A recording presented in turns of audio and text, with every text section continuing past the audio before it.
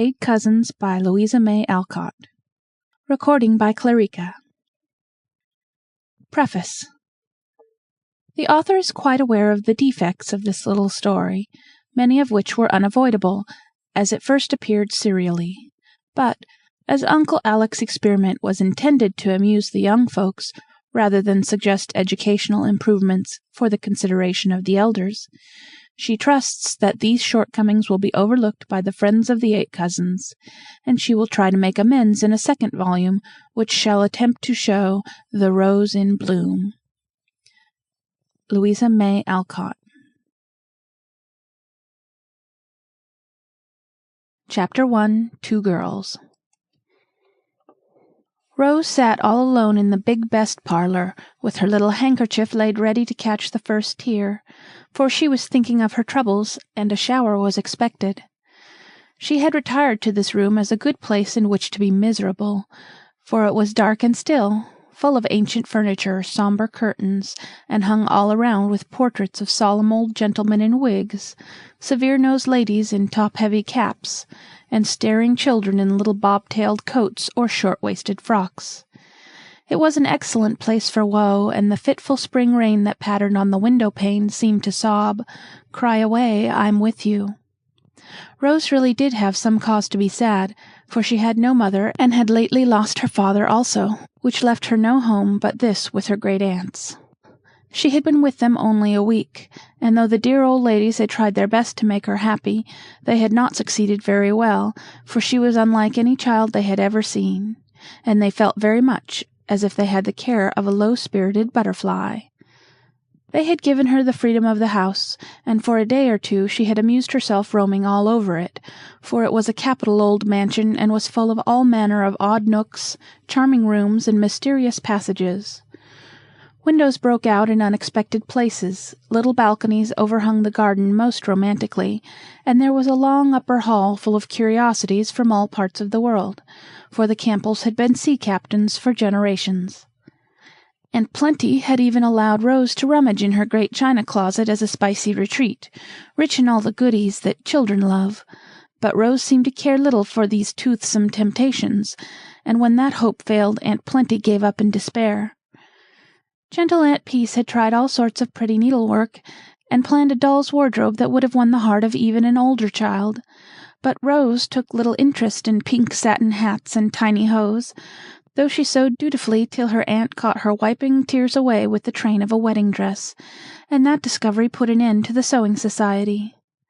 Then both old ladies put their heads together and picked out the model child of the neighborhood to come and play with their niece. But Ariadne Blish was the worst failure of all, for Rose could not bear the sight of her, and said she was so like a wax doll she longed to give her a pinch and see if she would squeak. So prim little Ariadne was sent home, and the exhausted aunties left Rose to her own devices for a day or two. Bad weather and a cold kept her indoors, and she spent most of her time in the library where her father's books were stored. Here she read a great deal, cried a little, and dreamed many of the innocent, bright dreams in which imaginative children find such comfort and delight.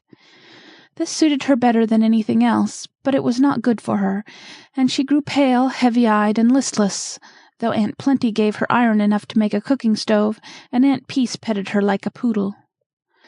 Seeing this, the poor aunties racked their brains for a new amusement, and determined to venture a bold stroke, though not very hopeful of its success. They said nothing to Rose about their plan for this Saturday afternoon, but left her alone till the time came for the grand surprise, little dreaming that the odd child would find pleasure for herself in a most unexpected quarter. Before she had time to squeeze out a single tear, a sound broke the stillness, making her prick up her ears. It was only the soft twitter of a bird, but it seemed to be a peculiarly gifted bird, for while she listened the soft twitter changed to a lively whistle, then a trill, a coo, a chirp, and ended in a musical mixture of all the notes, as if the bird burst out laughing. Rose laughed too, and forgetting her woes jumped up, saying eagerly, "It is a mocking-bird. Where is it?"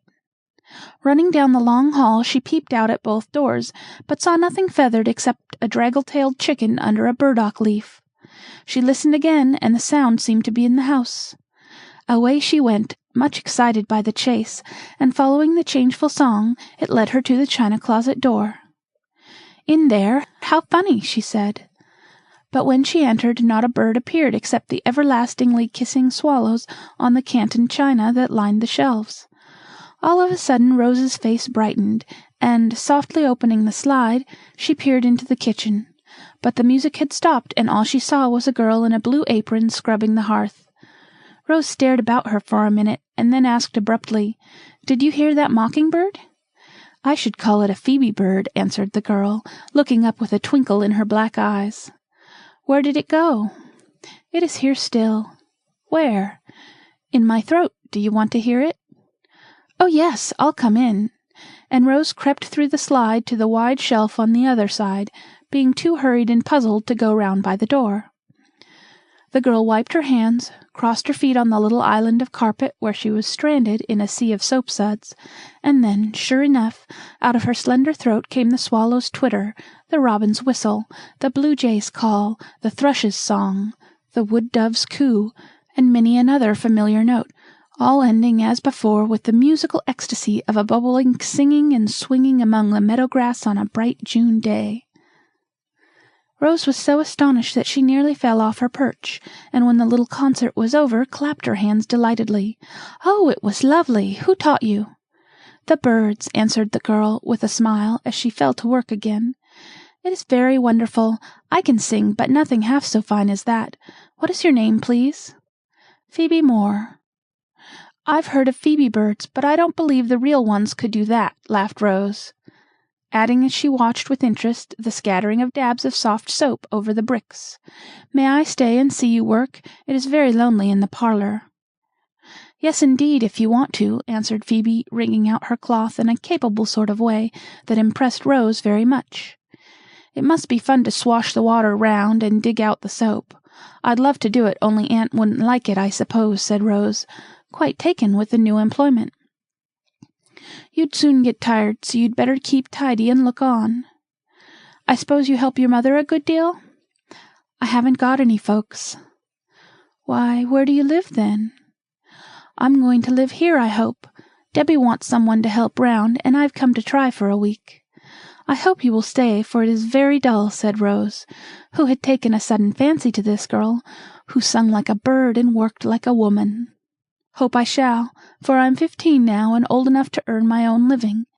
You have come to stay a spell, haven't you?" asked Phoebe, looking up at her guest and wondering how life could be dull to a girl who wore a silk frock, a daintily frilled apron, a pretty locket, and had her hair tied up with a velvet snood.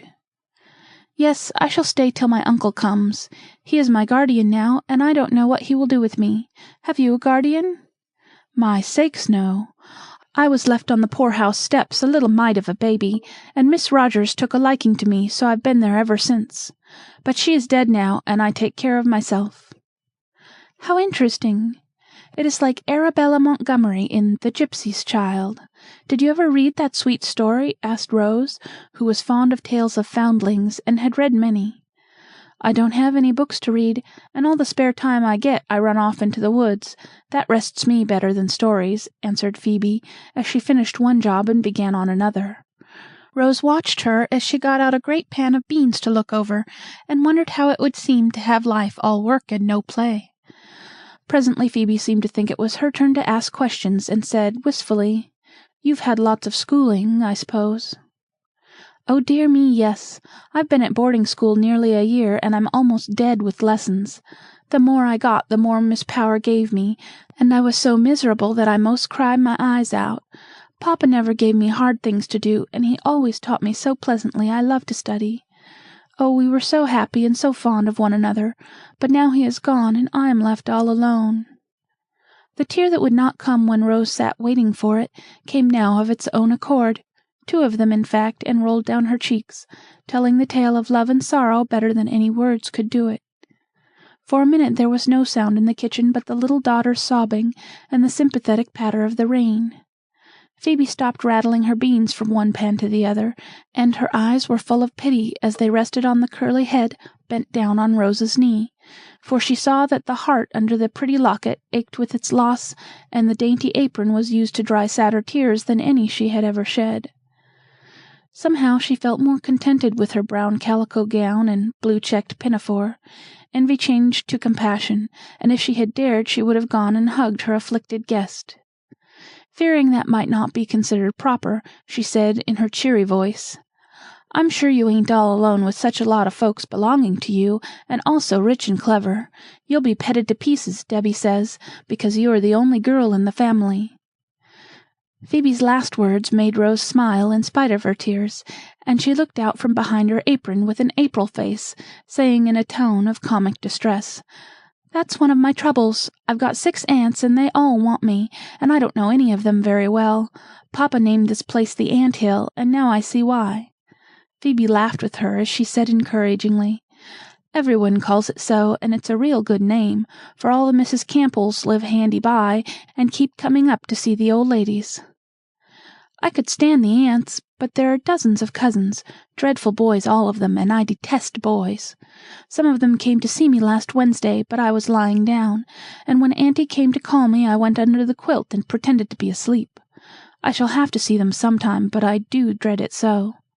And Rose gave a shudder, for, having lived alone with her invalid father, she knew nothing of boys, and considered them a species of wild animal.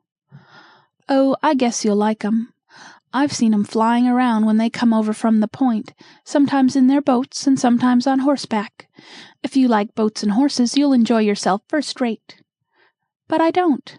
I'm afraid of horses, and boats make me ill, and I hate boys."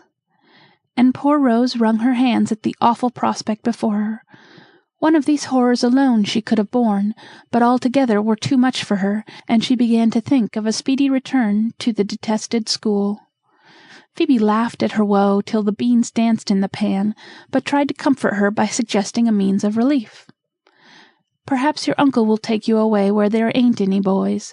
Debbie says he is a real kind man, and always bring heaps of nice things when he comes." "Yes, but you see that is another trouble, for I don't know Uncle Alec at all. He hardly ever came to see us, though he sent me pretty things very often. Now I belong to him, and shall have to mind him till I am 18. I may not like him a bit, and I fret about it all the time." "Well, I wouldn't borrow trouble, but have a real good time. I'm sure I should think I was in clover if I had folks and money, and nothing to do but enjoy myself," began Phoebe, but got no further, for a sudden rush and tumble outside made them both jump. "It's thunder," said Phoebe. "It's a circus," cried Rose, who from her elevated perch had caught glimpses of a gay cart of some sort, and several ponies with flying manes and tails. The sound died away, and the girls were about to continue their confidences, when old Debbie appeared, looking rather cross and sleepy after her nap. "You are wanted in the parlor, Miss Rose. Has anybody come?" "Little girls shouldn't ask questions, but do as they are bid," was all Debbie would answer. "I do hope it isn't Aunt Myra. She always scares me out of my wits asking how my cough is, and groaning over me as if I was going to die," said Rose, preparing to retire the way she came, for the slide, being cut for the admission of bouncing Christmas turkeys and puddings, was plenty large enough for a slender girl. "Guess you'll wish it was Aunt Myra when you see who has come. Don't never let me catch you comin' into my kitchen that way again, or I'll shut you up in the big boiler," growled Debbie, who thought it her duty to snub children on all occasions.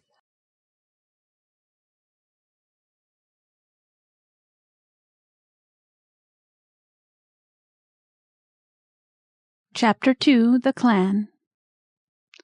Rose scrambled into the china closet as rapidly as possible, and there refreshed herself by making faces at Debbie while she settled her plumage and screwed up her courage.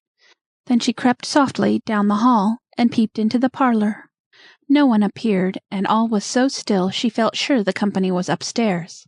So she skipped boldly through the half-opened folding doors, to behold on the other side a sight that nearly took her breath away. 7 boys stood in a row, all ages, all sizes, all yellow-haired and blue-eyed, all in full Scotch costume, and all smiling, nodding, and saying as if with one voice, "How are you, cousin?" Rose gave a little gasp, and looked wildly about her as if ready to fly, for fear magnified the 7, and the room seemed full of boys. Before she could run, however, the tallest lad stepped out of the line, saying pleasantly, "Don't be frightened. This is the clan come to welcome you, and I'm the chief, Archie, at your service." He held out his hand as he spoke, and Rose timidly put her own into a brown paw, which closed over the white morsel and held it as the chief continued his introductions. "We came in full rig, for we always turn out in style on grand occasions. Hope you like it. Now I'll tell you who these chaps are, and then we shall be all right. This big one is Prince Charlie, Aunt Clara's boy. She has but one, so he is an extra good one. This old fellow is Mac, the bookworm, called Worm for short. This sweet creature is Steve, the dandy. Look at his gloves and topknot, if you please. They are Aunt Jane's lads, and a precious pair you'd better believe. These are the brats, my brothers, Geordie and Will, and Jamie the baby. Now, my men, step out and show your manners." At this command, to Rose's great dismay, 6 more hands were offered, and it was evident that she was expected to shake them all. It was a trying moment to the bashful child, but, remembering that they were her kinsmen come to welcome her, she tried her best to return the greeting cordially. This impressive ceremony being over, the clan broke ranks, and both rooms instantly appeared to be pervaded with boys. Rose hastily retired to the shelter of a big chair, and sat there watching the invaders, and wondering when her aunt would come and rescue her. As if bound to do their duty manfully, yet rather oppressed by it, each lad paused beside her chair in his wanderings, made a brief remark, received a still briefer answer, and then sheered off with a relieved expression. Archie came first, and, leaning over the chair-back, observed in a paternal tone, "I'm glad you've come, cousin, and I hope you'll find the ant-hill pretty jolly." "I think I shall."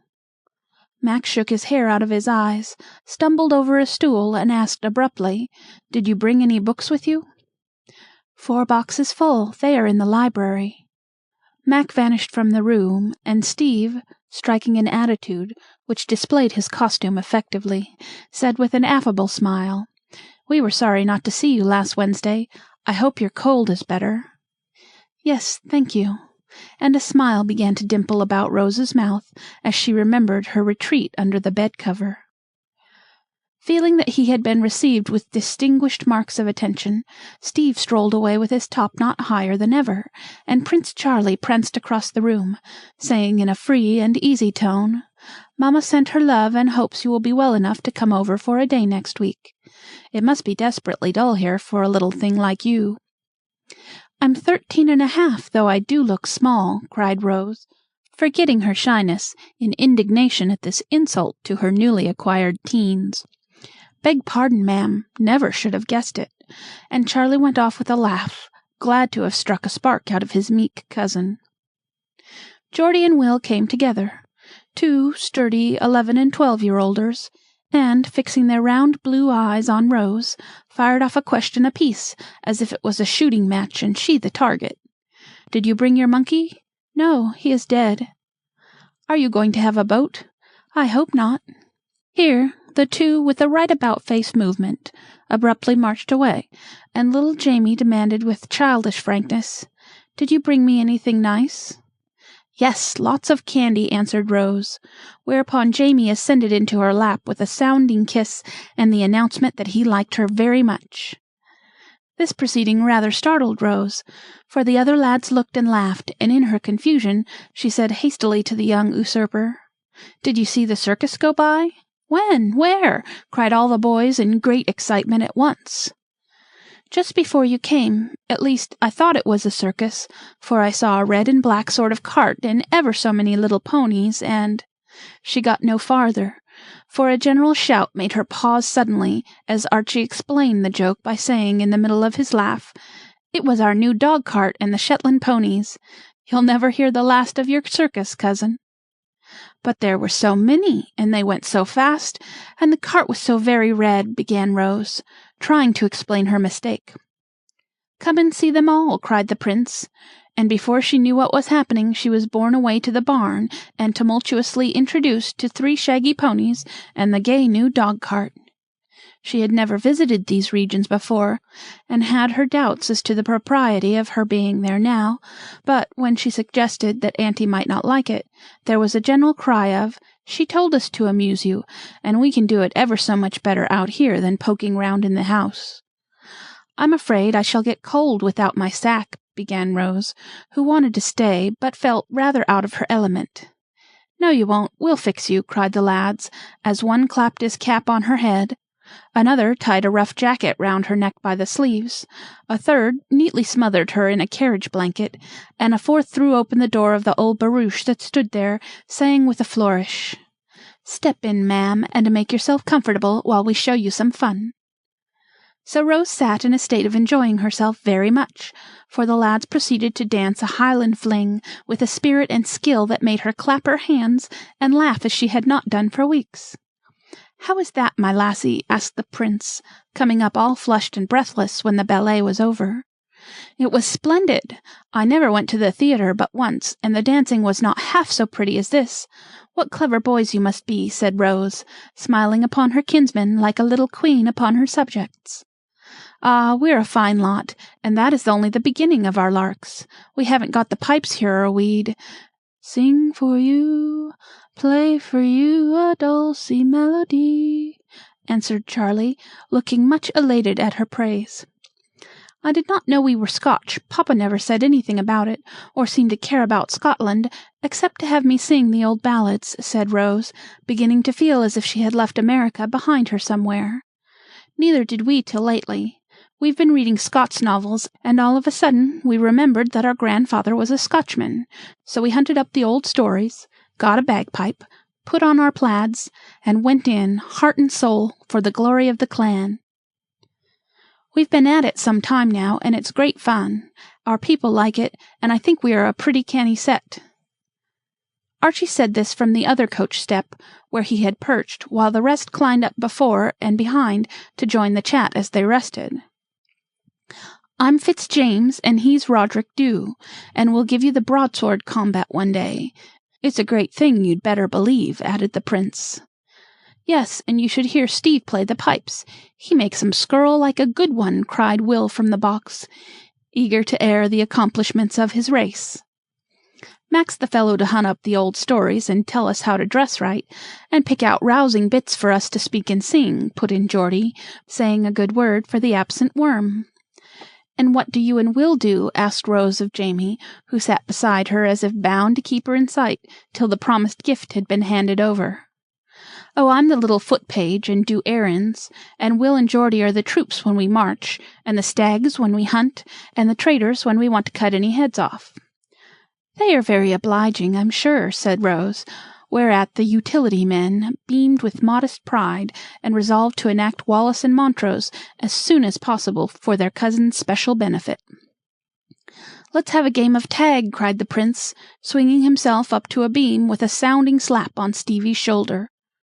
Regardless of his gloves, Dandy tore after him, and the rest swarmed in every direction, as if bent on breaking their necks and dislocating their joints as rapidly as possible. It was a new and astonishing spectacle to Rose, fresh from a prim boarding school, and she watched the active lads with breathless interest, thinking their antics far superior to those of Mops, the dear departed monkey. Will had just covered himself with glory, by pitching off a high loft head first and coming up all right, when Phoebe appeared with a cloak, hood, and rubbers, also a message from Aunt Plenty that Miss Rose was to come in directly. "All right, we'll bring her," answered Archie, issuing some mysterious order, which was so promptly obeyed that, before Rose could get out of the carriage, the boys had caught hold of the pole and rattled her out of the barn, round the oval and up to the front door with a cheer that brought 2 caps to an upper window, and caused Debbie to cry aloud from the back porch, "Them harum-scarum boys will certainly be the death of that delicate little creetur." But the delicate little creetur seemed all the better for her trip, and ran up the stairs looking rosy, gay, and dishevelled, to be received with lamentation by Aunt Plenty, who begged her to go and lie down at once. "Oh, please don't." "We have come to tea with our cousin, and we'll be as good as gold if you'll let us stay, auntie," clamored the boys, who not only approved of "our cousin," but had no mind to lose their tea, for Aunt Plenty's name but feebly expressed her bountiful nature. "Well, dears, you can. Only be quiet and let Rose go and take her iron and be made tidy, and then we will see what we can find for supper," said the old lady as she trotted away, followed by a volley of directions for the approaching feast. "Marmalade for me, auntie. Plenty of plum cake, please. Tell Debbie to trot out the baked pears. I'm your man for lemon pie, ma'am. Do have fritters. Rose will like 'em. She'd rather have tarts, I know." When Rose came down, 15 minutes later, with every curl smoothed and her most beruffled apron on, she found the boys loafing about the long hall, and paused on the halfway landing to take an observation, for till now she had not really examined her new-found cousins. There was a strong family resemblance among them, though some of the yellow heads were darker than others, some of the cheeks brown instead of rosy, and the ages varied all the way from 16-year-old Archie to Jamie, who was 10 years younger. None of them were especially comely but the prince, yet all were hearty, happy-looking lads, and Rose decided that boys were not as dreadful as she had expected to find them. They were all so characteristically employed that she could not help smiling as she looked. Archie and Charlie, evidently great cronies, were pacing up and down, shoulder to shoulder, whistling Bonnie Dundee. Mac was reading in a corner, with his book close to his nearsighted eyes. Geordie and Will investigating the internal economy of the moon-faced clock, and Jamie lay kicking up his heels on the mat at the foot of the stairs, bent on demanding his sweeties the instant Rose appeared. She guessed his intention, and forestalled his demand by dropping a handful of sugar plums down upon him. At his cry of rapture, the other lads looked up and smiled involuntarily, for the little kinswoman standing there above was a winsome sight, with her shy, soft eyes, bright hair, and laughing face. The black frock reminded them of her loss, and filled the boyish hearts with a kindly desire to be good to "our cousin," who had no longer any home but this. "There she is, as fine as you please," cried Steve, kissing his hands to her. "Come on, missy, tea is ready," added the prince encouragingly. "I shall take her in," and Archie offered his arm with great dignity, an honor that made Rose turn as red as a cherry and long to run upstairs again.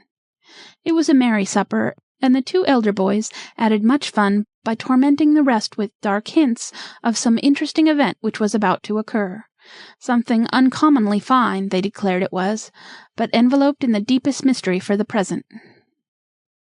"Did I ever see it?" asked Jamie. "Not to remember it, but Mac and Steve have, and liked it immensely," answered Archie, thereby causing the 2 mentioned to neglect Debbie's delectable fritters for several minutes, while they cudgelled their brains. "Who will have it first?" asked Will, with his mouth full of marmalade. "Aunt Plenty, I guess." "When will she have it?" demanded Geordie, bouncing in his seat with impatience. "Sometime on Monday." "Heart alive, what is the boy talking about?" cried the old lady from behind the tall urn, which left little to be seen but the topmost bow of her cap. "Doesn't auntie know?" asked a chorus of voices. "No, and that's the best of the joke, for she is desperately fond of it." "What color is it?" asked Rose, joining in the fun. "Blue and brown." "Is it good to eat?" asked Jamie. "Some people think so, but I shouldn't like to try it," answered Charlie, laughing so he split his tea. "Who does it belong to?" put in Steve. Archie and the prince stared at one another rather blankly for a minute, then Archie answered with a twinkle in the eye that made Charlie explode again. "To Grandfather Campbell." This was a poser, and they gave up the puzzle, though Jamie confided to Rose that he did not think he could live till Monday without knowing what this remarkable thing was. Soon after tea, the clan departed, singing "All the Bluebonnets Are Over the Border" at the tops of their voices. "Well, dear, how do you like your cousins?" asked Aunt Plenty, as the last pony frisked round the corner and the din died away. "Pretty well, ma'am, but I like Phebe better," an answer which caused Aunt Plenty to hold up her hands in despair, and trot away to tell Sister Peace that she never should understand that child, and it was a mercy Alec was coming soon to take the responsibility off their hands. Fatigued by the unusual exertions of the afternoon, Rose curled herself up in the sofa corner to rest and think about the great mystery, little guessing that she was to know first of all. Right in the middle of her meditations she fell asleep, and dreamed she was at home again in her own little bed. She seemed to wake and see her father bending over her, to hear him say, "My little Rose," to answer, "Yes, papa," and then to feel him take her in his arms and kiss her tenderly. So sweet, so real was the dream, that she started up with a cry of joy to find herself in the arms of a brown, bearded man who held her close, and whispered in a voice so like her father's that she clung to him involuntarily. "This is my little girl, and I am Uncle Alec." Chapter 3. Uncles.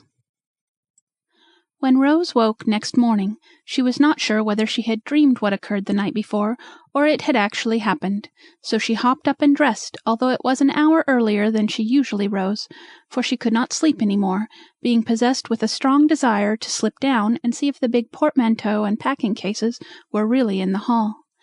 She seemed to remember tumbling over them when she went to bed, for all the aunts had sent her off very punctually, because they wanted their pet nephew all to themselves. The sun was shining, and Rose opened her window to let in the soft May air fresh from the sea. As she leaned over her little balcony, watching an early bird get the worm, and wondering how she should like Uncle Alec, she saw a man leap the garden wall and come whistling up the path. At first she thought it was some trespasser, but a second look showed her that it was her uncle returning from an early dip into the sea. She had hardly dared to look at him the night before, because whenever she tried to do so, she always found a pair of keen blue eyes looking at her. Now she could take a good stare at him as he lingered along, looking about him as if glad to see the old place again. A brown, breezy man in a blue jacket, with no hat on the curly head, which he shook now and then like a water dog. Broad-shouldered, alert in his motions, and with a general air of strength and stability about him which pleased Rose, though she could not explain the feeling of comfort it gave her. She had just said to herself, with a sense of relief, "I guess I shall like him, though he looks as if he made people mind," when he lifted his eyes to examine the budding horse-chestnut overhead, and saw the eager face peering down at him. He waved his hand to her, nodded, and called out in a bluff, cheery voice, "You are on deck early, little niece." "I got up to see if you had really come, uncle." "Did you? Well, come down here and make sure of it." "I'm not allowed to go out before breakfast, sir." "Oh, indeed," with a shrug. "Then I'll come aboard and salute," he added, and to Rose's great amazement, Uncle Alec went up one of the pillars of the back piazza, hand over hand, stepped across the roof, and swung himself into her balcony, saying, as he landed on the wide balustrade, "Have you any doubts about me now, ma'am?" Rose was so taken aback she could only answer with a smile as she went to meet him. "How does my girl do this morning?" he asked, taking the little gold hand she gave him in both his big warm ones. "Pretty well, thank you, sir." "Ah, but it should be very well. Why isn't it?" "I always wake up with a headache and feel tired." "Don't you sleep well?" "I lie awake a long time, and then I dream, and my sleep does not seem to rest me much." "What do you do all day?"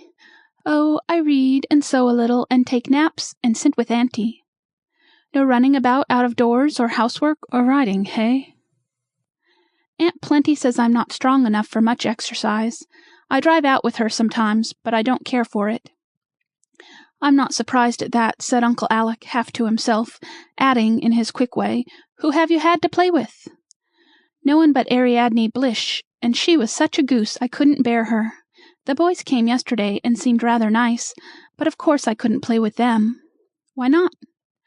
"I'm too old to play with boys." "Not a bit of it. That's just what you need, for you've been mollycoddled too much. They are good lads, and you'll be mixed up with them more or less for years to come, so you may as well be friends and playmates at once. I will look you up some girls also, if I can find a sensible one who is not spoilt by her nonsensical education." "Phoebe is sensible, I'm sure, and I like her, though I only saw her yesterday," cried Rose, waking up suddenly.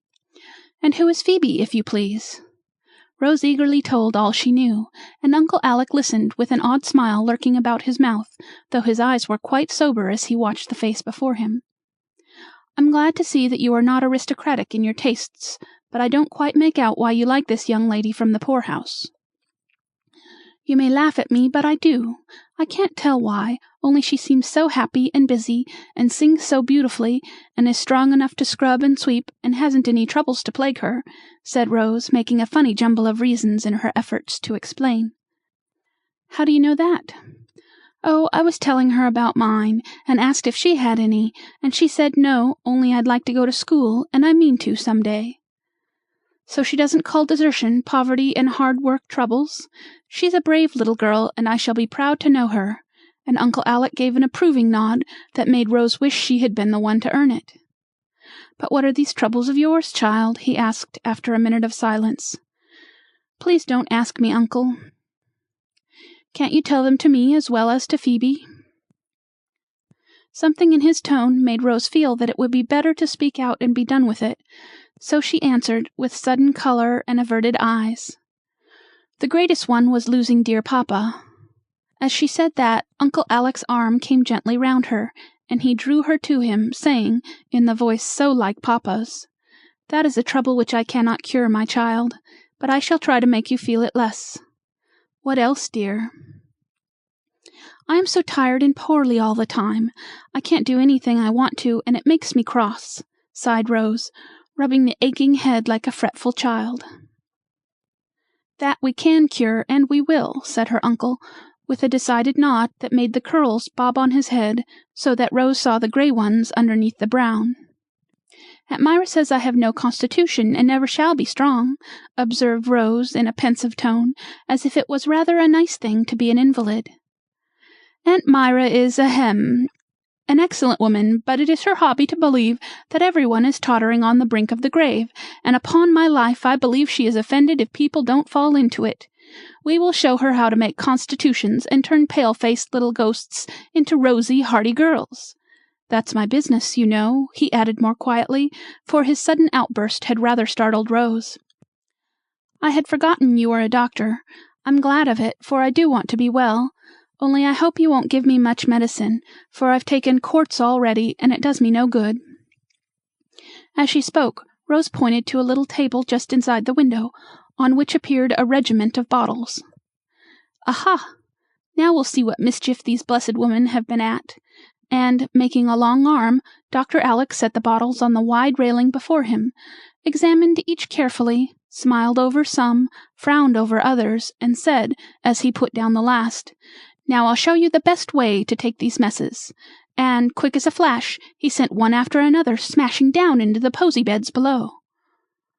"Aunt Plenty won't like it, and Aunt Myra will be angry, for she sent most of them," cried Rose, half frightened and half pleased at such energetic measures.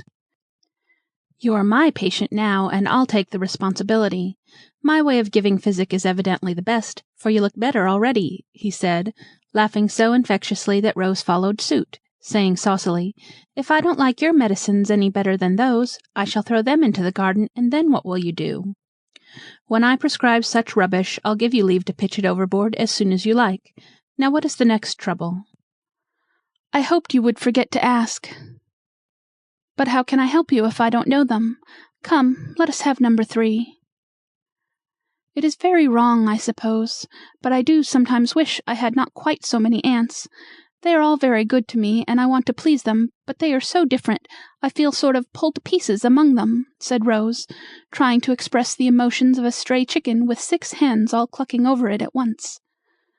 Uncle Alec threw back his head and laughed like a boy, for he could entirely understand how the good ladies had each put in her oar and tried to paddle her own way, to the great disturbance of the waters and the entire bewilderment of poor Rose.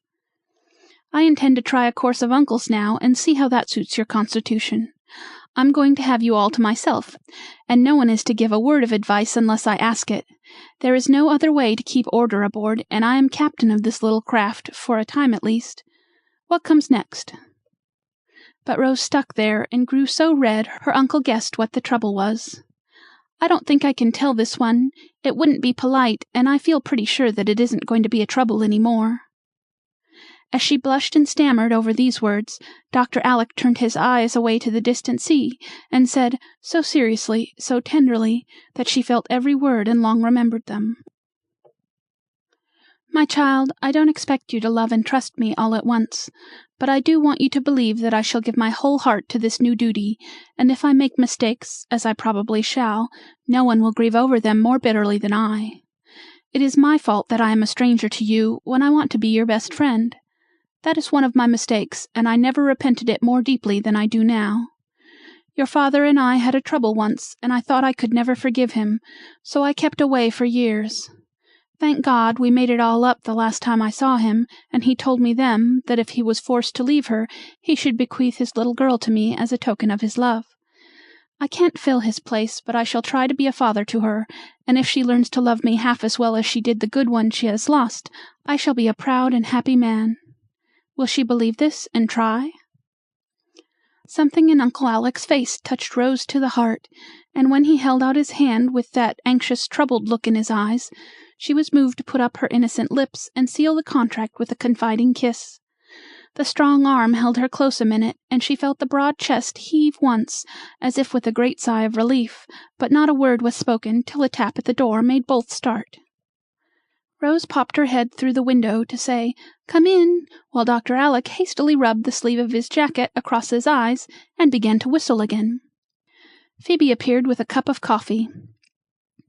"Debbie told me to bring this and help you get up," she said, opening her black eyes wide, as if she wondered how on earth the sailor man got there. "I'm all dressed, so I don't need any help. I hope that is good and strong," added Rose, eyeing the steaming cup with an eager look. But she did not get it, for a brown hand took possession of it, as her uncle said quickly, "Hold hard, my lass, and let me overhaul that dose before you take it. Do you drink all this strong coffee every morning, Rose?" "Yes, sir, and I like it.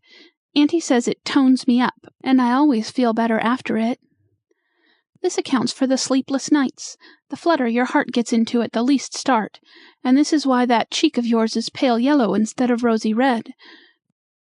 No more coffee for you, my dear, and by you'll see that I am right." "Any new milk downstairs, Phoebe?" "Yes, sir, plenty right in from the barn."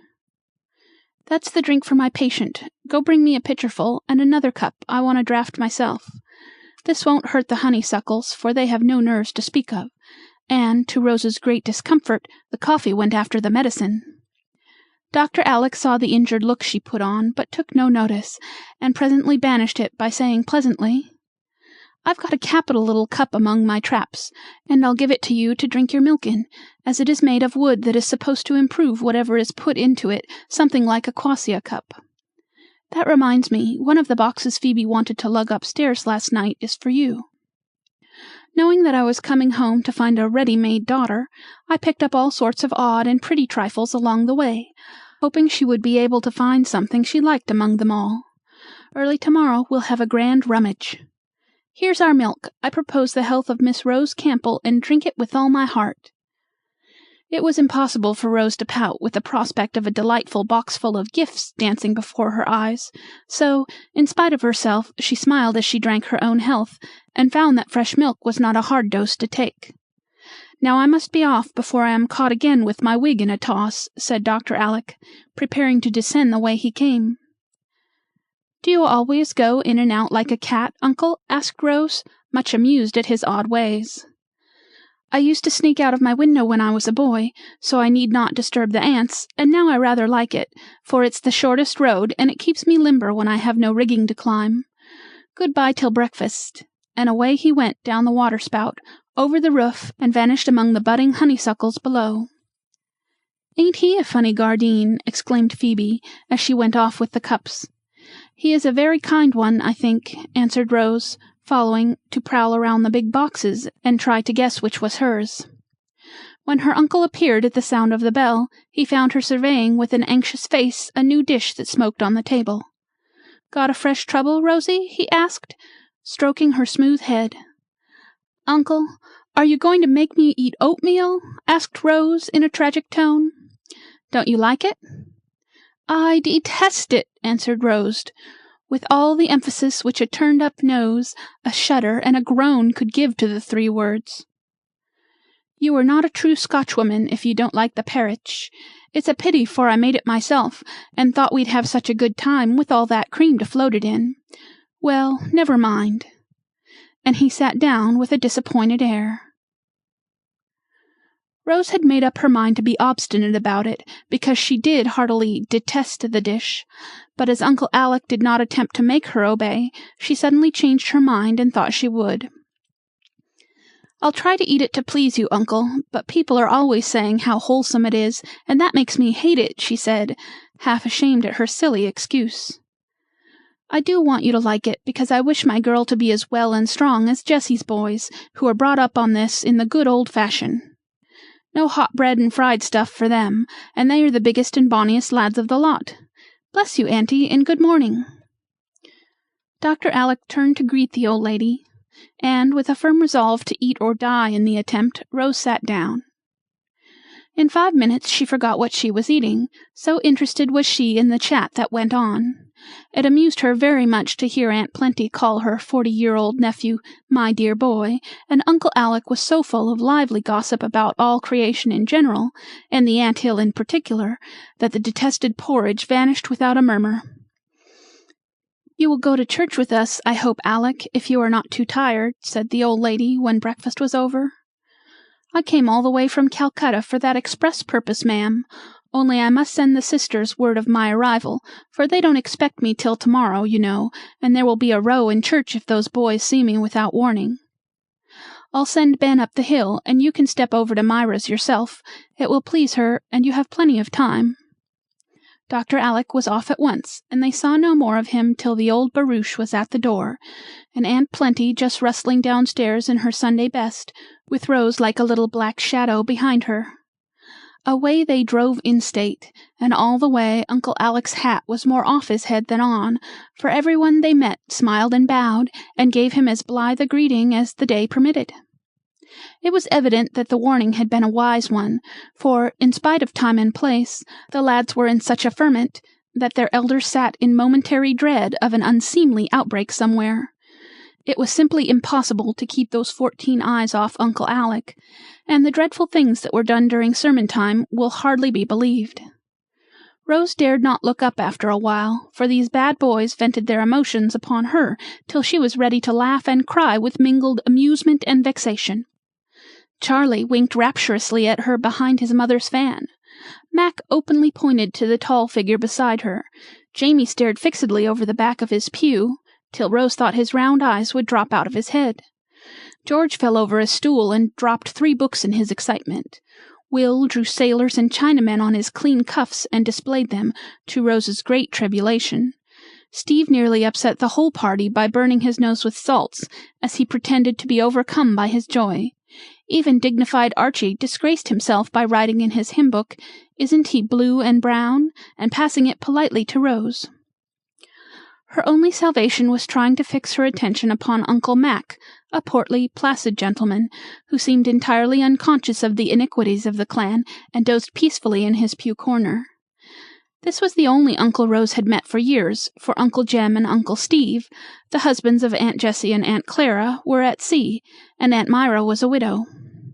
Uncle Mac was a merchant, very rich and busy, and as quiet as a mouse at home. For he was in such a minority among the womenfolk, he dared not open his lips and let his wife rule undisturbed. Rose liked the big, kindly, silent man who came to her when Papa died. He was always sending her splendid boxes of goodies at school, and often invited her into his great warehouse, full of teas and spices, wines, and all sorts of foreign fruits, there to eat and carry away whatever she liked.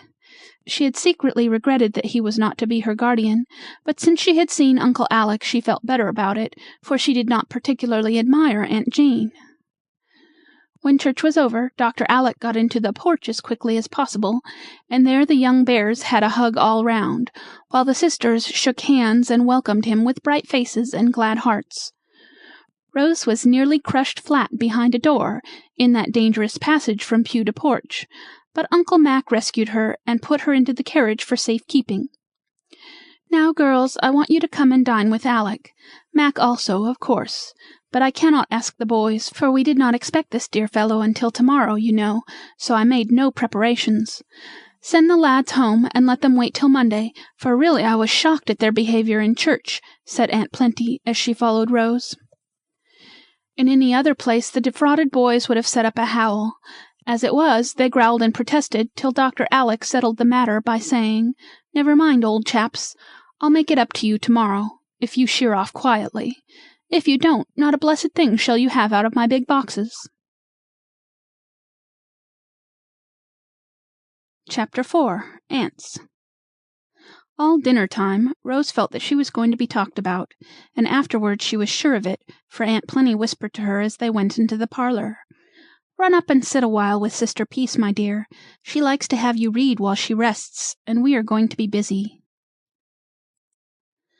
Rose obeyed, and the quiet rooms above were so like a church that she soon composed her ruffled feelings, and was unconsciously a little minister of happiness to the sweet old lady, who for years had sat there patiently, waiting to be set free from pain. Rose knew the sad romance of her life, and it gave a certain tender charm to this great aunt of hers, whom she already loved. When Peace was 20, she was about to be married. All was done. The wedding dress lay ready, the flowers were waiting to put on, the happy hour at hand, when word came that the lover was dead. They thought that gentle Peace would die too, but she bore it bravely, put away her bridal gear, took up life afresh, and lived on, a beautiful meek woman, with hair as white as snow, and cheeks that never bloomed again. She wore no black, but soft, pale colors, as if always ready for the marriage that had never come. For 30 years she had lived on, fading slowly, but cheerful, busy, and full of interest in all that went on in the family, especially the joys and sorrows of the young girls growing up about her, and to them she was adviser, confidant, and friend in all their tender trials and delights. A truly beautiful old maiden, with her silvery hair, tranquil face, and an atmosphere of repose about her that soothed whoever came to her. Aunt Plenty was utterly dissimilar, being a stout, brisk old lady, with a sharp eye, a lively tongue, and a face like a winter apple. Always trotting, chatting, and bustling, she was a regular Martha, cumbered with the cares of this world, and quite happy in them. Rose was right, and while she softly read psalms to Aunt Peace, the other ladies were talking about her little self in the frankest manner. "Well, Alec, how do you like your ward?" began Aunt Jane, as they all settled down, and Uncle Mac deposited himself in a corner to finish his doze. "I should like her better if I could have begun at the beginning, and so got a fair start. Poor George led such a solitary life that the child has suffered in many ways, and since he died she has been going on worse than ever, judging from the state I find her in." "My dear boy, we did what we thought best while waiting for you to wind up your affairs and get home. I always told George he was wrong to bring her up as he did, but he never took my advice, and now here we are, with this poor dear child upon our hands. I, for one, freely confess that I don't know what to do with her, any more than if she was one of those strange, outlandish birds you used to bring home from foreign parts." And Aunt Plenty gave a perplexed shake of the head, which caused great commotion among the stiff loops of purple ribbon that bristled all over the cap like crocus buds. If my advice had been taken, she would have remained at the excellent school where I placed her, but our aunt thought best to remove her because she complained, and she has been dawdling about ever since she came. "A most ruinous state of things for a morbid, spoilt girl like Rose," said Mrs. Jane, severely. She had never forgiven the old ladies for yielding to Rose's pathetic petition that she might wait her guardian's arrival before beginning another term at the school, which was a regular Blimber hotbed, and turned out many a feminine toots. "I never thought it the proper school for a child in good circumstances, an heiress, in fact, as Rose is. It is all very well for girls who are to get their own living by teaching, and that sort of thing, but all she needs is a year or two at a fashionable finishing school, so that at 18 she can come out with éclat," put in Aunt Clara, who had been a beauty and a belle, and was still a handsome woman. "Dear, dear! How short-sighted you all are, to be discussing education and plans for the future, when this unhappy child is so plainly marked for the tomb," sighed Aunt Myra, with a lugubrious sniff and a solemn wag of the funereal bonnet, which she refused to remove, being afflicted with a chronic catarrh. "Now, it is my opinion that the dear thing only wants freedom, rest, and care. There is a look in her eyes that goes to my heart, for it shows that she feels the need of what none of us can give her, a mother," said Aunt Jessie, with tears in her own bright eyes at the thought of her boys being left, as Rose was, to the care of others.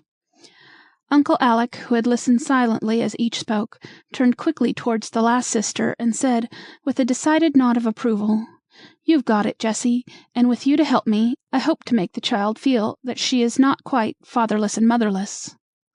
"I'll do my best, Alec, and I think you will need me. For, wise as you are, you cannot understand a tender, timid little creature like Rose as a woman can," said Mrs. Jessie, smiling back at him with a heart full of motherly goodwill. "I cannot help feeling that I, who have had a daughter of my own, can best bring up a girl, and I am very much surprised that George did not entrust her to me," observed Aunt Myra, with an air of melancholy importance, for she was the only one who had given a daughter to the family, and she felt that she had distinguished herself, though ill-natured people said that she had dosed her darling to death. "I never blamed him in the least, when I remember the perilous experiments you tried with poor Carrie," began Mrs. Jane, in her hard voice. "Jane Campbell, I will not hear a word. My sainted Caroline is a sacred object," cried Aunt Myra, rising as if to leave the room. Dr. Alec detained her, feeling that he must define his position at once, and maintain it manfully if he hoped to have any success in his new undertaking. "Now, my dear souls, don't let us quarrel and make Rose a bone of contention, though, upon my word, she is almost a bone, poor lass. You have had her among you for a year, and done what you liked. I cannot say that your success is great, but that is owing to too many fingers in the pie. Now I intend to try my way for a year, and if at the end of it she is not in better trim than now, I'll give up the case, and hand her over to someone else. That's fair, I think. She will not be here a year hence, poor darling, so no one need dread future responsibility," said Aunt Myra, folding her black gloves as if all ready for the funeral. "By Jupiter, Myra, you are enough to damp the ardor of a saint," cried Dr. Alec, with a sudden spark in his eyes. "Your croaking will worry that child out of her wits, for she is an imaginative puss, and will fret and fancy untold horrors.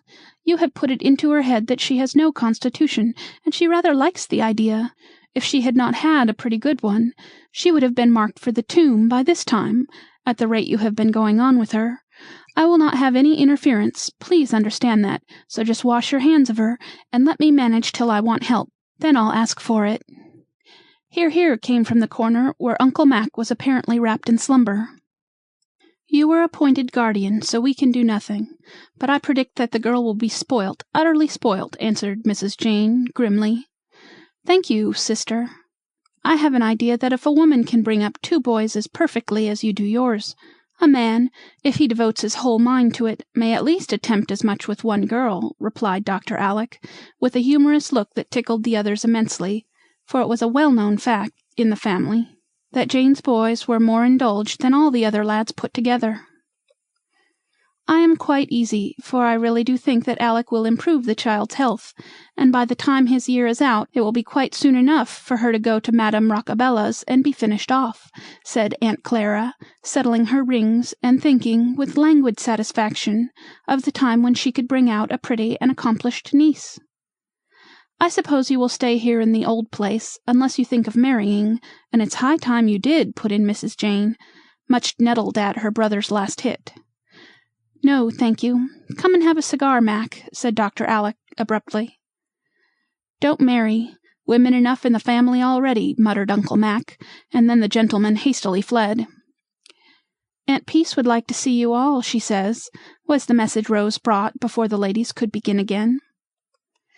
"Hectic, hectic, dear me," murmured Aunt Myra, as the shadow of her gloomy bonnet fell upon Rose, and the stiff tips of a black glove touched the cheek where the color deepened under so many eyes. "I'm glad these pretty curls are natural. They will be invaluable by and by," said Aunt Clara, taking an observation with her head on one side. "Now that your uncle has come, I no longer expect you to review the studies of the past year. I trust your time will not be entirely wasted in frivolous sports, however," added Aunt Jane, sailing out of the room with the air of a martyr. Aunt Jessie said not a word, but kissed her little niece with a look of tender sympathy that made Rose cling to her a minute, and follow her with grateful eyes as the door closed behind her. After everybody had gone home, Dr. Alec paced up and down the lower hall in the twilight for an hour, thinking so intently that sometimes he frowned, sometimes he smiled, and more than once he stood still in a brown study. All of a sudden he said, half aloud, as if he had made up his mind, "I might as well begin at once, and give the child something new to think about, for Myra's dismals and Jane's lectures have made her as blue as a little indigo bag." Diving into one of the trunks that stood in a corner, he brought up, after a brisk rummage, a silken cushion prettily embroidered, and a quaint cup of dark carved wood. "This will do for a start," he said, as he plumped up the cushion and dusted the cup. "It won't do to begin too energetically, or Rose will be frightened. I must beguile her gently and pleasantly along till I've won her confidence, and then she will be ready for anything." Just then Phoebe came out of the dining room with a plate of brown bread, for Rose had been allowed no hot biscuit for tea. "I'll relieve you of some of that," said Dr. Alec, and helping himself to a generous slice, he retired to the study, leaving Phoebe to wonder at his appetite. She would have wondered still more if she had seen him making that brown bread into neat little pills, which he packed into an ivory box, out of which he emptied his own bits of lovage. "There! If they insist on medicine, I'll order these, and no harm will be done. I will have my own way, but I'll keep the peace if possible, and confess the joke when my experiment has succeeded," he said to himself, looking very much like a mischievous boy, as he went on with his innocent prescriptions. Rose was playing softly on the small organ that stood in the upper hall, so that Aunt Peace could enjoy it, and all the while he talked with the old ladies, Uncle Alec was listening to the fitful music of the child, and thinking of another Rose who used to play for him. As the clock struck 8, he called out, "Time for my girl to be abed, else she won't be up early, and I'm full of jolly plans for tomorrow. Come and see what I've found for you to begin upon." Rose ran in and listened with a bright attentive face, while Dr. Alec said impressively, "In my wanderings over the face of the earth, I have picked up some excellent remedies, and as they are rather agreeable ones, I think you and I will try them. This is a herb pillow, given to me by a wise old woman when I was ill in India. It is filled with saffron, poppies, and other soothing plants, so lay your little head on it tonight, sleep sweetly without a dream, and wake tomorrow without a pain." "Shall I really? How nice it smells!" And Rose willingly received the pretty pillow, and stood enjoying its faint, sweet odor as she listened to the doctor's next remedy. "This is the cup I told you of. Its virtue depends, they say, on the drinker filling it himself, so you must learn to milk. I'll teach you." "I'm afraid I never can," said Rose. But she surveyed the cup with favor, for a funny little imp danced on the handle, as if all ready to take a header into the white sea below. "Don't you think she ought to have something more strengthening than milk, Alec? I really shall feel anxious if she does not have a tonic of some sort," said Aunt Plenty, eyeing the new remedies suspiciously, for she had more faith in her old-fashioned doses than all the magic cups and poppy pillows of the East. "Well, ma'am, I'm willing to give her a pill if you think best. It is a very simple one, and very large quantities may be taken without harm. You know hashish is the extract of hemp? Well, this is a preparation of corn and rye, much used in the old times, and I hope it will be again." "Dear me, how singular!" said Aunt Plenty, bringing her spectacles to bear upon the pills, with a face so full of respectful interest that it was almost too much for Dr. Alec's gravity. "Take one in the morning, and a good night to you, my dear," he said, dismissing his patient with a hearty kiss. Then, as she vanished, he put both hands into his hair, exclaiming, with a comical mixture of anxiety and amusement, "When I think what I have undertaken, I declare to you, Aunt, I feel like running away and not coming back till Rose is 18. Chapter 5. A Belt and a Box. When Rose came out of her chamber, cup in hand, next morning, the first person she saw was Uncle Alec, standing on the threshold of the room opposite, which he appeared to be examining with care. When he heard her step, he turned about and began to sing. "Where are you going, my pretty maid?" "I'm going a-milking, sir," she said, answered Rose, waving the cup, and then they finished the verse together in fine style. Before either spoke, a head, in a nightcap so large and beruffled that it looked like a cabbage, popped out of a room farther down the hall, and an astonished voice exclaimed, "What in the world are you doing about so early?" "Clearing our pipes for the day, ma'am. Look here, auntie, can I have this room?" said Dr. Alec, making her a sailor's bow. "Any room you like, except sister's." "Thanks. And may I go rummaging about in the garrets and glory holes to furnish it as I like?" "My dear boy, you may turn the house upside down if you will only stay in it." "That's a handsome offer, I'm sure. I'll stay, ma'am. Here's my little anchor, so you will get more than you want of me this time." "That's impossible. Put on your jacket, Rose. Don't tire her out with antics, Alex." "Yes, sister, I'm coming." And the cabbage vanished suddenly. The first milking lesson was a droll one, but after several scares and many vain attempts, Rose at last managed to fill her cup, while Ben held Clover's tail so that it could not flap, and Dr. Alec kept her from turning to stare at the new milkmaid, who objected to both these proceedings very much. "You look chilly in spite of all this laughing. Take a smart run round the garden and get up a glow," said the doctor, as they left the barn. "I'm too old for running, uncle. Miss Power said it was not ladylike for girls in their teens," answered Rose, primly. "I take the liberty of differing from Madame Prunes and Prisms, and, as your physician, I order you to run. Off with you," said Uncle Alec, with a look and a gesture that made Rose scurry away as fast as she could go. Anxious to please him, she raced round the beds till she came back to the porch where he stood, and, dropping down upon the steps, she sat panting, with cheeks as rosy as the rigolette on her shoulders. "Very well done, child. I see you have not lost the use of your limbs, though you are in your teens. That belt is too tight. Unfasten it, then you can take a long breath without panting so." "It isn't tight, sir. I can breathe perfectly well," began Rose, trying to compose herself. Her uncle's only answer was to lift her up and unhook the new belt of which she was so proud. The moment the clasp was open, the belt flew apart several inches, for it was impossible to restrain the involuntary sigh of relief that flatly contradicted her words. "Why, I didn't know it was tight. It didn't feel so a bit. Of course it would open if I puff like this, but I never do, because I hardly ever run," explained Rose, rather discomfited by this discovery. "I see you don't half fill your lungs, and so you can wear this absurd thing without feeling it.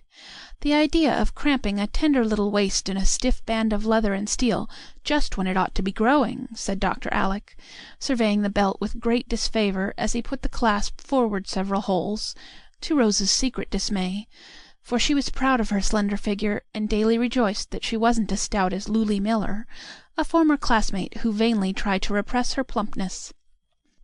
"It will fall off if it is so loose," she said anxiously, as she stood watching him pull her precious belt about. "Not if you keep taking long breaths to hold it on.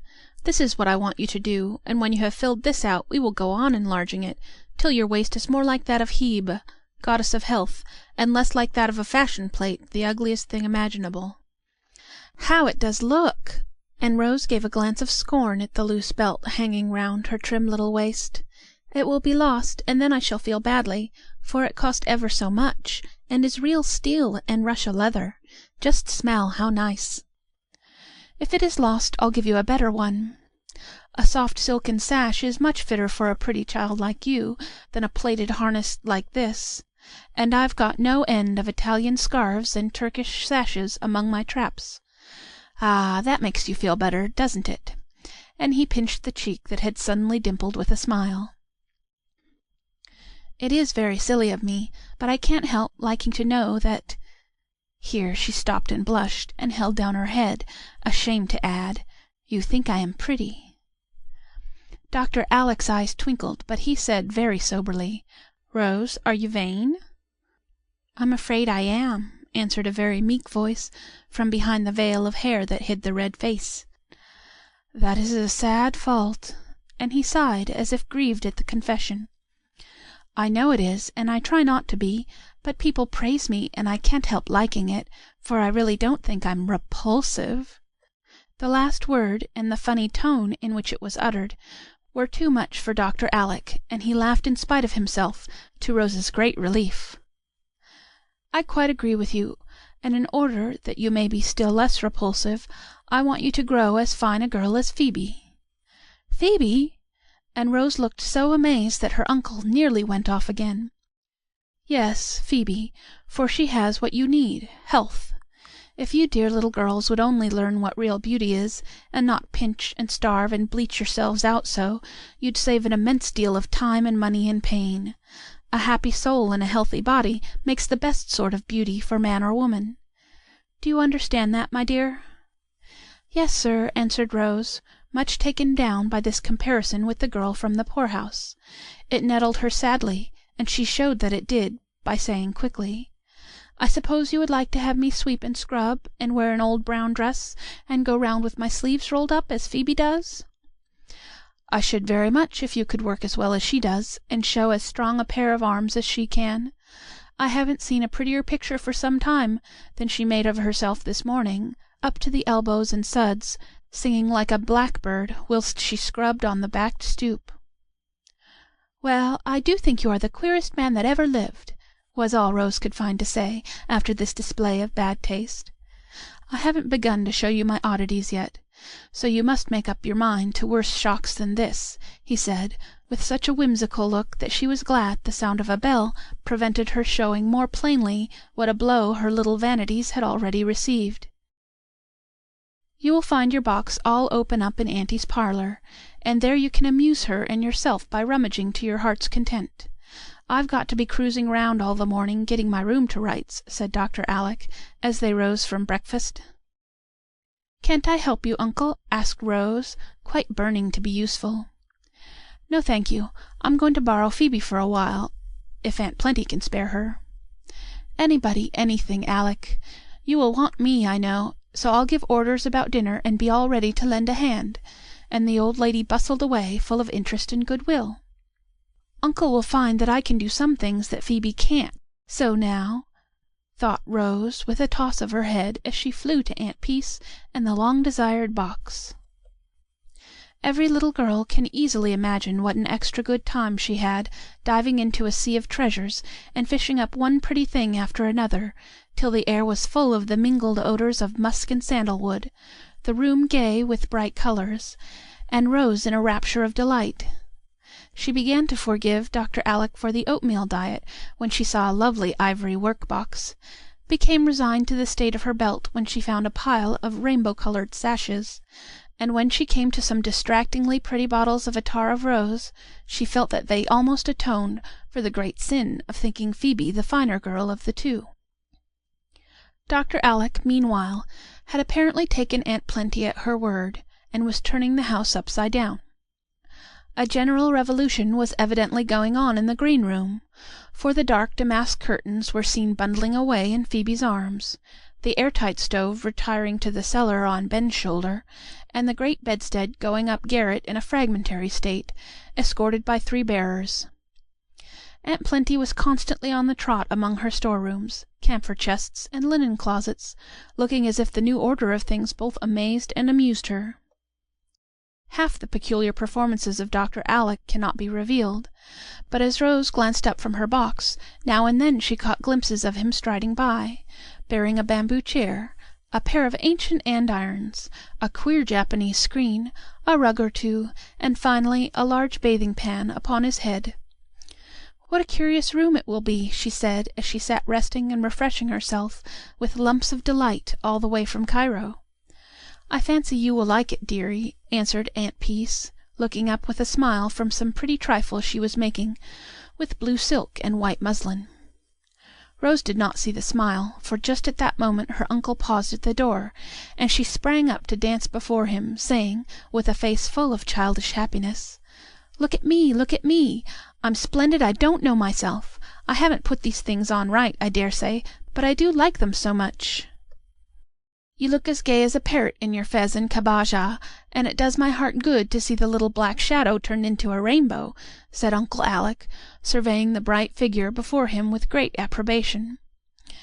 He did not say it, but he thought she made a much prettier picture than Phoebe at the washtub, for she had stuck a purple fez on her blonde head, tied several brilliant scarfs about her waist, and put on a truly gorgeous scarlet jacket with a golden sun embroidered on the back, a silver moon on the front, and stars of all sizes on the sleeves. A pair of Turkish slippers adorned her feet, and necklaces of amber, coral, and filigree hung about her neck, while one hand held a smelling bottle, and the other the spicy box of Oriental sweetmeats. "I feel like a girl in the Arabian Nights, and expect to find a magic carpet or a wonderful talisman somewhere. Only I don't see how I ever can thank you for all these lovely things," she said, stopping her dance as if suddenly oppressed with gratitude. "I'll tell you how. By leaving off the black clothes that never should have been kept so long on such a child, and wearing the gay ones I brought. It will do your spirits good, and cheer up this sober old house, won't it, auntie?" "I think you are right, Alec, and it is fortunate that we have not begun on her spring clothes yet, for Myra thought she ought not to wear anything brighter than violet, and she is too pale for that." "You just let me direct Miss Hemming how to make some of these things. You will be surprised to see how much I know about piping hems, and gathering armholes, and shirring biases," began Dr. Alec, patting a pile of muslin cloth and silk with a knowing air. Aunt Peace and Rose laughed so hard he could not display his knowledge any farther, till they stopped, when he said good-naturedly, "That will do a great way towards filling out the belt, so laugh away, Morgiana, and I'll go back to my work, or I never shall be done." "I couldn't help it. Shirred biases were so very funny," Rose said, as she turned to her box after the splendid laugh. "But really, auntie," she added soberly, "I feel as if I ought not to have so many nice things.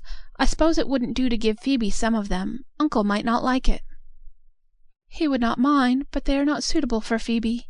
Some of the dresses you are done with would be more useful, if they can be made over to fit her," answered Aunt Peace in the prudent, moderate tone which is so trying to our feelings when we indulge in little fits of charitable enthusiasm. "I'd rather give her new ones, for I think she is a little proud and might not like old things. If she was my sister it would do, because sisters don't mind, but she isn't, and that makes it bad, you see. I know how I can manage beautifully. I'll adopt her," and Rose looked quite radiant with this new idea. "I'm afraid you could not do it legally till you are older, but you might see if she likes the plan, and at any rate you can be very kind to her, for in one sense we are all sisters, and should help one another." The sweet old face looked at her so kindly that Rose was fired with a desire to settle the matter at once, and rushed away to the kitchen, just as she was. Phoebe was there, polishing up the antique andirons so busily that she started when a voice cried out, "Smell that! Taste this! And look at me!" Phoebe sniffed at our of Rose, crunched the lump of delight tucked into her mouth, and stared with all her eyes at little Morgiana, prancing about the room like a brilliant parakeet. "My stars, ain't you splendid!" was all she could say, holding up two dusty hands. "I've got heaps of lovely things upstairs, and I'll show them all to you, and I'd go halves, only auntie think they wouldn't be useful, so I shall give you something else, and you won't mind, will you? Because I want to adopt you as Arabella was in the story. Won't that be nice?" "Why, Miss Rose, have you lost your wits?" No wonder Phoebe asked, for Rose talked very fast and looked so odd in her new costume, and was so eager she could not stop to explain. Seeing Phoebe's bewilderment, she quieted down and said, with a pretty air of earnestness, "It isn't fair that I should have so much and you so little, and I want to be as good to you as if you were my sister, for Aunt Peace says we are all sisters, really. I thought if I adopted you as much as I can now, it would be nicer. Will you let me, please?" To Rose's great surprise, Phoebe sat down on the floor and hid her face in her apron for a minute without answering a word. "Oh dear, now she's offended, and I don't know what to do," thought Rose, much discouraged by this reception of her offer. "Please forgive me. I didn't mean to hurt your feelings, and hope you won't think—" She faltered presently, feeling that she must undo the mischief if possible. But Phoebe gave her another surprise by dropping the apron and showing a face all smiles, in spite of tears in the eyes, as she put both arms round Rose and said, with a laugh and a sob, "I think you are the dearest girl in the world, and I'll let you do anything you like with me." "Then you do like the plan? You didn't cry because I seemed to be kind of patronizing? I truly didn't mean it to be," cried Rose, delighted. "I guess I do like it, and cried because no one was ever so good to me before, and I couldn't help it. As for patronizing, you may walk on me if you want to, and I won't mind," said Phoebe in a burst of gratitude, for the words "we are sisters" went straight to her lonely heart and nestled there. "Well, now we can play I'm a good sprite out of the box, or what is better, a fairy godmother come down the chimney, and you are Cinderella, and must say what you want," said Rose, trying to put the question delicately. Phoebe understood that, for she had a good deal of natural refinement, though she did come from the poorhouse. "I don't feel as if I wanted anything now, Miss Rose, but to find some way of thanking you for all you've done," she said, rubbing off a tear that went rolling down the bridge of her nose in the most unromantic way. "Why, I haven't done anything but given you a bit of candy. Here, have some more, and eat 'em while you work, and think what I can do. I must go and clear up, so good-bye, and don't forget I've adopted you." "You've given me sweeter things than candy, and I'm not likely to forget it." And, carefully wiping off the brick dust, Phoebe pressed the little hand Rose offered warmly in both her hard ones, and the black eyes followed the departing visitor with a grateful look that made them very soft and bright. Chapter 6. Uncle Alec's Room. Soon after dinner, and before she had got acquainted with half her new possessions, Dr. Alec proposed a drive to carry round the first installment of gifts to the aunts and cousins. Rose was quite ready to go, being anxious to try a certain soft burnous from the box, which not only possessed a most engaging little hood, but had funny tassels bobbing in all directions. The big carriage was full of parcels, and even Ben's seat was loaded with Indian war clubs, a Chinese kite of immense size, and a pair of polished ox horns from Africa. Uncle Alec, very blue as to his clothes and very brown as to his face, sat bolt upright, surveying well-known places with interest, while Rose, feeling unusually elegant and comfortable, leaned back, folded in her soft mantle, and played she was an Eastern princess making a royal progress among her subjects. At 3 of the places their calls were brief, for Aunt Myra's catarrh was unusually bad. Aunt Clara had a roomful of company, and Aunt Jane showed such a tendency to discuss the population, productions, and politics of Europe, Asia, and Africa, that even Dr. Alec was dismayed and got away as soon as possible. "Now we will have a good time. I do hope the boys will be at home," said Rose, with a sigh of relief, as they wound yet higher up the hill to Aunt Jessie's. "I left this for the last call, so that we might find the lads just in from school. Yes, there is Jamie on the gate watching for us. Now you'll see the clan gather. They are always swarming about together." The instant Jamie saw the approaching guests, he gave a shrill whistle, which was answered by echoes from meadow, house, and barn, as the cousins came running from all directions, shouting, "Hooray for Uncle Alec!" They went at the carriage like highwaymen, robbed it of every parcel, took the occupants prisoners, and marched them into the house with great exultation. Little Mum, here they are with lots of goodies. Come down and see the fun right away, quick!" bawled Will and Geordie, amidst a general ripping off of papers and a reckless cutting of strings that soon turned the tidy room into a chaos. Down came Aunt Jessie, with her pretty cap half on, but such a beaming face below it that one rather thought the fly-away headgear an improvement than otherwise. She had hardly time to greet Rose and the doctor before the boys were about her, each clamoring for her to see his gift and rejoice over it with him, for little Mum went halves in everything. The great horns skirmished about her, as if to toss her to the ceiling. The war clubs hurtled over her head, as if to annihilate her. And an amazing medley from 4 quarters of the globe filled her lap, and 7 excited boys, all talked to her at once. But she liked it, oh dear yes, and sat smiling, admiring, and explaining, quite untroubled by the din, which made Rose cover up her ears and Dr. Alec threaten instant flight if the riot was not quelled. That threat produced a lull, and while the uncle received thanks in one corner, the aunt had some little confidences made to her in the other. "Well, dear, and how are things going with you now? Better, I hope, than they were a week ago." "Aunt Jessie, I think I'm going to be very happy now Uncle has come. He does the queerest things, but he is so good to me I can't help loving him." And, nestling closer to little Mum, Rose told all that had happened, ending with a rapturous account of the splendid box. "I am very glad, dear. But, Rose, I must warn you of one thing. Don't let Uncle spoil you." "But I like to be spoilt, Auntie." "I don't doubt it. But if you turn out badly when the year is over, he will be blamed, and his experiment prove a failure. That would be a pity, wouldn't it?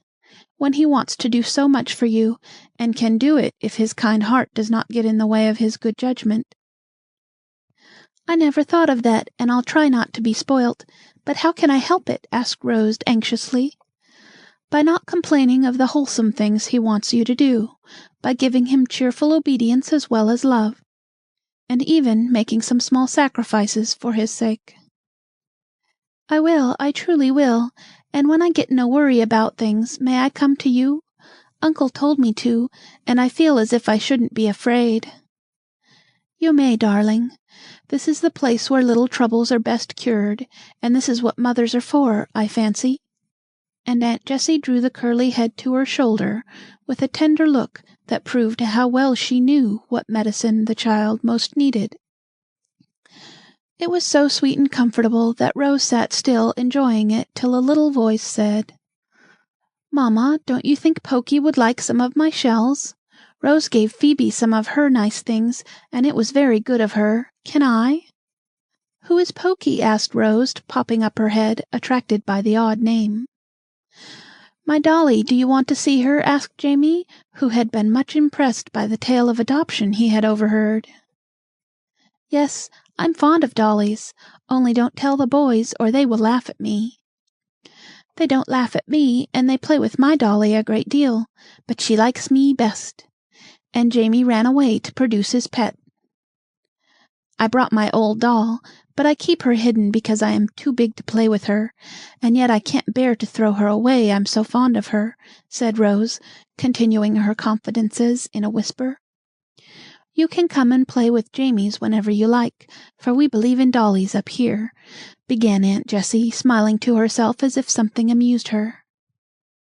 Just then Jamie came back, and Rose understood the smile, for his dolly proved to be a pretty 4-year-old little girl, who trotted in as fast as her fat legs would carry her, and making straight for the shells, scrambled up an armful, saying, with a laugh that showed her little white teeth, "All for Dimmy and me, for Dimmy and me." "That's my dolly. Isn't she a nice one?" asked Jamie, proudly surveying his pet with his hands behind him and his short legs rather far apart, a manly attitude copied from his brother's. "She is a dear dolly. But why call her Pokey?" asked Rose, charmed with the new plaything. "She is such an inquisitive little body. She is always poking that mite of a nose into everything, and as Paul Pry did not suit, the boys fell to calling her Pokey. Not a pretty name, but very expressive." It certainly was, for, having examined the shells, the busy tot laid hold of everything she could find, and continued her researches till Archie caught her sucking his carved ivory chessmen to see if they were not barley sugar. Rice paper pictures were also discovered crumpled up in her tiny pocket, and she nearly smashed Will's ostrich egg by trying to sit upon it. "Here, Jim, take her away. She's worse than the puppies, and we can't have her round," commanded the elder brother, picking her up and handing her over to the little fellow, who received her with open arms and the warning remark, "You'd better mind what you do, for I'm going to adopt Pokey like Rose did Phoebe, and then you'll have to be very good to her, you big fellows." "'Dopt away, baby, and I'll give you a cage to keep her in, or you won't have her long, for she is getting worse than a monkey. and Archie went back to his mates, while Aunt Jessie, foreseeing a crisis, proposed that Jamie should take his dolly home, as she was borrowed, and it was time her visit ended. "My dolly is better than yours, isn't she? 'Cause she can walk and talk and sing and dance, and yours can't do anything, can she?" asked Jamie with pride, as he regarded his Pokey, who just then had been moved to execute a funny little jig and warble the well-known couplet, "Puss tat, where you been? I been London to saw a tween." After which superb display she retired, escorted by Jamie, both making a fearful din, blowing on conch shells. "We must tear ourselves away, Rose, because I want to get you home before sunset. Will you come for a drive, Jessie?" said Dr. Alec, as the music died away in the distance. "No, thank you. But I see the boys want to scamper. So, if you don't mind, they may escort you home, but not go in. That is only allowed on holidays." The words were hardly out of Aunt Jessie's mouth when Archie said, in a tone of command, "Pass the word, lads. Boot and saddle, and be quick about it." "All right." And in a moment not a vestige of boy remained but the litter on the floor. The cavalcade went down the hill at a pace that made Rose cling to her uncle's arm, for the fat old horses got excited by the antics of the ponies careering all about them, and went as fast as they could pelt, with the gay dog-cart rattling in front, for Archie and Charlie scorned shelties since this magnificent equipage had been set up. Ben enjoyed the fun, and the lads cut up capers till Rose declared that circus was the proper name for them after all. When they reached the house they dismounted, and stood, 3 on each side the steps, in martial attitudes, while her ladyship was handed out with great elegance by Uncle Alec. Then the clan saluted, mounted at word of command, and, with a wild whoop, tore down the avenue in what they considered the true Arab style. "That was splendid, now it is safely ended," said Rose, skipping up the steps with her head over her shoulder to watch the dear tassels bob about. "I shall get you a pony as soon as you are a little stronger," said Dr. Alec, watching her with a smile. "Oh, I couldn't ride one of those horrid, frisky little beasts. They roll their eyes and bounce about so I should die of fright," clasping her hands tragically. "Are you a coward?" "About horses I am." "Never mind then, come and see my new room." And he led the way upstairs without another word. As Rose followed, she remembered her promise to Aunt Jessie, and was sorry she had objected so decidedly. She was a great deal more sorry 5 minutes later, and well she might be. "Now, take a good look, and tell me what you think of it," said Dr. Alec, opening the door and letting her enter before him, while Phoebe was seen whisking down the back stairs with a dustpan. Rose walked to the middle of the room, stood still, and gazed about her with eyes that brightened as they looked, for all was changed. This chamber had been built out over the library to suit some fancy, and had been unused for years, except at Christmas times, when the old house overflowed. It had 3 windows, one to the east that overlooked the bay, one to the south where the horse-chestnuts waved their green fans, and one to the west towards the hill and the evening sky. A ruddy sunset burned there now, filling the room with an enchanted glow. The soft murmur of the sea was heard, and a robin chirped "Good night" among the budding trees. Rose saw and heard these things first, and felt their beauty with a child's quick instinct. Then her eye took in the altered aspect of the room, once so shrouded, still, and solitary, now so full of light and warmth and simple luxury. India matting covered the floor, with a gay rug here and there. The antique andirons shone on the wide hearth, where a cheery blaze dispelled the dampness of the long-closed room. Bamboo lounges and chairs stood about, and quaint little tables in cosy corners, one bearing a pretty basket, one a desk, and on a third lay several familiar-looking books. In a recess stood a narrow white bed, with a lovely Madonna hanging over it. The Japanese screen, half folded back, showed a delicate toilet service of blue and white set forth on a marble slab, and near by was the great bath pan, with Turkish towels and a sponge as big as Rose's head. Uncle must love cold water like a duck, she thought, with a shiver. Then her eye went on to the tall cabinet, where a half-open door revealed a tempting array of the drawers, shelves, and cubby-holes which so delight the hearts of children. What a grand place for my new things, she thought, wondering what her uncle kept in that cedar retreat. Oh me! What a sweet toilet table, was her next mental exclamation as she approached this inviting spot.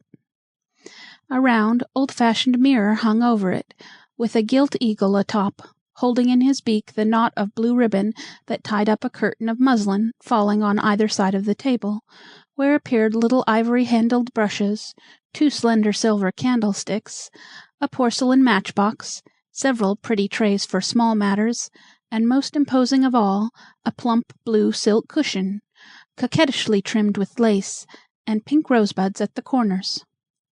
That cushion rather astonished Rose. In fact, the whole table did, and she was thinking, with a sly smile, "Uncle is a dandy, but I never should have guessed it," when he opened the door of a large closet, saying, with a careless wave of the hand, "Men like plenty of room for their rattle-traps. Don't you think that ought to satisfy me?" Rose peeped in and gave a start, though all she saw was what one usually finds in closets, clothes and boots, boxes and bags. Ah, but you see these clothes were small black and white frocks. The row of little boots that stood below had never been on Dr. Alec's feet. The green bandbox had a gray veil straying out of it, and yes, the bag hanging on the door was certainly her own piece bag, with a hole in one corner. She gave a quick look round the room and understood now why it had seemed too dainty for a man, why her Testament and prayer book were on the table by the bed, and what those rosebuds meant on the blue cushion. It came upon her in one delicious burst that this little paradise was all for her, and, not knowing how else to express her gratitude, she caught Dr. Alec round the neck, saying impetuously, "Oh, uncle, you are too good to me. I'll do anything you ask me, ride wild horses, and take freezing baths, and eat bad-tasting messes, and let my clothes hang on me, to show how much I thank you for this dear, sweet, lovely room." "You like it, then? But why do you think it is yours, my lass?" asked Dr. Alec, as he sat down looking well pleased, and drew his excited little niece to his knee. "I don't think, I know it is for me. I see it in your face, and I feel as if I didn't half deserve it. Aunt Jessie said you would spoil me, and I must not let you. I'm afraid this looks like it, and perhaps, oh me, perhaps I ought not to have this beautiful room after all." And Rose tried to look as if she could be heroic enough to give it up if it was best. "I owe Mrs. Jessie one for that," said Dr. Alec, trying to frown, though in his secret soul he felt that she was quite right. Then he smiled that cordial smile which was like sunshine on his brown face, as he said, "This is part of the cure, Rose, and I put you here that you might take my 3 great remedies in the best and easiest way. Plenty of sun, fresh air, and cold water, also cheerful surroundings and some work, for Phebe is to show you how to take care of this room, and be your little maid as well as friend and teacher. Does that sound hard and disagreeable to you, dear?" "No, sir, very, very pleasant, and I'll do my best to be a good patient, but I really don't think any one could be sick in this delightful room," she said, with a long sigh of happiness as her eye went from one pleasant object to another. "Then you like my sort of medicine better than Aunt Myra's, and don't want to throw it out the window, hey?" Chapter 7. A Trip to China. "Come, little girl, I've got another dose for you. I fancy you won't take it as well as you did the last, but you will like it better after a while," said Dr. Alec, about a week after the grand surprise.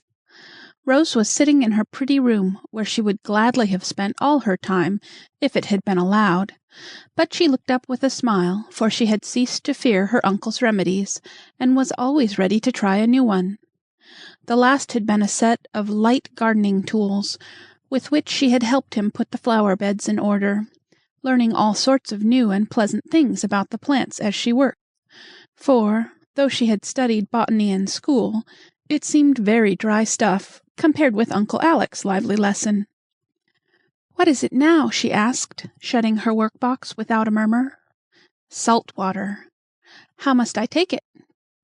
"Put on the new suit Miss Hemming sent home yesterday, and come down to the beach. Then I'll show you." "Yes, sir," answered Rose obediently, adding to herself, with a shiver, as he went off, "It is too early for bathing, so I know it is something to do with a dreadful boat." Putting on the new suit of blue flannel, prettily trimmed with white, and the little sailor hat with long streamers, diverted her mind from the approaching trial, till a shrill whistle reminded her that her uncle was waiting. Away she ran through the garden, down the sandy path, out upon the strip of beach that belonged to the house, and here she found Dr. Alec busy with a slender red and white boat that lay rocking on the rising tide. "That is a dear little boat, and Bonnie Belle is a pretty name," she said, trying not to show how nervous she felt. "It is for you, so sit in the stern and learn to steer, till you are ready to learn to row." "Do all boats wiggle about in that way?" she asked, lingering as if to tie her hat more firmly. "Oh, yes, pitch about like nutshells when the sea is a bit rough," answered her sailor uncle, never guessing her secret woe. "Is it rough to-day?" "Not very. It looks a trifle squally to the eastward, but we are all right till the wind changes. Come." "Can you swim, uncle?" asked Rose, clutching at his arm as he took her hand. "Like a fish. Now then." "Oh, please hold me very tight till I get there. Why do you have the stern so far away?" And, stifling several squeaks of alarm in her passage, Rose crept to the distant seat, and sat there holding on with both hands, and looking as if she expected every wave to bring a sudden shipwreck. Uncle Alec took no notice of her fear, but patiently instructed her in the art of steering, till she was so absorbed in remembering which was starboard and which larboard, that she forgot to say "Ow!" every time a big wave slapped against the boat. "Now where shall we go?" she asked, as the wind blew freshly in her face, and a few long, swift strokes sent them half across the little bay. "Suppose we go to China." "Isn't that a rather long voyage?" "Not as I go. Steer round the point into the harbor, and I'll give you a glimpse of China in 20 minutes or so." "I should like that," and Rose sat wondering what he meant, while she enjoyed the new sights all about her. Behind them, the green anthill sloped gently upward to the grove at the top, and all along the seaward side stood familiar houses, stately, cosy, or picturesque. As they rounded the point, the great bay opened before them, full of shipping, and the city lay beyond, its spires rising above the tall masts with their gay streamers. "Are we going there?" she asked, for she had never seen this aspect of the rich and busy old city before. "Yes. Uncle Mac has a ship just in from Hong Kong, and I thought you would like to go and see it." "Oh, I should. I love dearly to go poking about in the warehouses with Uncle Mac. Everything is so curious and new to me, and I'm specially interested in China because you have been there. I'll show you 2 genuine Chinamen who have just arrived. You will like to welcome Wang Lo and Fun Si, I'm sure." "Don't ask me to speak to them, uncle. I shall be sure to laugh at the odd names and the pigtails and the slanting eyes. Please let me just trot round after you. I like that best." "Very well. Now steer towards the wharf where the big ship with the queer flag is. That's the Rajah, and we will go aboard if we can." In among the ships they went, by the wharves where the water was green and still, and queer barnacles grew on the slippery piles. Odd smells saluted her nose, and odd sights met her eyes, but Rose liked it all, and played she was really landing in Hong Kong when they glided up to the steps in the shadow of the tall Rajah. Boxes and bales were rising out of the hold and being carried into the warehouse by stout porters, who tugged and bawled and clattered about with small trucks, or worked cranes with iron claws that came down and clutched heavy weights, whisking them aloft to where wide doors, like mouths, swallowed them up. Dr. Alec took her aboard the ship, and she had the satisfaction of poking her inquisitive little nose into every available corner, at the risk of being crushed, lost, or drowned. "Well, child, how would you like to take a voyage round the world with me in a jolly old craft like this?" asked her uncle as they rested a minute in the captain's cabin.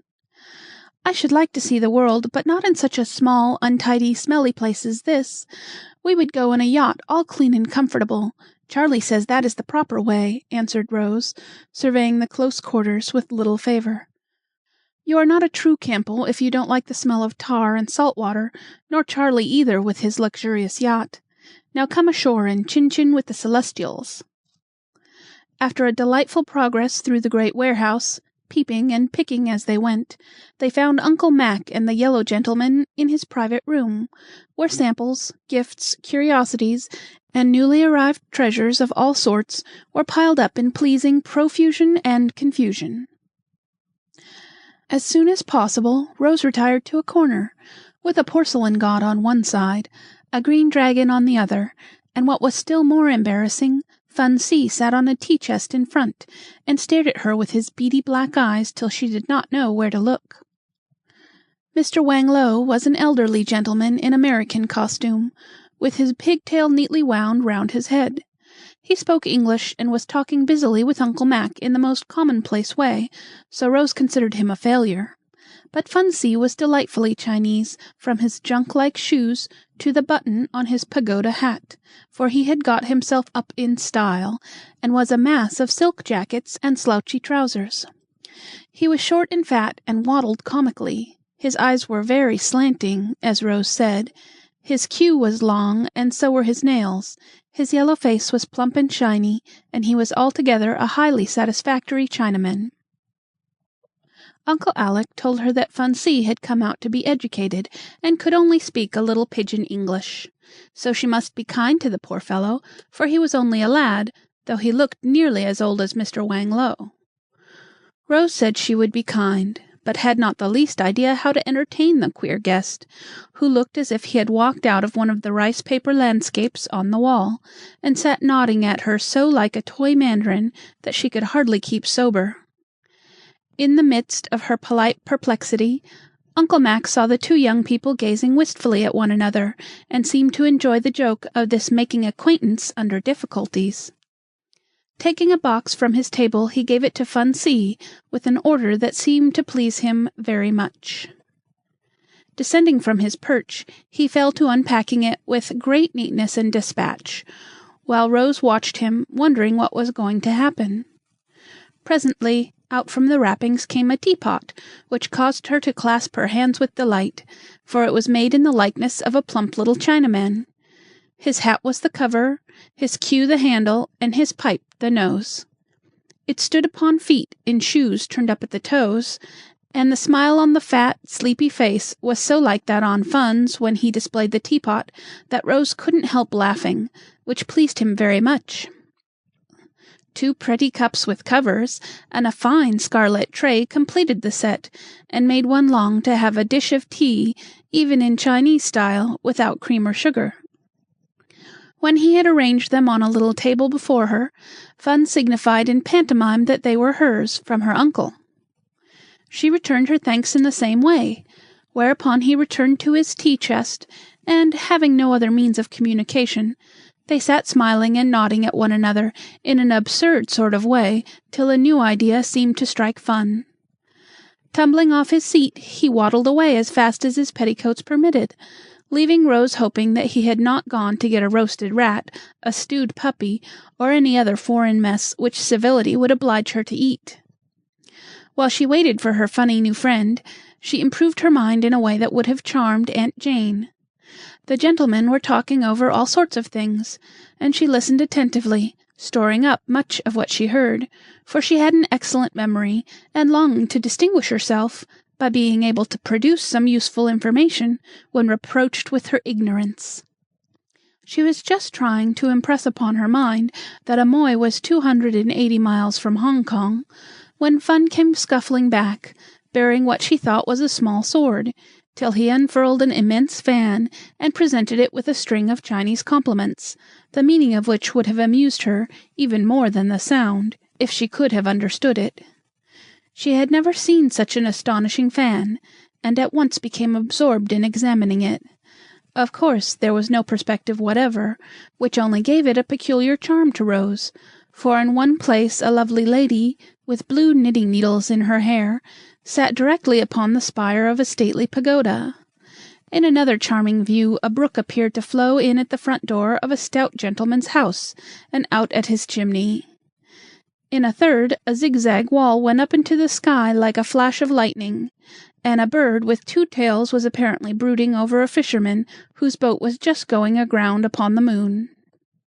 It was altogether a fascinating thing, and she would have sat wafting it to and fro all the afternoon, to Fun's great satisfaction, if Dr. Alec's attention had not suddenly been called to her by a breeze from the big fan that blew his hair into his eyes, and reminded him that they must go.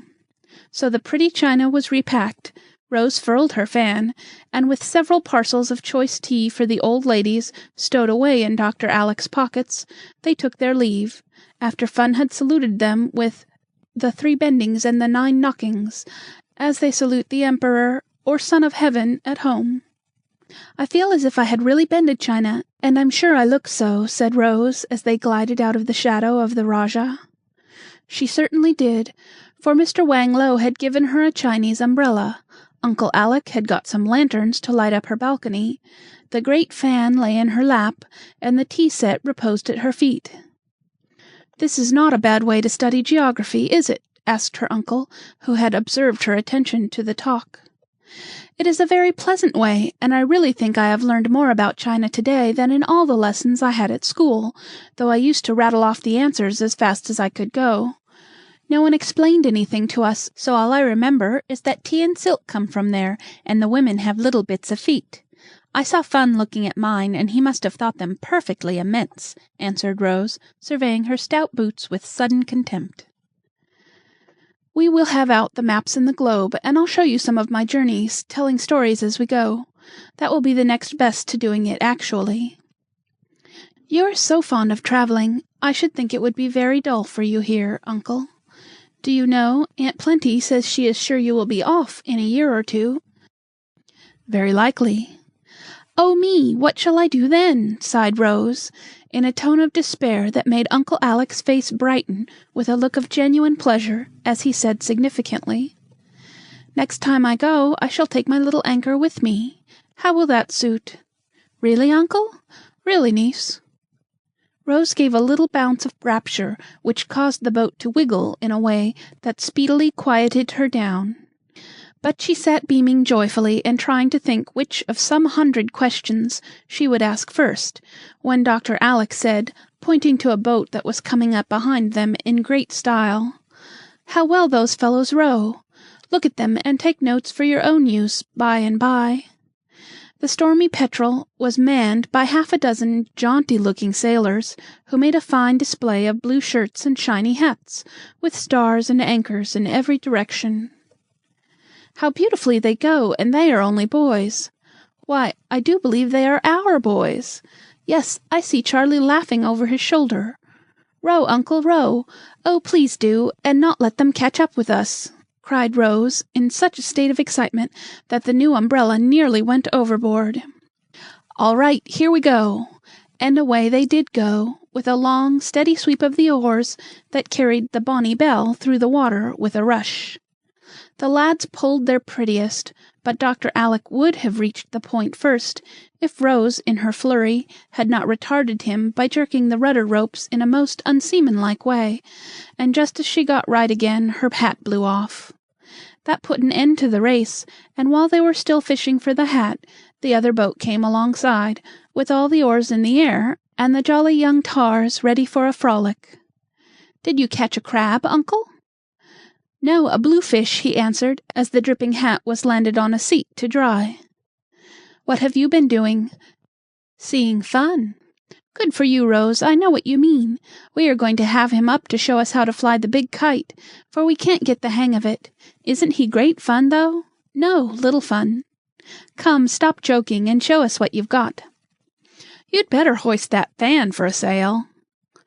"Lend Dandy your umbrella. He hates to burn his pretty nose. I say, uncle, are you going to have a feast of lanterns?" "No, I'm going to have a feast of bread and butter, for it's tea time." If that black cloud doesn't lie, we shall have a gust before long, so you had better get home as soon as you can, or your mother will be anxious, Archie." "Aye, aye, skipper.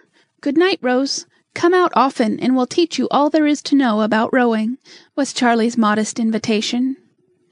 Then the boats parted company, and across the water, from the Petrel's crew, came a verse from one of the nonsense songs in which the boys delighted. "Oh, Timbaloo, how happy we are! We live in a sieve and a crockery jar, and all night long in the starlight pale we sail away with a pea-green sail, and whistle and warble a moony song to the echoing sound of a coppery gong. Far and few are the land where the Jumblies live. Their heads are green and their hands are blue, and they went to sea in a sieve." Chapter 8. And What Came of It. "Uncle, could you lend me a ninepence? I'll return it as soon as I get my pocket money," said Rose, coming into the library in a great hurry that evening.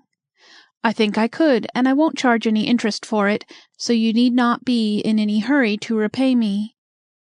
"Come back here and help me settle these books, if you have nothing pleasanter to do," answered Dr. Alec, handing out the money with that readiness which is so delightful when we ask small loans. "I'll come in a minute. I've been longing to fix my books, but I didn't dare to touch them, because you always shake your head when I read."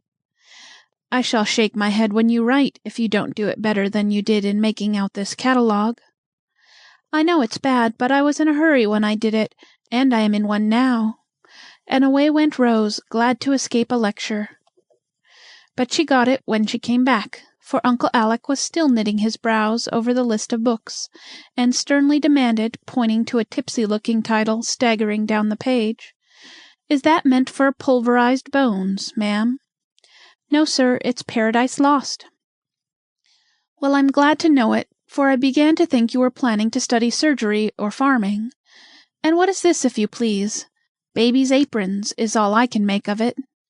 Rose looked hard at the scrawl, and presently announced with an air of superior wisdom, "Oh, that's Bacon's Essays." "Miss Power did not teach anything so old-fashioned as writing, I see. Now look at this memorandum Aunt Plenty gave me, and see what a handsome, plain hand that is. She went to a dame's school and learnt a few useful things as well. That is better than a smattering of half a dozen so-called higher branches, I take the liberty of thinking." "Well, I'm sure I was considered a bright girl at school, and learned everything I was taught. Luly and me were the first in all our classes, and specially praised for our French and music, and those sorts of things," said Rose, rather offended at Uncle Alec's criticism. "I dare say, but if your French grammar was no better than your English, I think the praise was not deserved, my dear." "Why, uncle, we did study English grammar, and I could parse beautifully. Miss Power used to have us up to show off when people came. I don't see but I talk as right as most girls." "I dare say you do, but we are all too careless about our English. Now think a minute, and tell me if these expressions are correct. Luly and me, those sort of things, and as right as most girls." Rose pulled her pet curl and put up her lip, but had to own that she was wrong, and said meekly, after a pause which threatened to be sulky, "I suppose I should have said Luly and I in that case, and that sort of things, and rightly, though correctly would have been a better word, I guess." "Thank you. And if you will kindly drop 'I guess,' I shall like my little Yankee all the better. Now see here, Rosie, I don't pretend to set myself up for a model in anything, and you may come down on my grammar, manners, or morals as often as you think I'm wrong, and I'll thank you. I've been knocking about the world for years, and have got careless, but I want my girl to be what I call well educated, even if she studies nothing but the 3 R's for a year to come. Let us be thorough, no matter how slowly we go." He spoke so earnestly and looked so sorry to have ruffled her that Rose went and sat on the arm of his chair, saying, with a pretty air of penitence, "I'm sorry I was cross, uncle, when I ought to thank you for taking so much interest in me. I think you are right about being thorough, for I used to understand a great deal better when papa taught me a few lessons than when Miss Power hurried me through so many. I declare my head used to be such a jumble of French and German, history and arithmetic, grammar and music, I used to feel sometimes as if it would split. I'm sure I don't wonder it ached." And she held on to it as if the mere memory of the jumble made it swim. Yet that is considered an excellent school, I find, and I dare say it would be if the benighted lady did not think it necessary to cram her pupils like Thanksgiving turkeys, instead of feeding them in a natural and wholesome way. It is the fault with most American schools, and the poor little heads will go on aching till we learn better. This was one of Dr. Alec's hobbies, and Rose was afraid he was off for a gallop, but he reined himself in and gave her thoughts a new turn by saying suddenly, as he pulled out a fat pocket-book, "Uncle Mac has put all your affairs into my hands now, and here is your month's pocket money. You keep your own little accounts, I suppose." "Thank you. Yes, Uncle Mac gave me an account book when I went to school, and I used to put down my expenses, but I couldn't make them go very well, for figures are the one thing I am not at all clever about," said Rose, rummaging in her desk for a dilapidated little book, which she was ashamed to show when she found it. "Well, as figures are rather important things to most of us, and you may have a good many accounts to keep some day, wouldn't it be wise to begin at once and learn to manage your pennies before the pounds come to perplex you?" "I thought you would do all that fussy part and take care of the pounds, as you call them. Need I worry about it? I do hate sums so." "I shall take care of things till you are of age, but I mean that you shall know how your property is managed, and do as much of it as you can by and by. Then you won't be dependent on the honesty of other people." "Gracious me! As if I wouldn't trust you with millions of billions if I had them!" cried Rose, scandalized at the mere suggestion. "Ah, but I might be tempted. Guardians are sometimes, so you'd better keep your eye on me, and in order to do that you must learn all about these affairs," answered Dr. Alec, as he made an entry in his own very neat account book. Rose peeped over his shoulder at it, and then turned to the arithmetical puzzle in her hand with a sigh of despair. "Uncle, when you add up your expenses, do you ever find you have got more money than you had in the beginning?" "No, I usually find that I have a good deal less than I had in the beginning. Are you troubled in the peculiar way you mention?" "Yes, it is very curious, but I never can make things come out square." "Perhaps I can help you," began Uncle Alec, in the most respectful tone. "I think you had better, for if I have got to keep accounts, I may as well begin the right way. But please don't laugh. I know I'm very stupid, and my book is a disgrace, but I never could get it straight." And with great trepidation Rose gave up her funny little accounts. It really was good in Dr. Alec not to laugh, and Rose felt deeply grateful when he said in a mildly suggestive tone, "The dollars and cents seem to be rather mixed. Perhaps if I just straightened them out a bit, we should find things all right." "Please do, and then show me on a fresh leaf how to make mine look nice and shipshape, as yours do." As Rose stood by him watching the ease with which he quickly brought order out of chaos, she privately resolved to hunt up her old arithmetic and perfect herself in the first 4 rules, with a good tug at fractions, before she read any more fairy tales. "Am I a rich girl, uncle?" she asked suddenly, as he was copying a column of figures. "Rather a poor one, I should say, since you had to borrow a ninepence." "That was your fault, because you forgot my pocket money. But really, shall I be rich by and by?" "I'm afraid you will." "Why afraid, uncle?" "Too much money is a bad thing." "But I can give it away, you know. That is always the pleasantest part of having it, I think." "I'm glad you feel so, for you can do so much good with your fortune if you know how to use it well." "You shall teach me, and when I am a woman we will set up a school where nothing but the 3 R's shall be taught, and all the children live on oatmeal, and the girls have waists a yard round," said Rose, with a sudden saucy smile dimpling her cheeks. "You are an impertinent little baggage, to turn on me in that way, right in the midst of my first attempt at teaching. Never mind, I shall have an extra bitter dose for you next time, miss." "I knew you wanted to laugh, so I gave you a chance. Now I will be good, master, and do my lesson nicely." So Dr. Alec had his laugh, and then Rose sat down and took a lesson in accounts which she never forgot. "Now come and read aloud to me. My eyes are tired, and it is pleasant to sit here by the fire while the rain pours outside and Aunt Jane lectures upstairs," said Uncle Alec, when last month's accounts had been put in good order and a fresh page neatly begun. Rose liked to read aloud, and gladly gave him the chapter in Nicholas Nickleby where the Miss Kenwigses take their French lesson. She did her very best, feeling that she was being criticized, and hoping that she might not be found wanting in this as in other things. "Shall I go on, sir?" she asked very meekly when the chapter ended. "If you are not tired, dear, it is a pleasure to hear you, for you read remarkably well," was the answer that filled her heart with pride and pleasure. "Do you really think so, uncle? I'm so glad. Papa taught me, and I read for hours to him, but I thought, perhaps, he liked it because he was fond of me." "So am I, but you really do read unusually well, and I'm very glad of it, for it is a rare accomplishment, and one I value highly. Come here in this cozy, low chair, the light is better, and I can pull these curls if you go too fast. I see you are going to be a great comfort as well as a great credit to your old uncle, Rosie."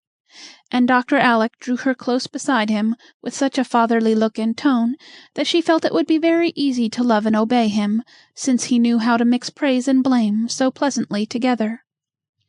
Another chapter was just finished when the sound of a carriage warned them that Aunt Jane was about to depart. Before they could go to meet her, however, she appeared in the doorway looking like an unusually tall mummy in her waterproof, with her glasses shining like cat's eyes from the depths of the hood. "Just as I thought, petting that child to death and letting her sit up late reading trash. I do hope you feel the weight of the responsibility you have taken upon yourself, Alec," she said, with a certain grim sort of satisfaction at seeing things go wrong. "I think I have a very realizing sense of it, Sister Jane," answered Dr. Alec with a comical shrug of the shoulders and a glance at Rose's bright face. "It is sad to see a great girl wasting these precious hours so. Now my boys have studied all day, and Mac is still at his books, I've no doubt, while you have not had a lesson since you came, I suspect." "I've had 5 to-day, ma'am," was Rose's very unexpected answer. "I'm glad to hear it. And what were they, pray?" Rose looked very demure as she replied, "Navigation, geography, grammar, arithmetic, and keeping my temper." "Queer lessons, I fancy. And what have you learned from this remarkable mixture, I should like to know?" A naughty sparkle came into Rose's eyes as she answered, with a droll look at her uncle. "I can't tell you all, ma'am, but I have collected some useful information about China, which you may like, especially the teas. The best are Lapsing Souchong, Assam Pekoe, Rare Anko, Flowery Pekoe, Hokwa's Mixture, Scented Caper, Padrol Tea, Black Kongu, and Green Twankey. Shanghai is on the Woosung River. Hong Kong means Island of Sweet Waters. Singapore is Lion's Town. Chops are the boats they live in, and they drink tea out of little saucers. Principal productions are porcelain, tea, cinnamon, shawls, tin, tamarinds, and opium. They have beautiful temples and queer gods, and in Canton is the dwelling of the holy pigs, 14 of them, very big and all blind." The effect of this remarkable burst was immense, especially the fact last mentioned. It entirely took the wind out of Aunt Jane's sails. It was so sudden, so varied and unexpected, that she had not a word to say. The glasses remained fixed full upon Rose for a moment, and then, with a hasty "Oh, indeed!" the excellent lady bundled into her carriage and drove away, somewhat bewildered and very much disturbed. She would have been more so if she had seen her reprehensible brother-in-law dancing a triumphal polka down the hall with Rose in honor of having silenced the enemy's battery for once. Chapter 9. Phoebe's Secret. "Why do you keep smiling to yourself, Phoebe?" asked Rose, as they were working together one morning, for Dr. Alec considered housework the best sort of gymnastics for girls, so Rose took lessons of Phoebe in sweeping, dusting, and bed-making. I was thinking about a nice little secret I know, and couldn't help smiling. Shall I know it sometime? Guess you will. Shall I like it? Oh, won't you, though? Will it happen soon? Sometime this week. I know what it is. The boys are going to have fireworks on the 4th, and have got some surprise for me, haven't they? That's telling. Well, I can wait. Only tell me one thing. Is Uncle in it? Of course he is. There's never any fun without him. Then it's all right, and sure to be nice. Rose went out on the balcony to shake the rugs, and having given them a vigorous beating, hung them on the balustrade to air, while she took a look at her plants. Several tall vases and jars stood there, and a month of June sun and rain had worked wonders with the seeds and slips she had planted. Morning glories and nasturtiums ran all over the bars, making haste to bloom. Scarlet beans and honeysuckles were climbing up from below to meet their pretty neighbors, and the woodbine was hanging its green festoons wherever it could cling. The waters of the bay were dancing in the sunshine, a fresh wind stirred the chestnut trees with a pleasant sound, and the garden below was full of roses, butterflies, and bees. A great chirping and twittering went on among the birds, busy with their summer housekeeping, and, far away, the white-winged gulls were dipping and diving in the sea, where ships, like larger birds, went sailing to and fro. "Oh, Phoebe, it's such a lovely day. I do wish your fine secret was going to happen right away. I feel just like having a good time, don't you?" said Rose, waving her arms as if she was going to fly. "I often feel that way, but I have to wait for my good times and don't stop working to wish for 'em. There, now you can finish as soon as the dust settles. I must go do my stairs." And Phoebe trudged away with the broom, singing as she went.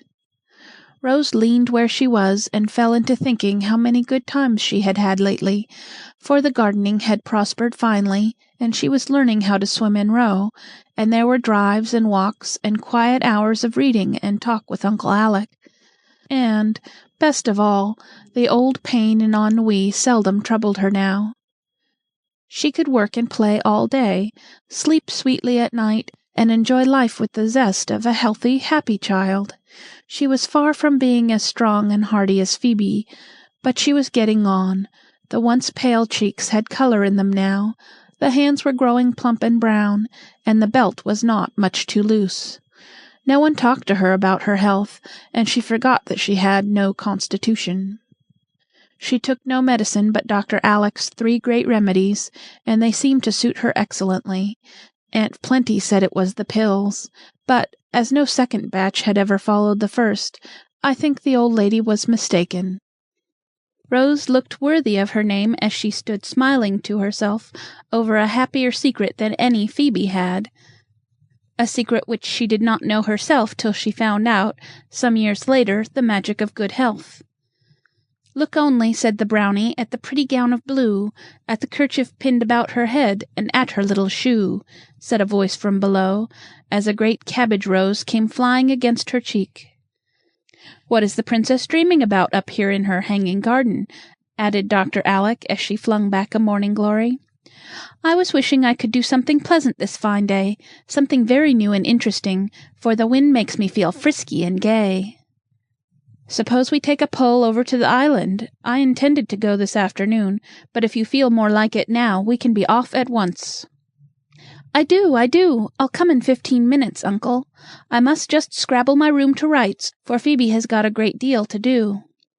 Rose caught up the rugs and vanished as she spoke, while Dr. Alec went in, saying to himself, with an indulgent smile, "It may upset things a trifle, but half a child's pleasure consists in having their fun when they want it." Never did duster flap more briskly than the one Rose used that day, and never was a room scrabbled to rights in such haste as hers.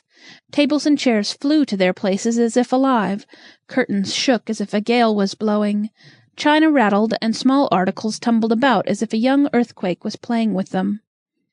The boating suit went on in a twinkling, and Rose was off with a hop and a skip, little dreaming how many hours it would be before she saw her pretty room again. Uncle Alec was putting a large basket into the boat when she arrived, and before they were off, Phoebe came running down with a queer, knobby bundle done up in a waterproof. "We can't eat half that luncheon, and I know we shall not need so many wraps. I wouldn't lumber the boat up so," said Rose, who still had secret scares when on the water. "Couldn't you make a smaller parcel, Phoebe?" asked Dr. Alec, eyeing the bundle suspiciously. "No, sir, not in such a hurry," and Phoebe laughed as she gave a particularly large knob a good poke. "Well, it will do for ballast. Don't forget the note to Mrs. Jessie, I beg of you." "No, sir, I'll send it right off," and Phoebe ran up the bank as if she had wings to her feet. "We'll take a look at the lighthouse first, for you have not been there yet, and it is worth seeing. By the time we have done that, it will be pretty warm, and we will have lunch under the trees on the island." Rose was ready for anything, and enjoyed her visit to the lighthouse on the point very much, especially climbing up the narrow stairs and going inside the great lantern. They made a long stay, for Dr. Alec seemed in no hurry to go, and kept looking through his spyglass as if he expected to discover something remarkable on sea or land. It was past 12 before they reached the island, and Rose was ready for her lunch long before she got it. "Now this is lovely. I do wish the boys were here. Won't it be nice to have them with us all their vacation? Why, it begins today, doesn't it? Oh, I wish I'd remembered it sooner, and perhaps they would have come with us," she said, as they lay luxuriously eating sandwiches under the old apple tree. "So we might. Next time we won't be in such a hurry. I expect the lads will take our heads off when they find us out," answered Dr. Alec, placidly drinking cold tea. "Uncle, I smell a frying sort of a smell," Rose said, pausing suddenly as she was putting away the remains of the lunch half an hour later. "So do I. It is fish, I think." For a moment they both sat with their noses in the air, sniffing like hounds. Then Dr. Alec sprang up, saying with great decision, "Now this won't do. No one is permitted on this island without asking leave. I must see who dares to fry fish on my private property." Taking the basket on one arm and the bundle on the other, he strode away towards the traitorous smell, looking as fierce as a lion, while Rose marched behind under her umbrella. "We are Robinson Crusoe and his man Friday, going to see if the savages have come," she said presently, for her fancy was full of the dear old stories that all children love so well. "And there they are! 2 tents and 2 boats, as I live. These rascals mean to enjoy themselves, that's evident." "There ought to be more boats and no tents. I wonder where the prisoners are." "There are traces of them," and Dr. Alec pointed to the heads and tails of fishes strewn on the grass.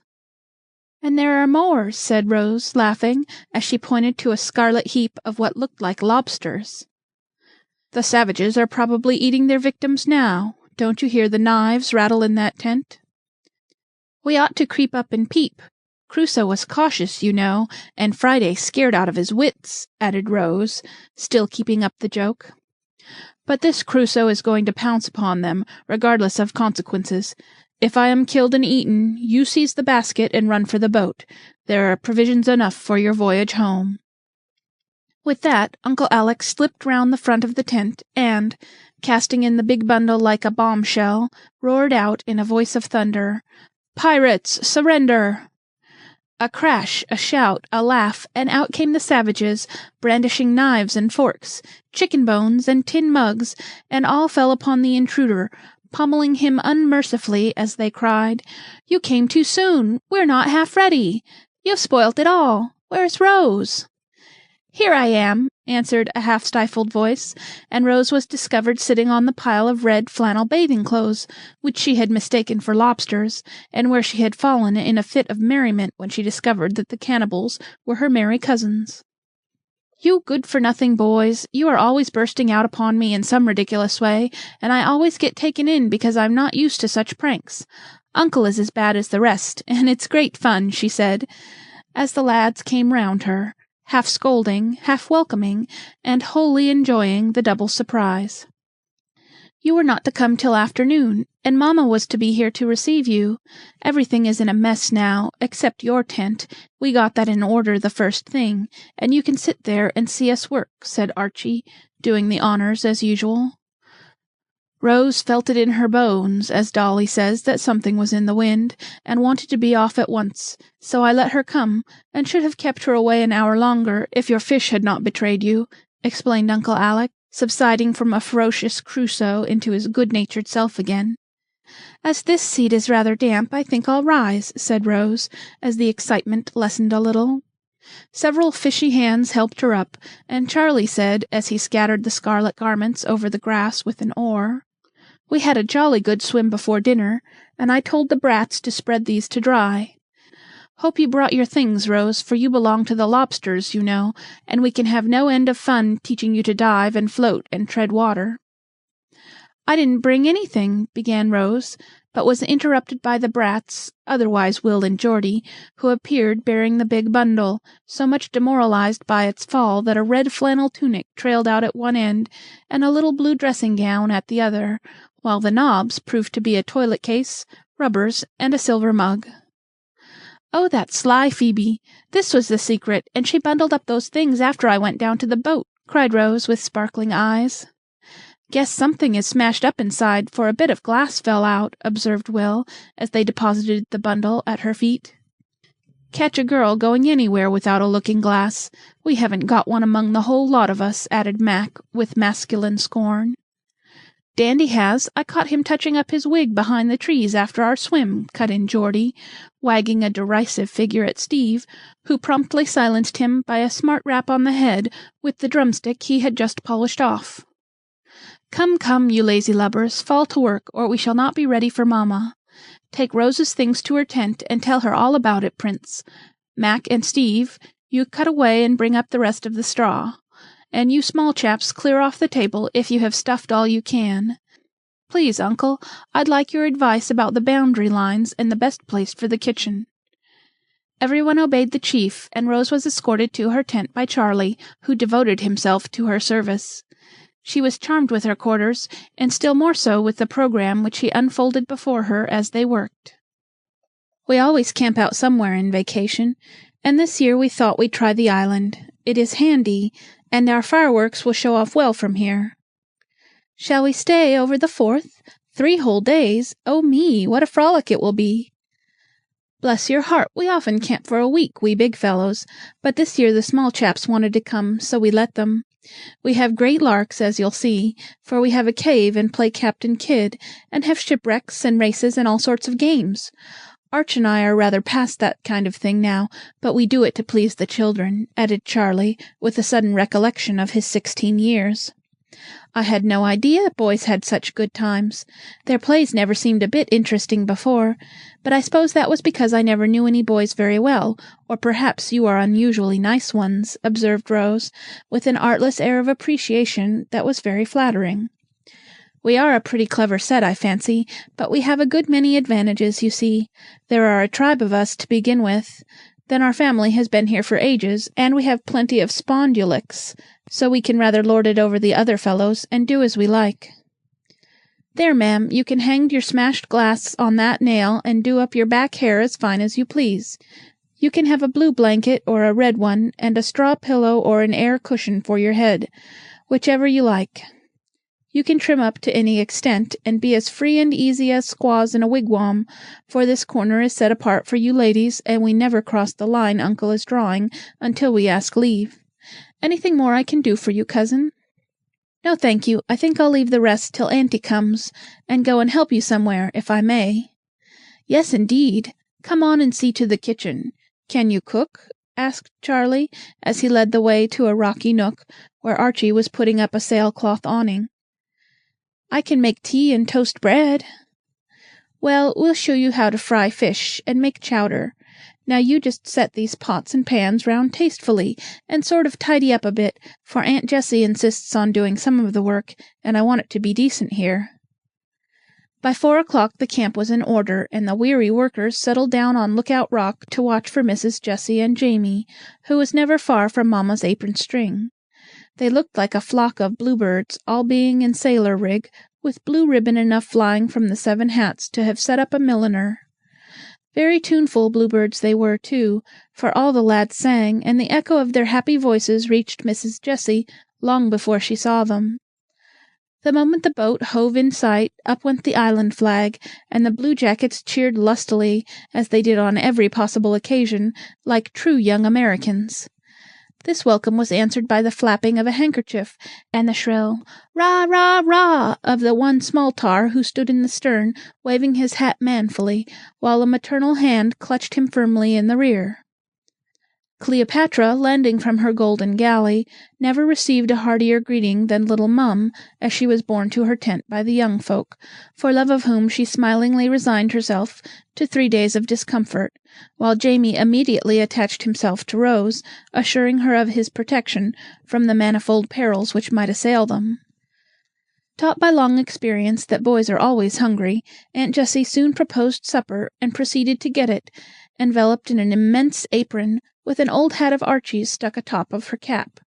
Rose helped, and tried to be as handy as Phoebe, though the peculiar style of table she had to set made it no easy task. It was accomplished at last, and a very happy party lay about under the trees, eating and drinking out of anyone's plate and cup, and quite untroubled by the frequent appearance of ants and spiders in places where these interesting insects are not expected to adorn.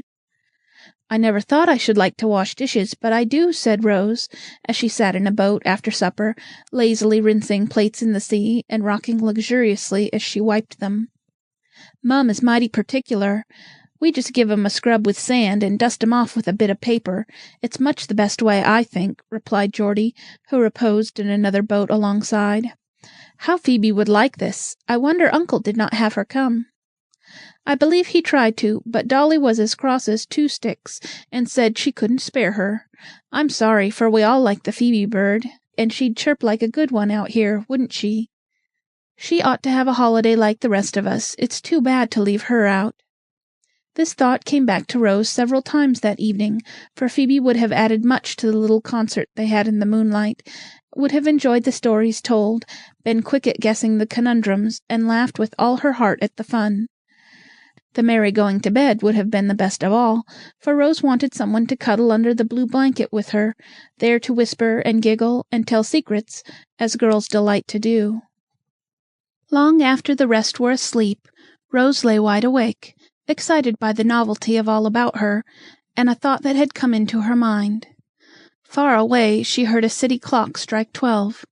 A large star like a mild eye peeped in at the opening of the tent, and the soft plash of the waves seemed calling to her to come out. Aunt Jessie lay fast asleep, with Jamie rolled up like a kitten at her feet, and neither stirred as Rose in her wrapper crept out to see how the world looked at midnight. She found it very lovely, and sat down on a cracker keg to enjoy it, with a heart full of the innocent sentiment of her years. Fortunately, Dr. Alec saw her before she had time to catch cold, for, coming out to tie back the door flap of his tent for more air, he beheld the small figure perched in the moonlight.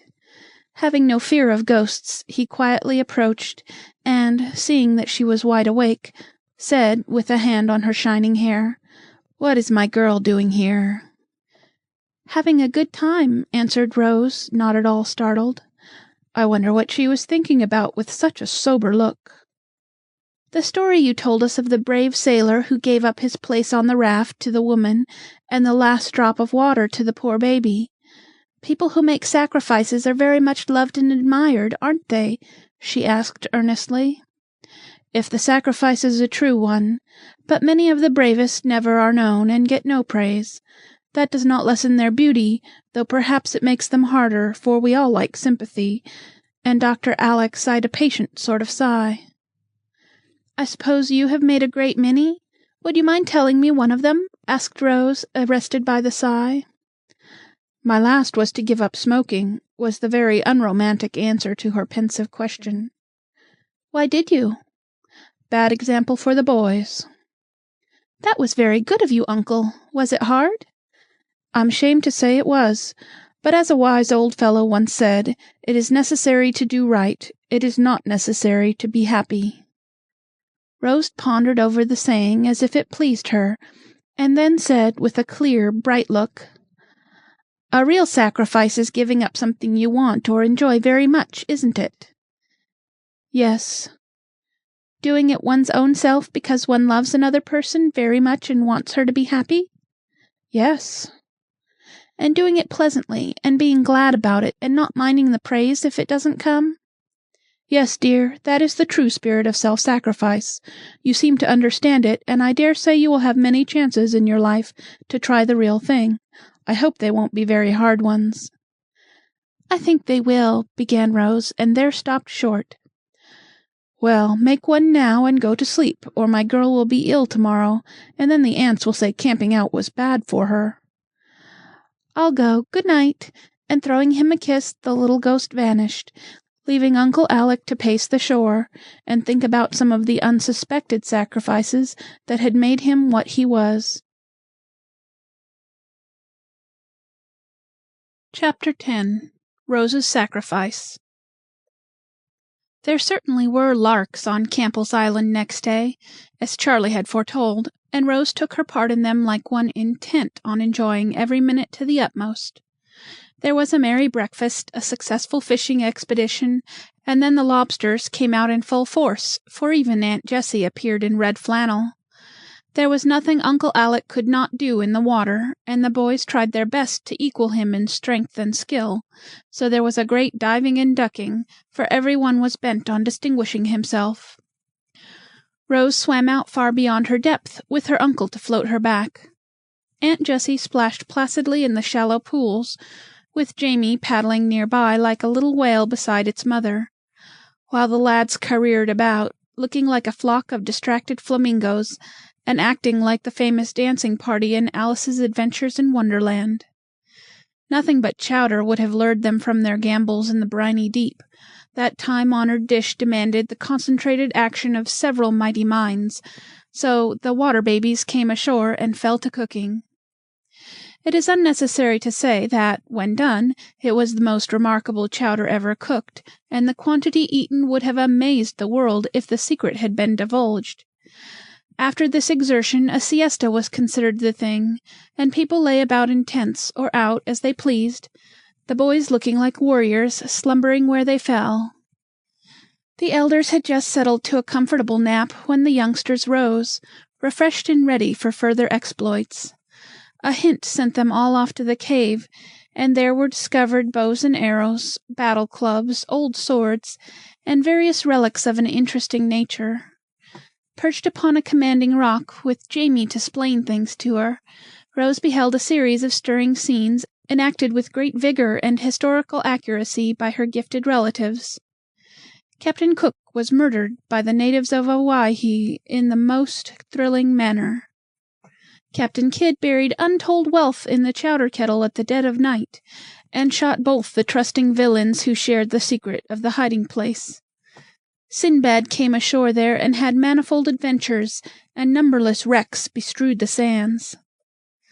Rose considered them by far the most exciting dramas she had ever witnessed, and when the performance closed with a grand ballet of Fiji Islanders, whose barbaric yells alarmed the gulls, she had no words in which to express her gratification. Another swim at sunset, another merry evening on the rocks, watching the lighted steamers pass seaward and the pleasure boats come into port, ended the second day of the camping out, and sent everyone to bed early that they might be ready for the festivities of the morrow. Archie, didn't I hear Uncle ask you to row home in the morning for fresh milk and things? Yes, why? Please, may I go too? I have something of great importance to arrange. You know I was carried off in a hurry, Rose said in a confidential whisper as she was bidding her cousins good night. I'm willing, and I guess Charlie won't mind. Thank you. Be sure you stand by me when I ask leave in the morning, and don't say anything till then, except to Charlie.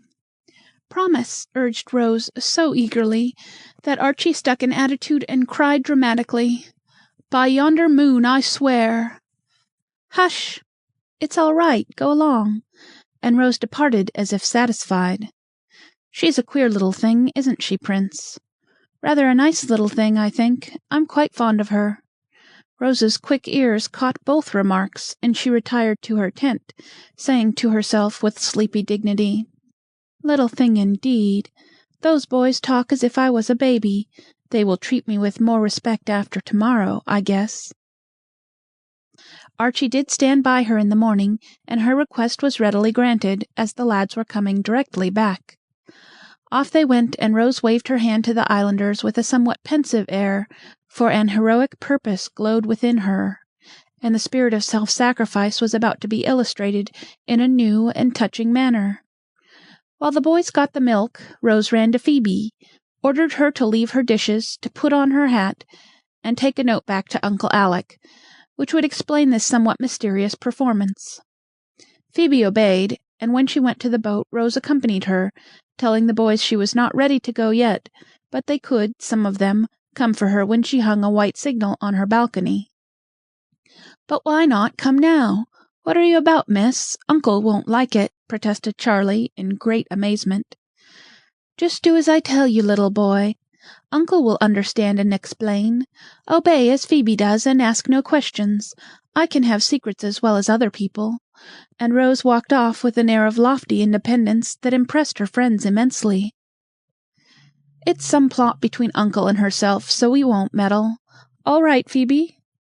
Pull away, Prince." And off they went to be received with much surprise by the islanders.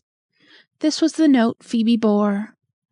"Dear Uncle, I'm going to take Phoebe's place today, and let her have all the fun she can. Please don't mind what she says, but keep her, and tell the boys to be very good to her for my sake. Don't think it is easy to do this. It is very hard to give up the best day of all, but I feel so selfish to have all the pleasure and Phoebe none, that I wish to make this sacrifice. Do let me, and don't laugh at it. I truly do not wish to be praised, and I truly want to do it. Love to all. From Rose." "Bless the little dear!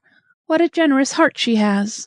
Shall we go after her, Jessie, or let her have her way?" said Dr. Alec, after the first mingled amusement and astonishment had subsided.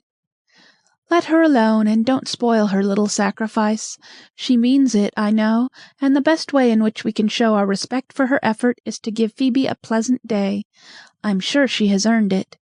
And Mrs. Jessie made a sign to the boys to suppress their disappointment and exert themselves to please Rose's guest.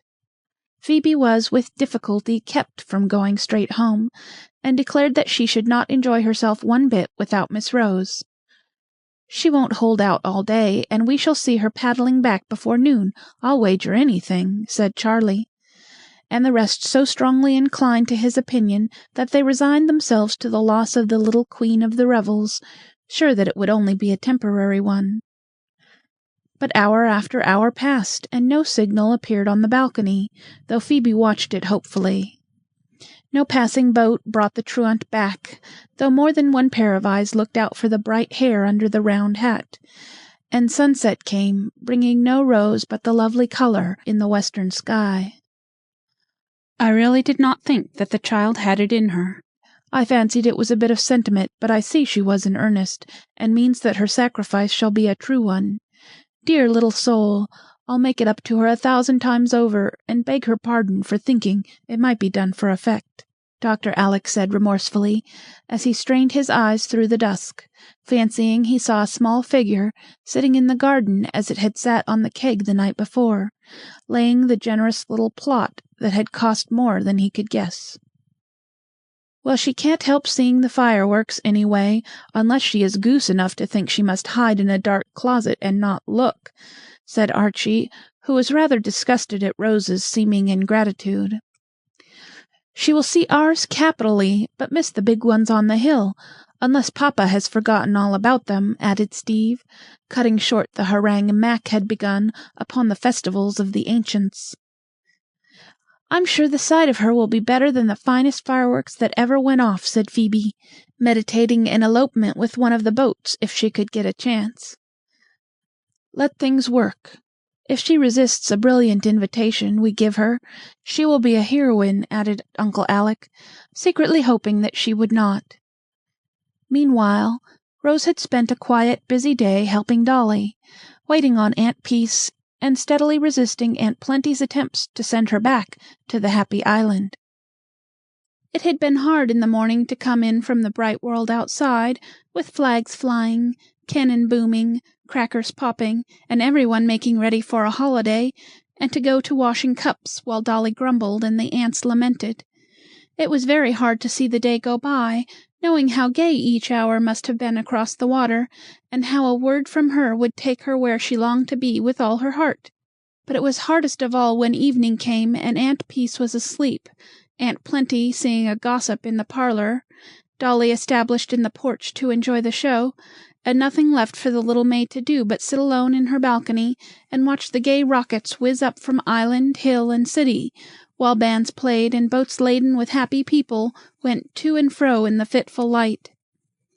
Then it must be confessed that a tear or two dimmed the blue eyes, and once, when a very brilliant display illuminated the island for a moment, and she fancied she saw the tents, the curly head went down on the railing, and a wide-awake nasturtium heard a little whisper, "I hope someone wishes I was there."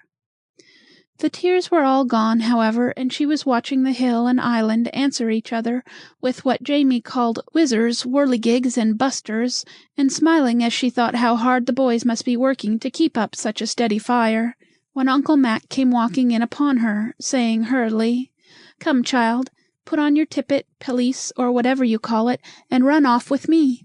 I came to get Phoebe, but Aunt says she is gone, so I want you.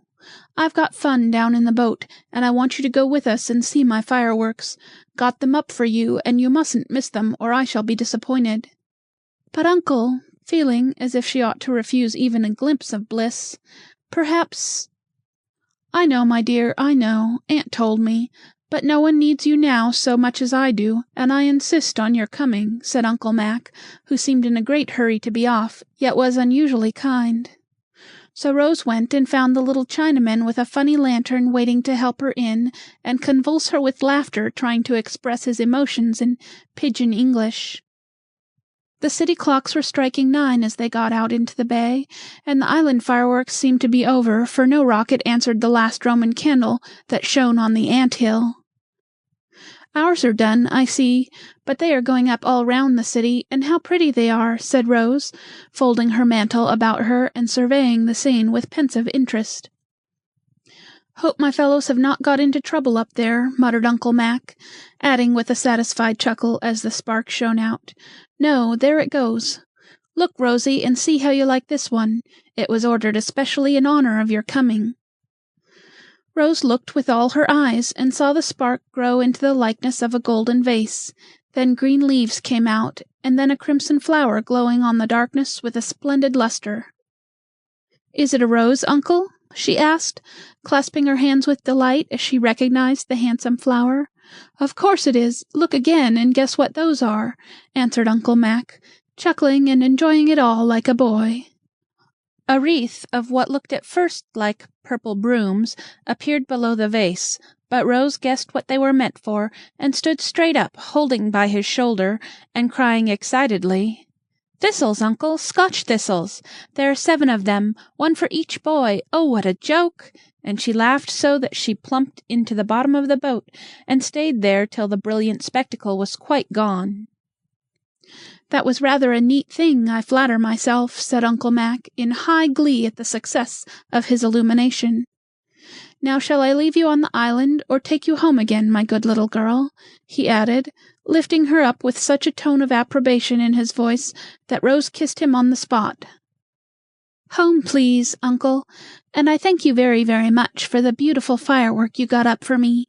I'm so glad I saw it, and I know I shall dream about it," answered Rose steadily, though a wistful glance went toward the island, now so near that she could smell powder and see shadowy figures flitting about. Home they went, and Rose fell asleep saying to herself, "It was harder than I thought, but I'm glad I did it, and I truly don't want any reward but Phoebe's pleasure." Chapter 11. Poor Mac. Rose's sacrifice was a failure in one respect, for, though the elders loved her the better for it, and showed that they did, the boys were not inspired with the sudden respect which she had hoped for. In fact, her feelings were much hurt by overhearing Archie say that he couldn't see any sense in it, and the prince added another blow by pronouncing her the queerest chicken ever seen. It is apt to be so, and it is hard to bear, for, though we do not want trumpets blown, we do like to have our little virtues appreciated, and cannot help feeling disappointed if they are not. A time soon came, however, when Rose, quite unconsciously, won not only the respect of her cousins, but their gratitude and affection likewise. Soon after the island episode, Mac had a sunstroke, and was very ill for some time. It was so sudden that everyone was startled, and for some days the boy's life was in danger. He pulled through, however, and then, just as the family were rejoicing, a new trouble appeared which cast a gloom over them all. Poor Mac's eyes gave out, and well they might, for he had abused them, and never being very strong, they suffered doubly now. No one dared to tell him the dark predictions of the great oculist who came to look at them, and the boy tried to be patient, thinking that a few weeks of rest would repair the overwork of several years. He was forbidden to look at a book, and as that was the one thing he most delighted in, it was a terrible affliction to the worm. Everyone was ready to read to him, and at first the lads contended for this honor. But as week after week went by, and Mac was still condemned to idleness and a darkened room, their zeal abated, and one after the other fell off. It was hard for the active fellows, right in the midst of their vacation, and nobody blamed them when they contented themselves with brief calls, running of errands, and warm expressions of sympathy.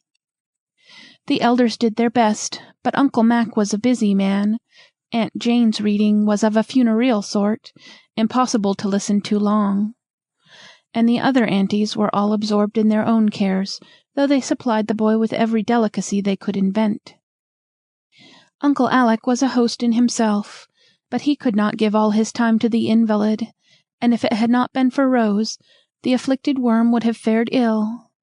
Her pleasant voice suited him, her patience was unfailing, her time of no apparent value, and her eager good-will was very comforting.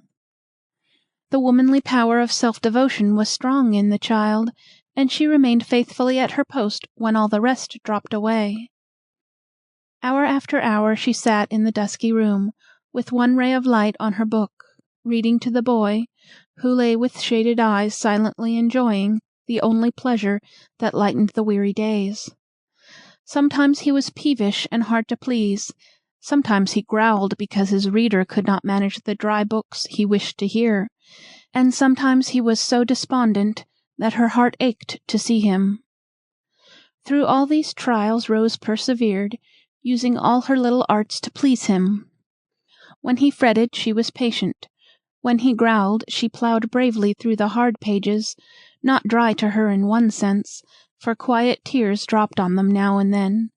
And when Mac fell into a despairing mood, she comforted him with every hopeful word she dared to offer. He said little, but she knew he was grateful, for she suited him better than anyone else. If she was late, he was impatient. When she had to go, he seemed forlorn, and when the tired head ached worst, she could always soothe him to sleep, crooning the old songs her father used to love. "I don't know what I should do without that child," Aunt Jane often said. "She's worth all those racketing fellows put together," Mac would add, fumbling about to discover if the little chair was ready for her coming. That was the sort of reward Rose liked, the thanks that cheered her, and whenever she grew very tired, one look at the green shade, the curly head so restless on the pillow, and the poor groping hands, touched her tender heart, and put new spirit into the weary voice. She did not know how much she was learning, both from the books she read and the daily sacrifices she made. Stories and poetry were her delight, but Mac did not care for them, and since his favorite Greeks and Romans were forbidden, he satisfied himself with travels, biographies, and the history of great inventions or discoveries. Rose despised this taste at first, but soon got interested in Livingstone's adventures, Hobson's stirring life in India, and the brave trials and triumphs of Watt and Arkwright, Fulton, and Palissy the potter. The true, strong books helped the dreamy girl. Her faithful service and sweet patience touched and won the boy, and long afterward both learned to see how useful those seemingly hard and weary hours had been to them. One bright morning, as Rose sat down to begin a fat volume entitled History of the French Revolution, expecting to come to great grief over the long names, Mac, who was lumbering about the room like a blind bear, stopped her by asking abruptly, "What day of the month is it?" "The 7th of August, I believe." "More than half my vacation gone, and I've only had a week of it. I call that hard," and he groaned dismally. "So it is, but there is more to come, and you may be able to enjoy that." "May be able! I will be able! Does that old noodle think I'm going to stay stived up here much longer?" "I guess he does, unless your eyes get on faster than they have yet." "Has he said anything more lately?" "I haven't seen him, you know." "Shall I begin? This looks rather nice." "Read away, it's all one to me." And Mac cast himself down upon the old lounge, where his heavy head felt easiest. Rose began with great spirit, and kept on gallantly for a couple of chapters, getting over the unpronounceable names with unexpected success, she thought, for her listener did not correct her once, and lay so still she fancied he was deeply interested. All of a sudden she was arrested in the middle of a fine paragraph by Mac, who sat bolt upright, brought both feet down with a thump, and said in a rough, excited tone, "Stop! I don't hear a word, and you may as well save your breath to answer my question." "What is it?" asked Rose, looking uneasy, for she had something on her mind, and feared that he suspected what it was. His next words proved that she was right. "Now look here. I want to know something, and you've got to tell me." "Please don't," began Rose beseechingly. "You must, or I'll pull off this shade and stare at the sun as hard as I ever can stare.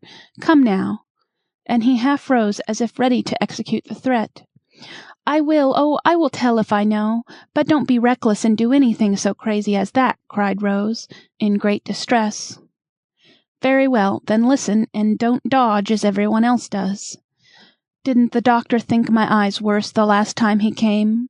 Mother won't say, but you shall." "I believe he did," faltered Rose. "I thought so. Did he say I should be able to go to school when it begins?" "No, Mac," very low. "Ah!" That was all, but Rose saw her cousin set his lips together and take a long breath as if she had hit him hard. He bore the disappointment bravely, however, and asked quite steadily in a minute, "How soon does he think I can study again?" It was so hard to answer that. Yet Rose knew she must, for Aunt Jane had declared she could not do it, and Uncle Mac had begged her to break the truth to the poor lad. "Not for a good many months."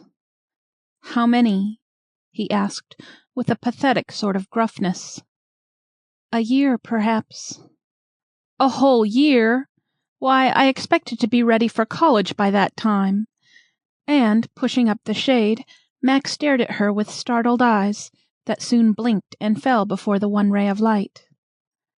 "Plenty of time for that. You must be patient now, and get them thoroughly well, or they will trouble you again when it will be harder to spare them," she said, with tears in her own eyes. "I won't do it. I will study and get through somehow. It's all humbug about taking care so long. These doctors like to keep hold of a fellow if they can. But I won't stand it, I vow I won't." And he banged his fist down on the unoffending pillow as if he were pommeling the hard-hearted doctor. "Now, Mac, listen to me," Rose said very earnestly, though her voice shook a little and her heart ached. "You know you have hurt your eyes, reading by firelight and in the dusk, and sitting up late, and now you'll have to pay for it, the doctor said so. You must be careful and do as he tells you, or you will be blind." "No!" "Yes, it is true, and he wanted us to tell you that nothing but entire rest would cure you. I know it's dreadfully hard, but we'll all help you. I'll read all day long, and lead you, and wait upon you, and try to make it easier." She stopped there, for it was evident that he did not hear a sound, The word blind seemed to have knocked him down, for he had buried his face in the pillow, and lay so still that Rose was frightened. She sat motionless for many minutes, longing to comfort him, but not knowing how, and wishing Uncle Alec would come, for he had promised to tell Mac. Presently a sort of choking sound came out of the pillow, and went straight to her heart, the most pathetic sob she had ever heard, for, though it was the most natural means of relief, the poor fellow must not indulge in it because of the afflicted eyes. The French Revolution tumbled out of her lap, and, running to the sofa, she knelt down by it, saying, with the motherly sort of tenderness girls feel for any sorrowing creature, "Oh, my dear, you mustn't cry. It is so bad for your poor eyes. Take your head out of that hot pillow, and let me cool it. I don't wonder you feel so, but please don't cry. I'll cry for you. It won't hurt me." As she spoke, she pulled away the cushion with gentle force, and saw the green shade all crushed and stained with a few hot tears that told how bitter the disappointment had been. Mac felt her sympathy, but, being a boy, did not thank her for it, only sat up with a jerk, saying, as he tried to rub away the telltale drops with the sleeve of his jacket, "Don't bother, weak eyes always water. I'm all right." But Rose cried out and caught his arm. "Don't touch them with that rough woolen stuff. Lie down and let me bathe them, there's a dear boy. Then there will be no harm done. They do smart confoundedly. I say, don't you tell the other fellows that I made a baby of myself, will you?" he added, yielding with a sigh to the orders of his nurse, who had flown for the eyewash and linen cambric handkerchief. "Of course I won't, but anyone would be upset at the idea of being well troubled in this way. I'm sure you bear it splendidly, and you know it isn't half so bad when you get used to it. Besides, it is only for a time, and you can do lots of pleasant things if you can't study. You'll have to wear blue goggles, perhaps. Won't that be funny?" And while she was pouring out all the comfortable words she could think of, Rose was softly bathing the eyes and dabbing the hot forehead with lavender water, as her patient lay quiet with a look on his face that grieved her sadly.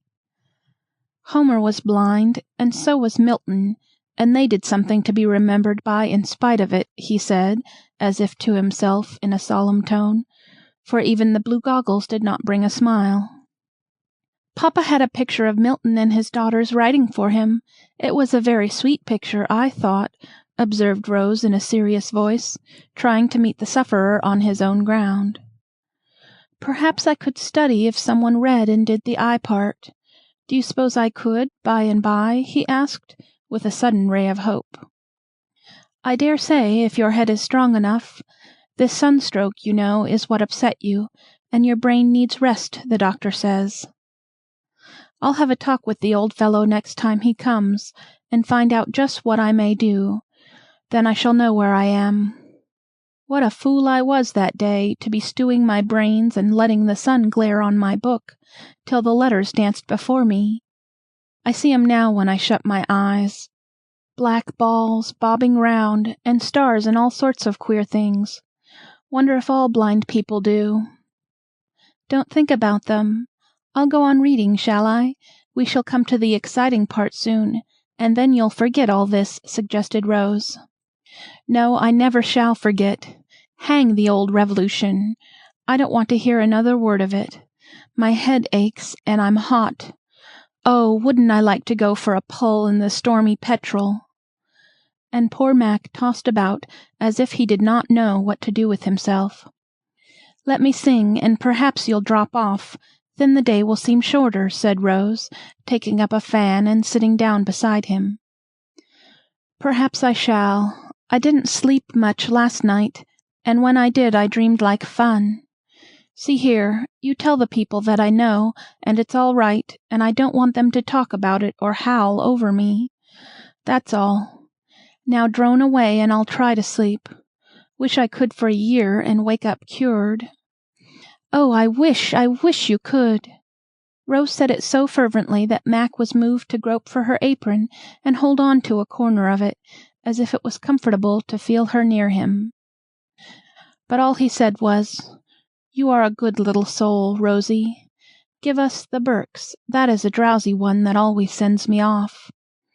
Quite contented with this small return for all her sympathy, Rose waved her fan and sang, in a dreamy tone, the pretty Scotch air, the burden of which is, "Bonnie lassie, will ye gang to the Birks of Aberfeldy?" Whether the lassie went or not I cannot say, but the laddie was off to the land of Nod in about 10 minutes, quite worn out with hearing the bad tidings and the effort to bear them manfully. Chapter 12. The Other Fellows. Rose did tell the people what had passed, and no one howled over Mac or said a word to trouble him. He had his talk with the doctor and got very little comfort out of it, for he found that just what he might do was nothing at all, though the prospect of some study by and by, if all went well, gave him courage to bear the woes of the present.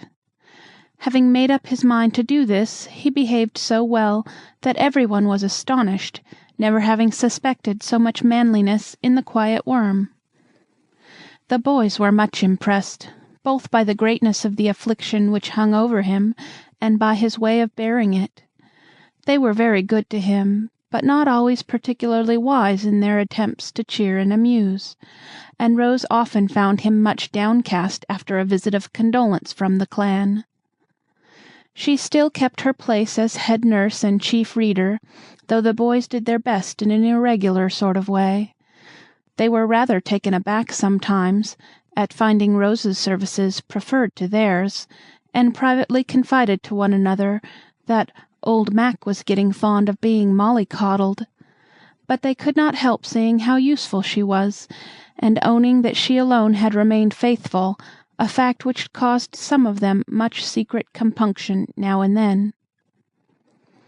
Rose felt that she ruled in that room, if nowhere else, for Aunt Jane left a great deal to her, finding that her experience with her invalid father fitted her for a nurse, and in a case like this her youth was an advantage rather than a drawback. Mac soon came to think that no one could take care of him so well as Rose, and Rose soon grew fond of her patient, though at first she had considered this cousin the least attractive of the 7.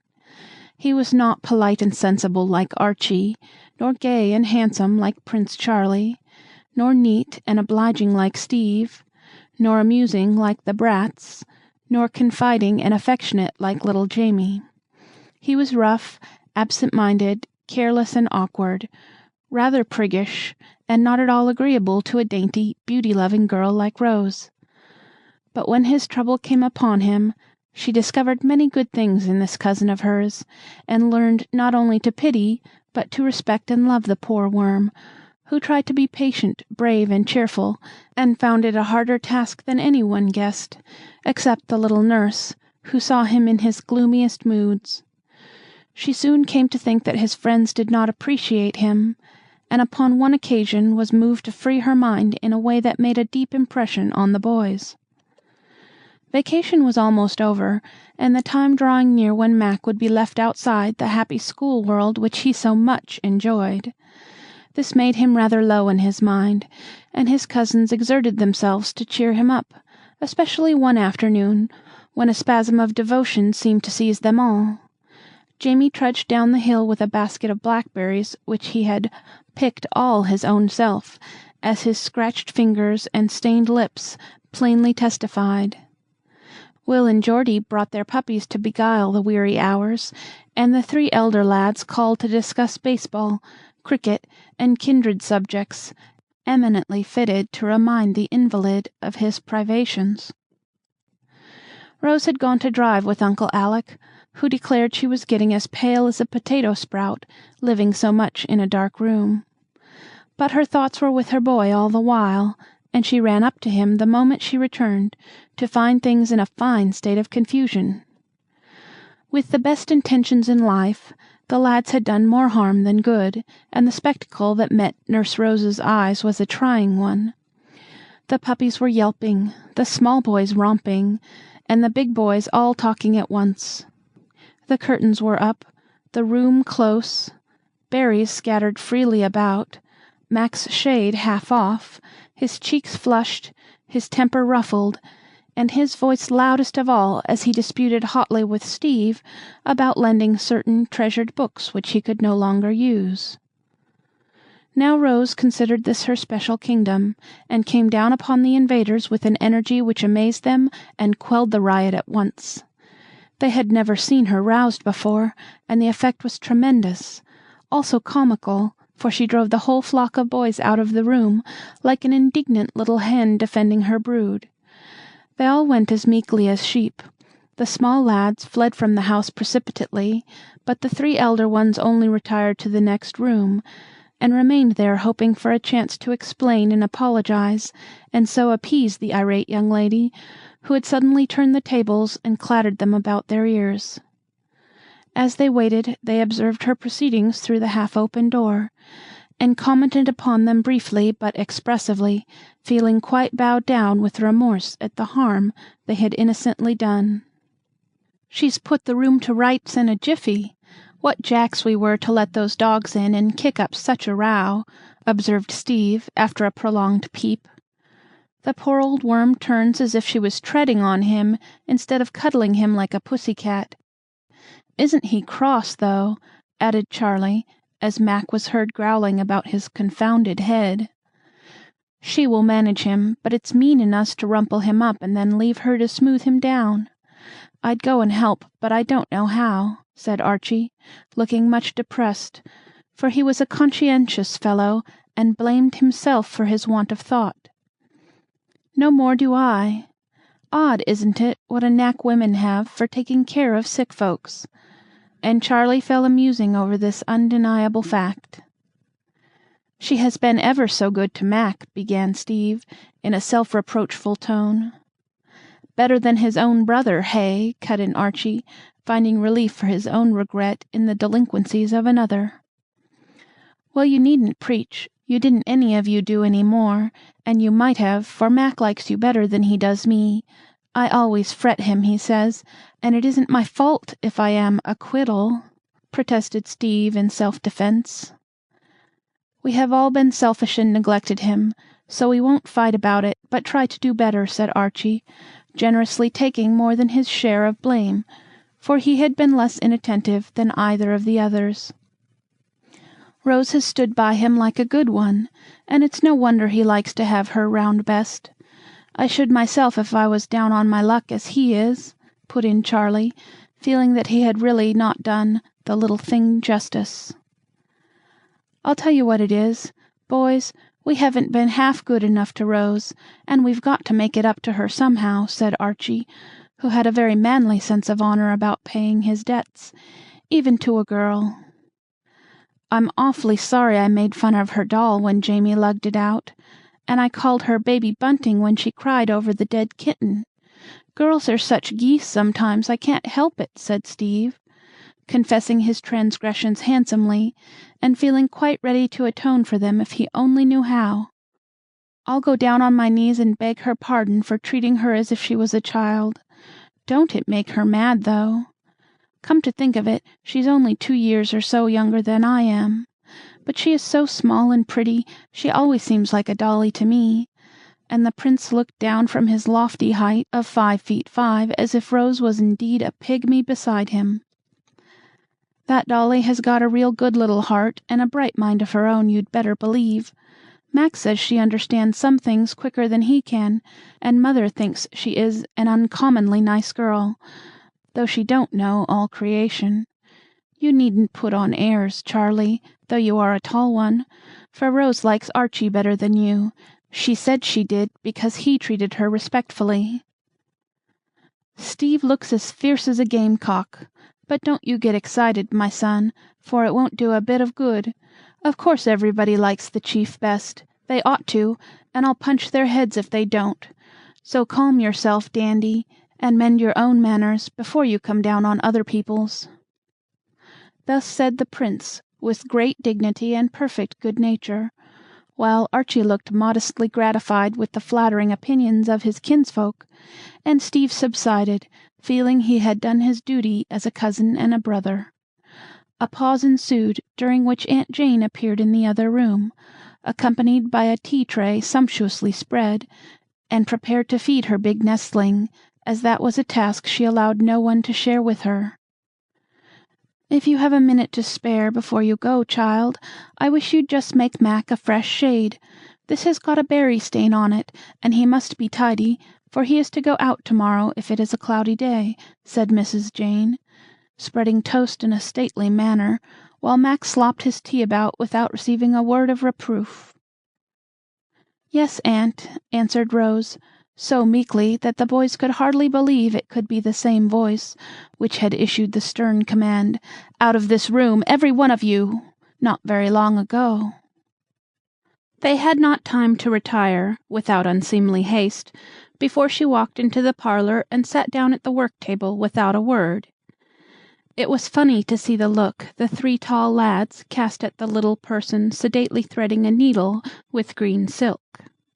They all wanted to say something expressive of repentance, but no one knew how to begin, and it was evident from the prim expression of Rose's face that she intended to stand upon her dignity till they had properly abased themselves. The pause was becoming very awkward when Charlie, who possessed all the persuasive arts of a born scapegrace, went slowly down upon his knees before her, beat his breast, and said, in a heartbroken tone, "Please forgive me this time, and I'll never do so any more." It was very hard to keep sober, but Rose managed it and answered gravely, "It is Mac's pardon you should ask, not mine, for you haven't hurt me, and I shouldn't wonder if you had him a great deal, with all that light and racket, and talk about things that only worry him." "Do you really think we've hurt him, cousin?" asked Archie with a troubled look, while Charlie settled down in a remorseful heap among the table legs. "Yes, I do, for he has got a raging headache, and his eyes are as red as this emery bag," answered Rose, solemnly plunging her needle into a fat flannel strawberry. Steve tore his hair, metaphorically speaking, for he clutched his cherished topknot, and wildly dishevelled it, as if that was the heaviest penance he could inflict upon himself at such short notice. Charlie laid himself out flat, melodramatically begging someone to take him away and hang him, but Archie, who felt worst of all, said nothing except to vow within himself that he would read to Mac till his own eyes were as red as a dozen emery bags combined. Seeing the wholesome effects of her treatment upon these culprits, Rose felt that she might relent and allow them a gleam of hope. She found it impossible to help trampling upon the prostrate prince a little, in words at least, for he had hurt her feelings oftener than he knew, so she gave him a thimble pie on the top of his head, and said with an air of infinitely superior being, "Don't be silly, but get up, and I'll tell you something much better to do than sprawling on the floor and getting all over lint." Charlie obediently sat himself upon a hassock at her feet. The other sinners drew near to catch the words of wisdom about to fall from her lips, and Rose, softened by this gratifying humility, addressed them in her most maternal tone. "Now, boys, if you really want to be good to Mac, you can do it in this way. Don't keep talking about things he can't do, or go and tell what fun you have had batting your ridiculous balls about. Get some nice book and read quietly. Cheer him up about school, and offer to help him study by and by. You can do that better than I, because I'm only a girl, and don't learn Greek and Latin and all sorts of headachy stuff." "Yes, but you can do heaps of things better than we can. You've proved that," said Archie, with an approving look that delighted Rose, though she could not resist giving Charlie one more rebuke by saying, with a little bridling of the head and a curl of the lip that wanted to smile instead, "I'm glad you think so, though I am a queer chicken." This scathing remark caused the prince to hide his face for shame, and Steve to erect his head in the proud consciousness that this shot was not meant for him. Archie laughed, and Rose, seeing a merry blue eye winking at her from behind two brown hands, gave Charlie's ear a friendly tweak, and extended the olive branch of peace. "Now we'll all be good, and plan nice things for poor Mac," she said, smiling so graciously that the boys felt as if the sun had suddenly burst out from behind a heavy cloud, and was shining with great brilliancy. The storm had cleared the air, and quite a heavenly calm succeeded, during which plans of a most varied and surprising sort were laid, for every one burned to make noble sacrifices upon the shrine of "poor Mac," and Rose was the guiding star to whom the others looked with most gratifying submission. Of course, this elevated state of things could not endure long, but it was very nice while it lasted, and left an excellent effect upon the minds of all when the first ardor had subsided. "There, that's ready for to-morrow, and I do hope it will be cloudy," said Rose, as she finished off the new shade, the progress of which the boys had watched with interest. "I'd bespoken an extra sunny day, but I'll tell the clerk of the weather to change it. He's an obliging fellow, and he'll attend to it, so make yourself easy," said Charlie, who had become quite perky again. "It is very easy for you to joke, but how would you like to wear a blinder like that for weeks and weeks, sir?" And Rose quenched his rising spirits by slipping the shade over his eyes, as he still sat on the cushion at her feet. "It's horrid! Take it off! Take it off!" "I don't wonder the poor old boy has the blues with a thing like that on." And Charlie sat looking at what seemed to him an instrument of torture, with such a sober face that Rose took it gently away, and went in to bid Mac good night. "I shall go home with her, for it is getting darkish, and she is rather timid," said Archie, forgetting that he had often laughed at this very timidity. "I think I might, for she's taking care of my brother," put in Steve, asserting his rights. "Let's all go, that will please her," proposed Charlie, with a burst of gallantry which electrified his mates. "We will," they said with one voice, and they did, to Rose's great surprise and secret contentment, though Archie had all the care of her, for the other two were leaping fences, running races, and having wrestling matches all the way down. They composed themselves on reaching the door, however, shook hands cordially all around, made their best bows, and retired with great elegance and dignity, leaving Rose to say to herself, with girlish satisfaction, as she went in, "Now that is the way I like to be treated."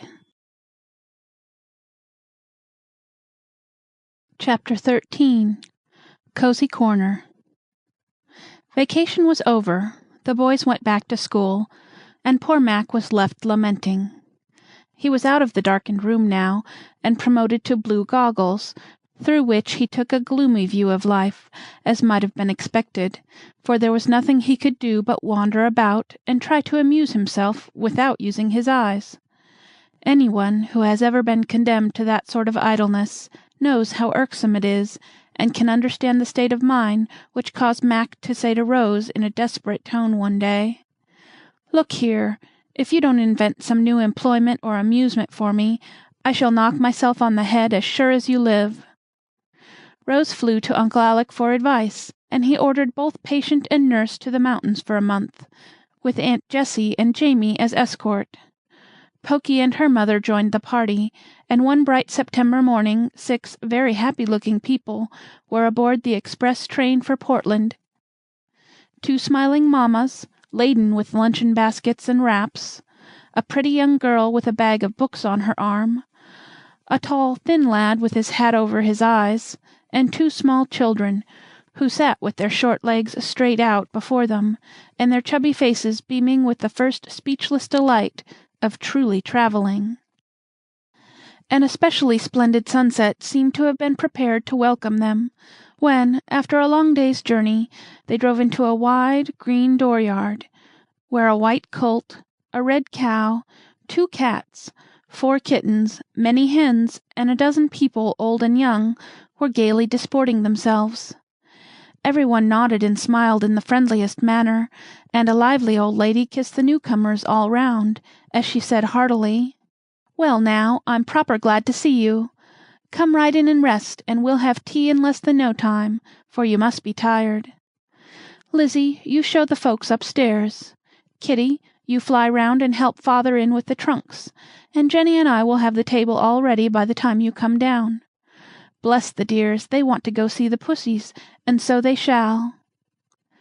The 3 pretty daughters did "fly round," and everyone felt at home at once, they were all so hospitable and kind. Aunt Jessie had raptures over the home-made carpets, quilts, and quaint furniture. Rose could not keep away from the windows, for each framed a lovely picture. And the little folks made friends at once with the other children, who filled their arms with chickens and kittens, and did the honors handsomely. The toot of a horn called all to supper, and a goodly party, including 6 children besides the Campbells, assembled in the long dining-room, armed with mountain appetites and the gayest spirits. It was impossible for anyone to be shy or sober, for such gales of merriment arose, they blew the starch out of the stiffest, and made the saddest jolly.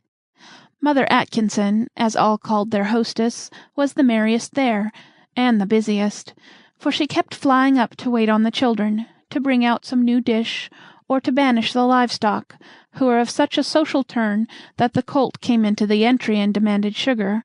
The cats sat about in people's laps, winking suggestively at the food, and speckled hens cleared the kitchen floor of crumbs as they joined in the chat with a cheerful clucking. Everyone turned out after tea to watch the sunset till all the lovely red was gone, and mosquitoes wound their shrill horns to sound the retreat. The music of an organ surprised the newcomers, and in the parlor they found Father Atkinson playing sweetly on the little instrument made by himself. All the children gathered about him, and, led by the tuneful sisters, sang prettily till Pokey fell asleep behind the door, and Jamie gaped audibly right in the middle of his favorite.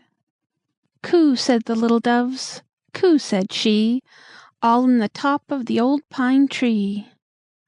The older travelers, being tired, went to "buy low" at the same time, and slept like tops in homespun sheets, on husk mattresses made by Mother Atkinson, who seemed to have put some soothing powder among them, so deep and sweet was the slumber that came. Next day began the wholesome out-of-door life, which works such wonders with tired minds and feeble bodies. The weather was perfect, and the mountain air made the children as frisky as young lambs, while the elders went about smiling at one another and saying, "Isn't it splendid?" Even Mac, the slow coach, was seen to leap over a fence as if he really could not help it, and when Rose ran after him with his broad-brimmed hat, he made the spirited proposal to go into the woods and hunt for a catamount. Jamie and Pokey were at once enrolled in the Cosey Corner Light Infantry, a truly superb company, composed entirely of officers, all wearing cocked hats, carrying flags, waving swords, or beating drums. It was a spectacle to stir the dullest soul when this gallant band marched out of the yard in full regimentals, with Captain Dove, a solemn, big-headed boy of 11, issuing his orders with the gravity of a general, and his Falstaffian regiment obeying them with more docility than skill. The little Snow children did very well, and Lieutenant Jack Dove was fine to see. So was Drummer Frank, the errand boy of the house, as he rub-a-dub-dubbed with all his heart and drumsticks. Jamie had trained before, and was made a colonel at once, but Pokey was the best of all, and called forth a spontaneous burst of applause from the spectators as she brought up the rear, her cocked hat all over one eye, her flag trailing over her shoulder, and her wooden sword straight up in the air, her face beaming and every curl bobbing with delight as her fat legs tottered in the vain attempt to keep step manfully. Mac and Rose were picking blackberries in the bushes beside the road when the soldiers passed without seeing them, and they witnessed a sight that was both pretty and comical. A little farther on was one of the family burial spots so common in those parts, and just this side of it Captain Fred Dove ordered his company to halt, explaining his reason for doing so in the following words: "That's a graveyard, and it's proper to muffle the drums and lower the flags as we go by. And we'd better take off our hats, too. It's more respectable, I think." "Isn't that cunning of the dears?" whispered Rose, as the little troop marched slowly to the muffled roll of the drums, every flag and sword held low, all the little heads uncovered, and the childish faces very sober as the leafy shadows flickered over them. "Let's follow and see what they are after," proposed Mac, who found sitting on the wall and being fed with blackberries luxurious but tiresome. So they followed, and heard the music grow lively, saw the banners wave in the breeze again when the graveyard was passed, and watched the company file into the dilapidated old church that stood at the corner of 3 woodland roads. Presently, the sound of singing made the outsiders quicken their steps, and stealing up, they peeped in at one of the broken windows. Captain Dove was up in the old wooden pulpit, gazing solemnly down upon his company, who, having stacked their arms in the porch, now sat in the bare pews singing a Sunday school hymn with great vigor and relish. "Let us pray," said Captain Dove, with as much reverence as an army chaplain, and folding his hands, he repeated a prayer which he thought all would know, an excellent little prayer, but not exactly appropriate to the morning, for it was, "Now I lay me down to sleep." Everyone joined in saying it, and it was a pretty sight to see the little creatures bowing their curly heads, and lisping out the words they knew so well. Tears came into Rose's eyes as she looked. Mac took off his hat involuntarily, and then clapped it on again, as if ashamed of showing any feeling. Now I shall preach you a short sermon, and my text is, "Little children, love one another." I asked Mamma to give me one, and she thought that would be good, so you all sit still, and I'll preach it. You mustn't whisper, Marion, but hear me.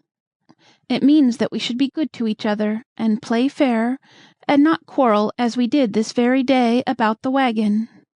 Jack can't always drive, and needn't be mad because I like to go with Frank. Annette ought to be horse sometimes, and not always driver, and Willie may as well make up his mind to let Marion build her house by his, for she will do it, and he needn't fuss about it. Jamie seems to be a good boy, but I shall preach to him if he isn't. No, Pokey, people don't kiss in church or put their hats on. Now you must all remember what I tell you, because I am the captain, and you should mind me." Here Lieutenant Jack spoke right out in meeting with the rebellious remark, "Don't care if you are. You'd better mind yourself, and tell how you took away my strap and kept the biggest doughnut, and didn't draw fair when we had the truck." "Yes, and you slapped Frank. I saw you," bawled Willie Snow, bobbing up in his pew. "And you took away my book and hid it, 'cause I wouldn't go and swing when you wanted me to," added Annette, the oldest of the Snow trio. "I shan't build my house by Willie's if he don't want me to, so now," put in little Marion, joining the mutiny. "I will, 'tis Dimmy, and I tore up my hat 'cause a pin picked me," shouted Pokey, regardless of Jamie's efforts to restrain her. Captain Dove looked rather taken aback at this outbreak in the ranks. But being a dignified and calm personage, he quelled the rising rebellion with great tact and skill, by saying, briefly, "We'll sing the last hymn. 'Sweet, sweet good-bye.' You all know that, so do it nicely, and then we will go and have luncheon." Peace was instantly restored, and a burst of melody drowned the suppressed giggles of Rose and Mac, who found it impossible to keep sober during the latter part of this somewhat remarkable service. 15 minutes of repose rendered it a physical impossibility for the company to march out as quietly as they had marched in. I grieve to state that the entire troop raced home as hard as they could pelt, and were soon skirmishing briskly over their lunch, utterly oblivious of what Jamie, who had been much impressed by the sermon, called "the captain's beautiful tech." It was astonishing how much they all found to do at Cosey Corner, and Mac, instead of lying in a hammock and being read to, as he had expected, was busiest of all. He was invited to survey and lay out Skeeterville, a town which the children were getting up in a huckleberry pasture, and he found much amusement in planning little roads, staking off house lots, attending to the waterworks, and consulting with the selectmen about the best sites for public buildings, for Mac was a boy still, in spite of his 15 years and his love of books. Then he went fishing with a certain jovial gentleman from the West, and though they seldom caught anything but colds, they had great fun and exercise, chasing the phantom trout they were bound to have.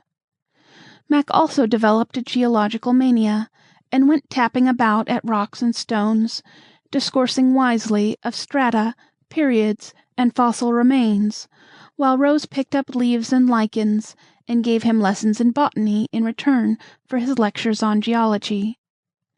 They led a very merry life, for the Atkinson girls kept up a sort of perpetual picnic, and did it so capitally that one was never tired of it. So their visitors throve finely, and long before the month was out, it was evident that Dr. Alec had prescribed the right medicine for his patients. Chapter 14. A Happy Birthday. The 12th of October was Rose's birthday, but no one seemed to remember that interesting fact, and she felt delicate about mentioning it, so fell asleep the night before wondering if she would have any presents. That question was settled early the next morning, for she was awakened by a soft tap on her face, and, opening her eyes, she beheld a little black and white figure sitting on her pillow, staring at her with a pair of round eyes very like blueberries, while one downy paw patted her nose to attract her notice. It was Kitty Comet, the prettiest of all the pussies, and Comet evidently had a mission to perform, for a pink bow adorned her neck, and a bit of paper was pinned to it bearing the words, "For Miss Rose, from Frank." That pleased her extremely, and that was only the beginning of the fun, for surprises and presents kept popping out in the most delightful manner all through the day. The Atkinson girls being famous jokers, and Rose a favorite. But the best gift of all came on the way to Mount Windy Top, where it was decided to picnic in honor of the great occasion. 3 jolly loads set off soon after breakfast, for everybody went, and everybody seemed bound to have an extra good time, especially Mother Atkinson, who wore a hat as broad-brimmed as an umbrella, and took the dinner horn to keep her flock from straying away. "I'm going to drive Auntie and a lot of the babies, so you must ride the pony. And please stay behind us a good bit when we go to the station, for a parcel is coming, and you are not to see it till dinner time. You won't mind, will you?" said Mac, in a confidential aside during the wild flurry of the start. "Not a bit," answered Rose. "It hurts my feelings very much to be told to keep out of the way at any other time, but birthdays and Christmas it is part of the fun to be blind and stupid and poked into corners. I'll be ready as soon as you are, Giglamps. Stop under the big maple till I call. Then you can't possibly see anything," added Mac, as he mounted her on the pony his father had sent up for his use. Barkis was so gentle and so willin', however, that Rose was ashamed to be afraid to ride him, so she had learned that she might surprise Dr. Alec when she got home. Meantime, she had many a fine canter over the hills and far away, with Mac, who preferred Mr. Atkinson's old sorrel. Away they went, and, coming to the red maple, Rose obediently paused, but could not help stealing a glance in the forbidden direction before the call came. Yes, there was a hamper going under the seat, and then she caught sight of a tall man whom Mac seemed to be hustling into the carriage in a great hurry. One look was enough, and with a cry of delight, Rose was off down the road as fast as Barkis could go. "Now I'll astonish Uncle," she thought. "I'll dash up in grand style, and show him that I am not a coward after all." Fired by this ambition, she startled Barkis by a sharp cut, and still more bewildered him by leaving him to his own guidance down the steep, stony road. The approach would have been a fine success if, just as Rose was about to pull up and salute, 2 or 3 distracted hens had not scuttled across the road with a great squawking, which caused Barkis to shy and stop so suddenly that his careless rider landed in an ignominious heap just under Old Sorrel's astonished nose. Rose was up again before Dr. Alec was out of the carryall, and threw 2 dusty arms about his neck, crying, with a breathless voice, "Oh, uncle, I'm so glad to see you. It is better than a cartload of goodies, and so dear of you to come." "But aren't you hurt, child? That was a rough tumble, and I'm afraid you must be damaged somewhere," answered the doctor, full of fond anxiety, as he surveyed his girl with pride. "My feelings are hurt, but my bones are all safe. It's too bad. I was going to do it so nicely, and those stupid hens spoilt it all," said Rose, quite crestfallen, as well as much shaken. "I couldn't believe my eyes when I asked, 'Where is Rose?' and Mac pointed to the little Amazon pelting down the hill at such a rate. You couldn't have done anything that would please me more, and I'm delighted to see how well you ride. Now, will you mount again, or shall we turn Mac out and take you in?" asked Dr. Alec, as Aunt Jessie proposed to start, for the others were beckoning them to follow. "Pride goeth before a fall. Better not try to show off again, ma'am," said Mac, who would have been more than mortal if he had refrained from teasing when so good a chance offered. "Pride does go before a fall, but I wonder if a sprained ankle always comes after it," thought Rose, bravely concealing her pain as she answered with great dignity, "I prefer to ride. Come on, and see who will catch up first." She was up and away as she spoke, doing her best to efface the memory of her downfall by sitting very erect, elbows down, head well up, and taking the motion of the pony as Barkis cantered along as easily as a rocking-chair. "You ought to see her go over a fence and race when we ride together. She can scud, too, like a deer when we play follow the leader, and skip stones and bat balls almost as well as I can," said Mac, in reply to his uncle's praise of his pupil. "I'm afraid you will think her a sad tomboy, Alec, but really she seems so well and happy I have not the heart to check her. She is broken out in the most unexpected way, and frisks like a colt, for she says she feels so full of spirits she must run and shout whether it is proper or not," added Mrs. Jessie, who had been a pretty hoyden years ago herself. "Good, good, that's the best news you could tell me," and Dr. Alec rubbed his hands heartily. "Let the girl run and shout as much as she will. It is a sure sign of health, and as natural to a happy child as frisking is to any young animal full of life. Tomboys make strong women, usually, and I had far rather find Rose playing football with Mac than puttering over beadwork like that affected midget, Ariadne Blish. But she cannot go on playing football very long, and we must not forget that she has a woman's work to do, by and by," began Mrs. Jessie. "Neither will Mac play football much longer, but he will be all the better fitted for business because of the health it gives him. Polish is easily added if the foundations are strong, but no amount of gilding will be of use if your timber is not sound. I'm sure I'm right, Jessie, and if I can do as well by my girl during the next 6 months as I have the last, my experiment will succeed." "It certainly will, for when I contrast that bright, blooming face with the pale, listless one that made my heart ache a while ago, I can believe in almost any miracle," said Mrs. Jessie, as Rose looked round to point out a lovely view, with cheeks like the ruddy apples in the orchard near by, eyes clear as the autumn sky overhead, and vigor in every line of her girlish figure. A general scramble among the rocks was followed by a regular gypsy lunch, which the young folks had the rapture of helping to prepare. Mother Atkinson put on her apron, turned up her sleeves, and fell to work as gaily as if in her own kitchen, boiling the kettle slung on 3 sticks over a fire of cones and fir boughs, while the girls spread the mossy table with a feast of country goodies, and the children tumbled about in everyone's way till the toot of the horn made them settle down like a flock of hungry birds. As soon as the merry meal and a brief interval of repose was over, it was unanimously voted to have some charades.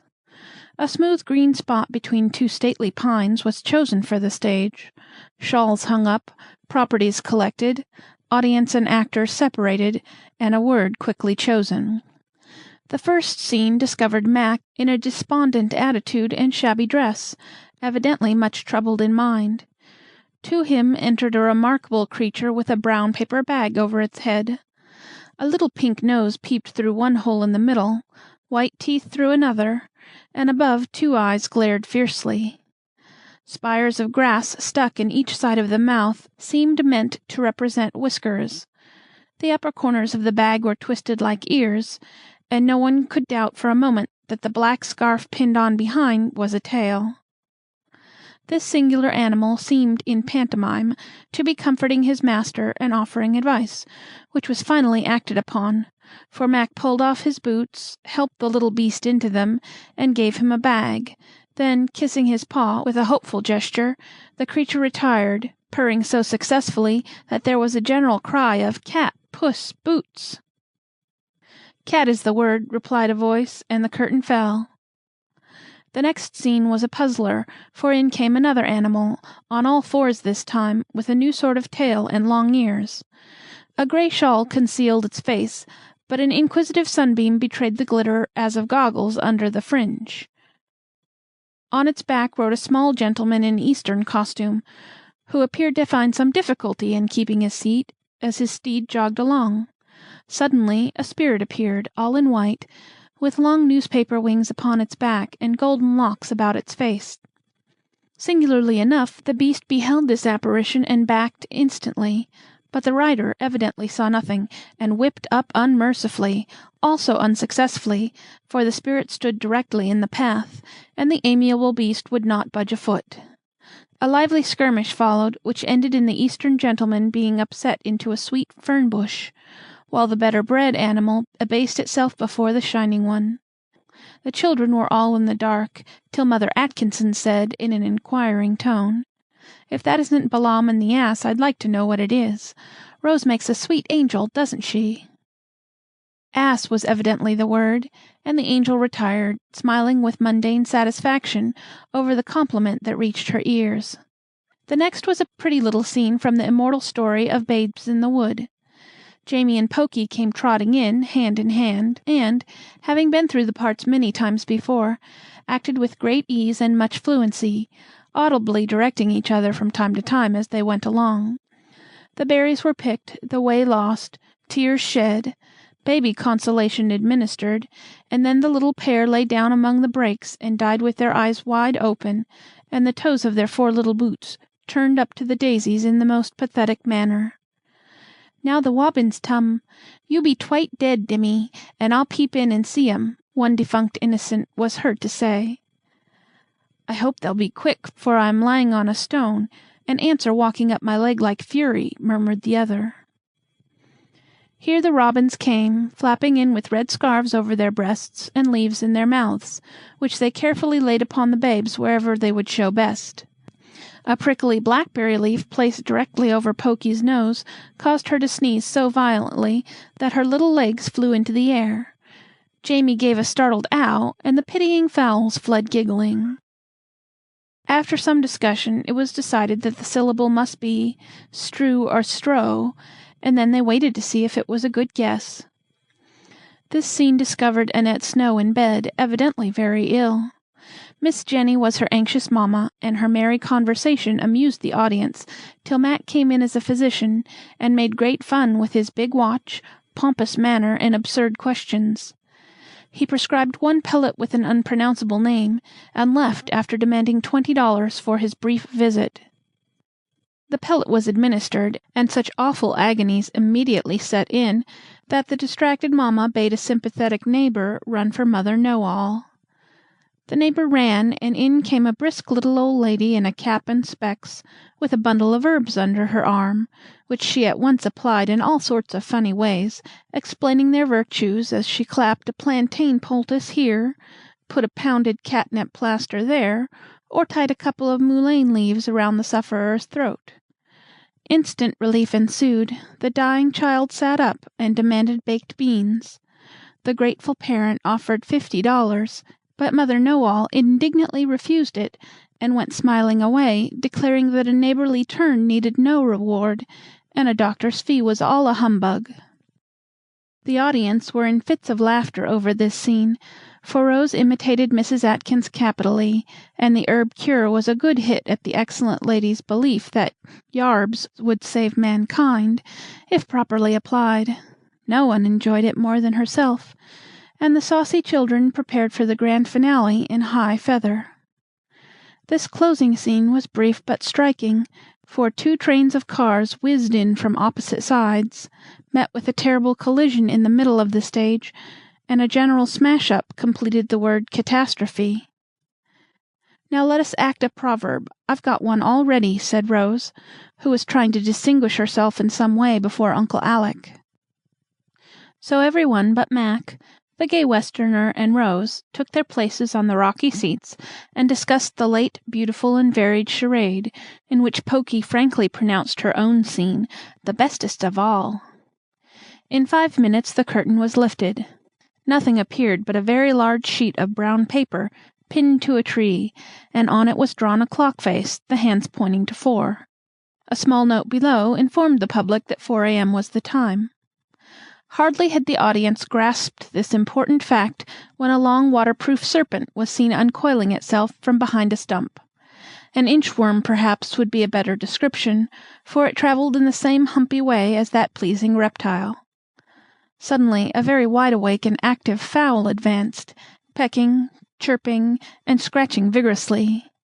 A tuft of green leaves waved upon his crest, a larger tuft of brakes made an umbrageous tail, and a shawl of many colours formed his flapping wings. A truly noble bird, whose legs had the genuine strut, whose eyes shone watchfully, and whose voice had a ring that evidently struck terror into the caterpillar's soul, if it was a caterpillar. He squirmed, he wriggled, he humped as fast as he could, trying to escape, but all in vain. The tufted bird espied him, gave one warbling sort of crow, pounced upon him, and flapped triumphantly away. "That early bird got such a big worm he could hardly carry him off," laughed Aunt Jessie, as the children shouted over the joke suggested by Mac's nickname. "That is one of Uncle's favorite proverbs, so I got it up for his especial benefit," said Rose, coming up with a two-legged worm beside her. "Very clever. What next?" asked Dr. Alec, as she sat down beside him. "The Dove boys are going to give us an incident in the life of Napoleon, as they call it. The children think it very splendid, and the little fellows do it rather nicely," answered Mac with condescension. A tent appeared, and pacing to and fro before it was a little sentinel, who in a brief soliloquy informed the observers that the elements were in a great state of confusion, that he had marched some 100 miles or so that day, and that he was dying for want of sleep. Then he paused, leaned upon his gun, and seemed to doze, dropped slowly down, overpowered with slumber, and finally lay flat, with his gun beside him, a faithless little sentinel. Enter Napoleon, cocked hat, grey coat, high boots, folded arms, grim mouth, and a melodramatic stride. Freddie Dove always covered himself with glory in this part, and took the stage with a Napoleonic attitude that brought down the house, for the big-headed boy, with solemn, dark eyes and square brow, was the very moral of that rascal Bonyparty, Mother Atkinson said. Some great scheme was evidently brewing in his mighty mind, a trip across the Alps, a bonfire at Moscow, or a little skirmish at Waterloo, perhaps, for he marched in silent majesty till suddenly a gentle snore disturbed the imperial reverie. He saw the sleeping soldier and glared upon him, saying in an awful tone, "Ha! Asleep at his post! Death is the penalty! He must die!" Picking up the musket, he is about to execute summary justice, as emperors are in the habit of doing, when something in the face of the weary sentinel appears to touch him, and well it might, for a most engaging little warrior was Jack, as he lay with his shako half off, his childish face trying to keep sober, and a great black moustache over his rosy mouth. It would have softened the heart of any Napoleon, and the little corporal proved himself a man by relenting, and saying, with a lofty gesture of forgiveness, "Brave fellow, he is worn out. I will let him sleep and mount guard in his place." Then, shouldering the gun, this noble being strode to and fro, with a dignity which thrilled the younger spectators. The sentinel awakes, sees what has happened, and gives himself up for lost. But the emperor restores his weapon, and, with that smile which won all hearts, says, pointing to a high rock whereupon a crow happens to be sitting. "Be brave, be vigilant, and remember that from yonder pyramid generations are beholding you." And with these memorable words he vanishes, leaving the grateful soldier bolt upright, with his hand at his temple, and deathless devotion stamped upon his youthful countenance. The applause which followed this superb piece had hardly subsided, when a sudden splash and a shrill cry caused a general rush toward the waterfall that went gambolling down the rocks, singing sweetly as it ran. Pokey had tried to gambol also, and had tumbled into a shallow pool, whither Jamie had gallantly followed in a vain attempt to fish her out, and both were paddling about half frightened, half pleased with the unexpected bath. This mishap made it necessary to get the dripping infants home as soon as possible, so the wagons were loaded up, and away they went, as merry as if the mountain air had really been oxygenated sweets, not bitters, as Dr. Alec suggested when Mac said he felt as jolly as if he had been drinking champagne instead of the currant wine that came with a great frosted cake wreathed with sugar roses in Aunt Plenty's hamper of goodies. Rose took part in all the fun, and never betrayed by look or word the twinges of pain she suffered in her ankle. She excused herself from the games in the evening, however, and sat talking to Uncle Alec in a lively way, that both amazed and delighted him, for she confided to him that she played horse with the children, drilled with the light infantry, climbed trees, and did other dreadful things that would have caused the aunts to cry aloud if they knew of them. "I don't care a pin what they say if you don't mind, uncle," she answered, when he pictured the dismay of the good ladies. "Ah, it's all very well to defy them, but you are getting so rampant, I'm afraid you will defy me next, and then where are we?" "No, I won't. I shouldn't dare, because you are my guardian, and can put me in a strait-jacket if you like," and Rose laughed in his face, even while she nestled closer, with a confiding gesture pleasant to see. "Upon my word, Rosie, I begin to feel like the man who bought an elephant and then didn't know what to do with him. I thought I had got a pet and plaything for years to come, but here you are growing up like a beanstalk, and I shall find I've got a strong-minded little woman on my hands before I can turn around. There's a predicament for a man and an uncle." Dr. Alec's comic distress was mercifully relieved for the time being by a dance of goblins on the lawn, where the children, with pumpkin lanterns on their heads, frisked about like will-o'-the-wisps as a parting surprise. When Rose went to bed, she found that Uncle Alec had not forgotten her, for on the table stood a delicate little easel, holding 2 miniatures set in velvet. She knew them both, and stood looking at them till her eyes brimmed over with tears that were both sweet and sad, for they were the faces of her father and mother, beautifully copied from portraits fast fading away. Presently she knelt down, and, putting her arms round the little shrine, kissed one after the other, saying with an earnest voice, "I'll truly try to make them glad to see me by and by." And that was Rose's little prayer on the night of her 14th birthday. 2 days later the Campbells went home, a larger party than when they came, for Dr. Alec was escort, and Kitty Comet was borne in state in a basket, with a bottle of milk, some tiny sandwiches, and a doll's dish to drink out of, as well as a bit of carpet to lie on in her palace car, out of which she kept popping her head in the most fascinating manner. There was a great kissing and cuddling, waving of handkerchiefs, and last good-byes as they went, and when they had started, Mother Atkinson came running after them to tuck in some little pies, hot from the oven, for the dears who might get tired of bread and butter during that long day's travel. Another start and another halt, for the Snow Children came shrieking up to demand the 3 kittens that Pokey was coolly carrying off in a traveling bag. The unhappy kits were rescued, half smothered, and restored to their lawful owners, amid dire lamentation from the little kidnapper, who declared that she only took them 'cause they'd want to go with their sister Tommet. Start number 3 and stoppage number 3, as Frank hailed them with the luncheon basket, which they had forgotten, after everyone had protested that it was safely in. All went well after that, and the long journey was pleasantly beguiled by Pokey and Pussy, who played together so prettily that they were considered public benefactors. Rose doesn't want to go home, for she knows the aunts won't let her rampage, as she did up at Cosey Corner," said Mac, as they approached the old house. "I can't rampage if I want to for a time, at least, and I'll tell you why. I sprained my ankle when I tumbled off Barkis, and it gets worse and worse, though I've done all I know to cure it and hide it, so it shouldn't trouble anyone," whispered Rose, knitting her brows with pain as she prepared to descend, wishing her uncle would take her instead of her bundles. How he did it she never knew, but Mac had her up the steps and on the parlor sofa before she could put her foot to the ground. "There you are, right side up with care. And mind, now, if your ankle bothers you, and you are laid up with it, I am to be your footman. It's only fair, you know, for I don't forget how good you have been to me." And Mac went to call Phoebe, so full of gratitude and goodwill that his very goggles shone. Chapter 15. Earrings.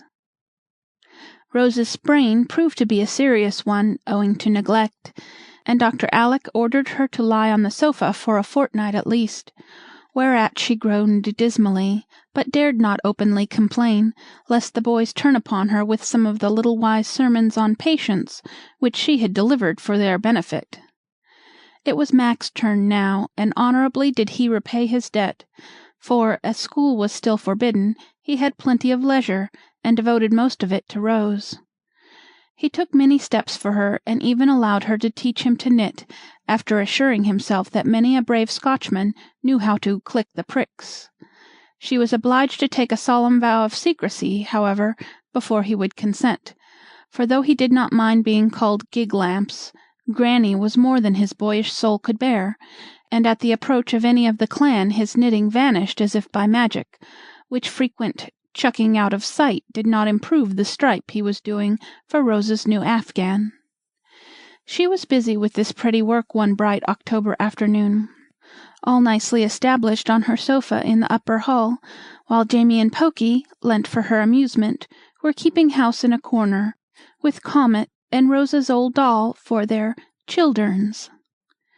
Presently Phoebe appeared with a card. Rose read it, made a grimace, then laughed and said, "I'll see Miss Blish," and immediately put on her company face, pulled out her locket, and settled her curls. "You dear thing, how do you do? I've been trying to call every day since you got back, but I have so many engagements I really couldn't manage it till to-day. So glad you are alone, for Mamma said I could sit a while, and I brought my lace-work to show you, for it's perfectly lovely," cried Miss Blish, greeting Rose with a kiss, which was not very warmly returned, though Rose politely thanked her for coming, and bid Phoebe roll up the easy-chair. "How nice to have a maid," said Ariadne, as she settled herself with much commotion. "Still, dear, you must be very lonely and feel the need of a bosom friend." "I have my cousins," began Rose, with dignity, for her visitor's patronizing manner ruffled her temper. "Gracious child, you don't make friends of those great boys, do you? Mamma says she really doesn't think it's proper for you to be with them so much." "They are like brothers, and my aunts do think it's proper," replied Rose, rather sharply, for it struck her that this was none of Miss Blish's business. "I was merely going to say I should be glad to have you for my bosom friend, for Hattie Mason and I have had an awful quarrel, and don't speak. She is too mean to live, so I gave her up. Just think, she never paid back one of the caramels I've given her, and never invited me to her party. I could have forgiven the caramels, but to be left out in that rude way was more than I could bear, and I told her never to look at me again as long as she lived." "You're very kind, but I don't think I want a bosom friend, thank you," said Rose, as Ariadne stopped to bridle and shake her flaxen head over the delinquent Hattie Mason. Now, in her heart, Miss Blish thought Rose a stuck-up puss, but the other girls wanted to know her and couldn't. The old house was a charming place to visit. The lads were considered fine fellows, and the Campbells are one of our first families, Mamma said.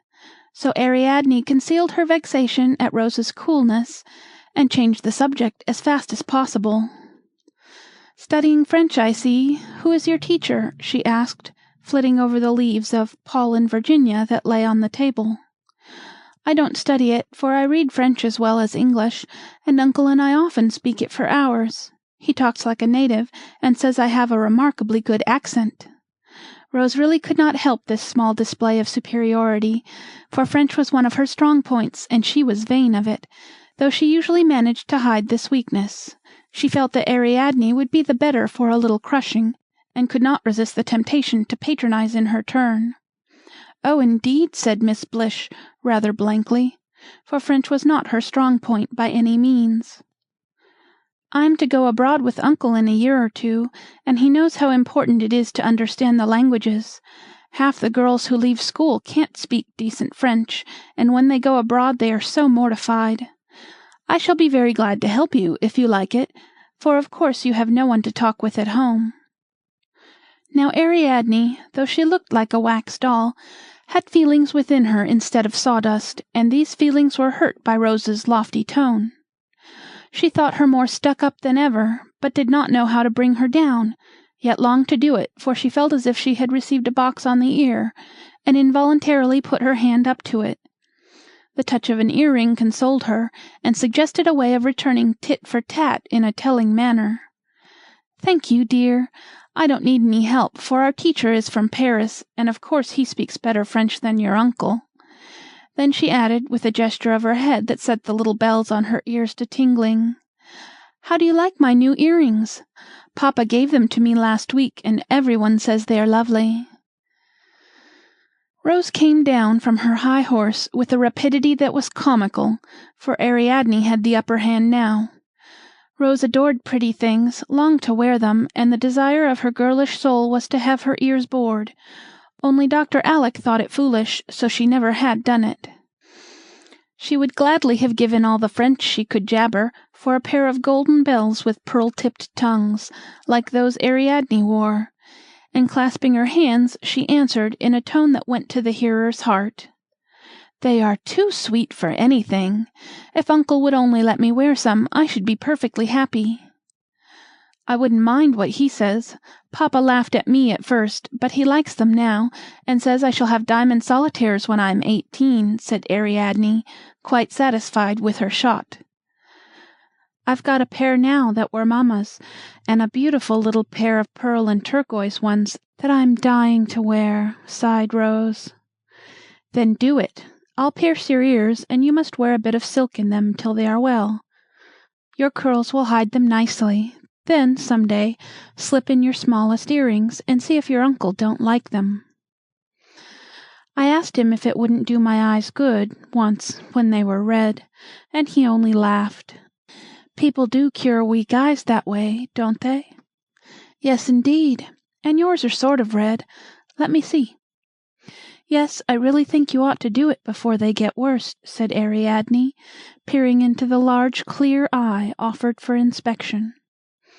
"Does it hurt much?" asked Rose, wavering. "Oh dear, no. Just a prick and a pull, and it's all over. I've done lots of ears, and know just how. Come, push up your hair and get a big needle."